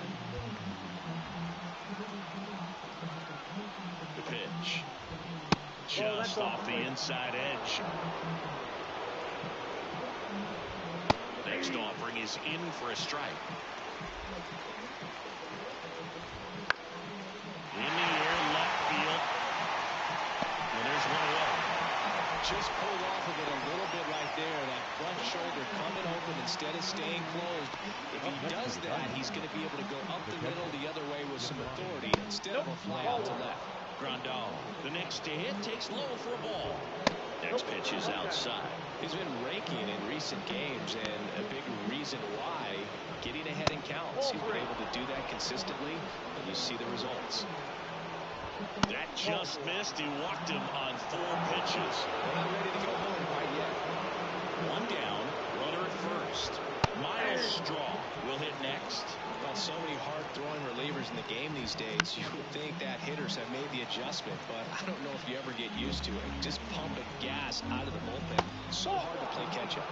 He just misses there. Next offering is downstairs. 2 balls, 2 strikes. Grounder might be 2. Flips to second. That's a double play. The ball game is over. After 4 wins in a row, you start to think a little bit that you're on a roll, and that's the momentum that just takes on a life of its own. Players start hitting up and down the lineup.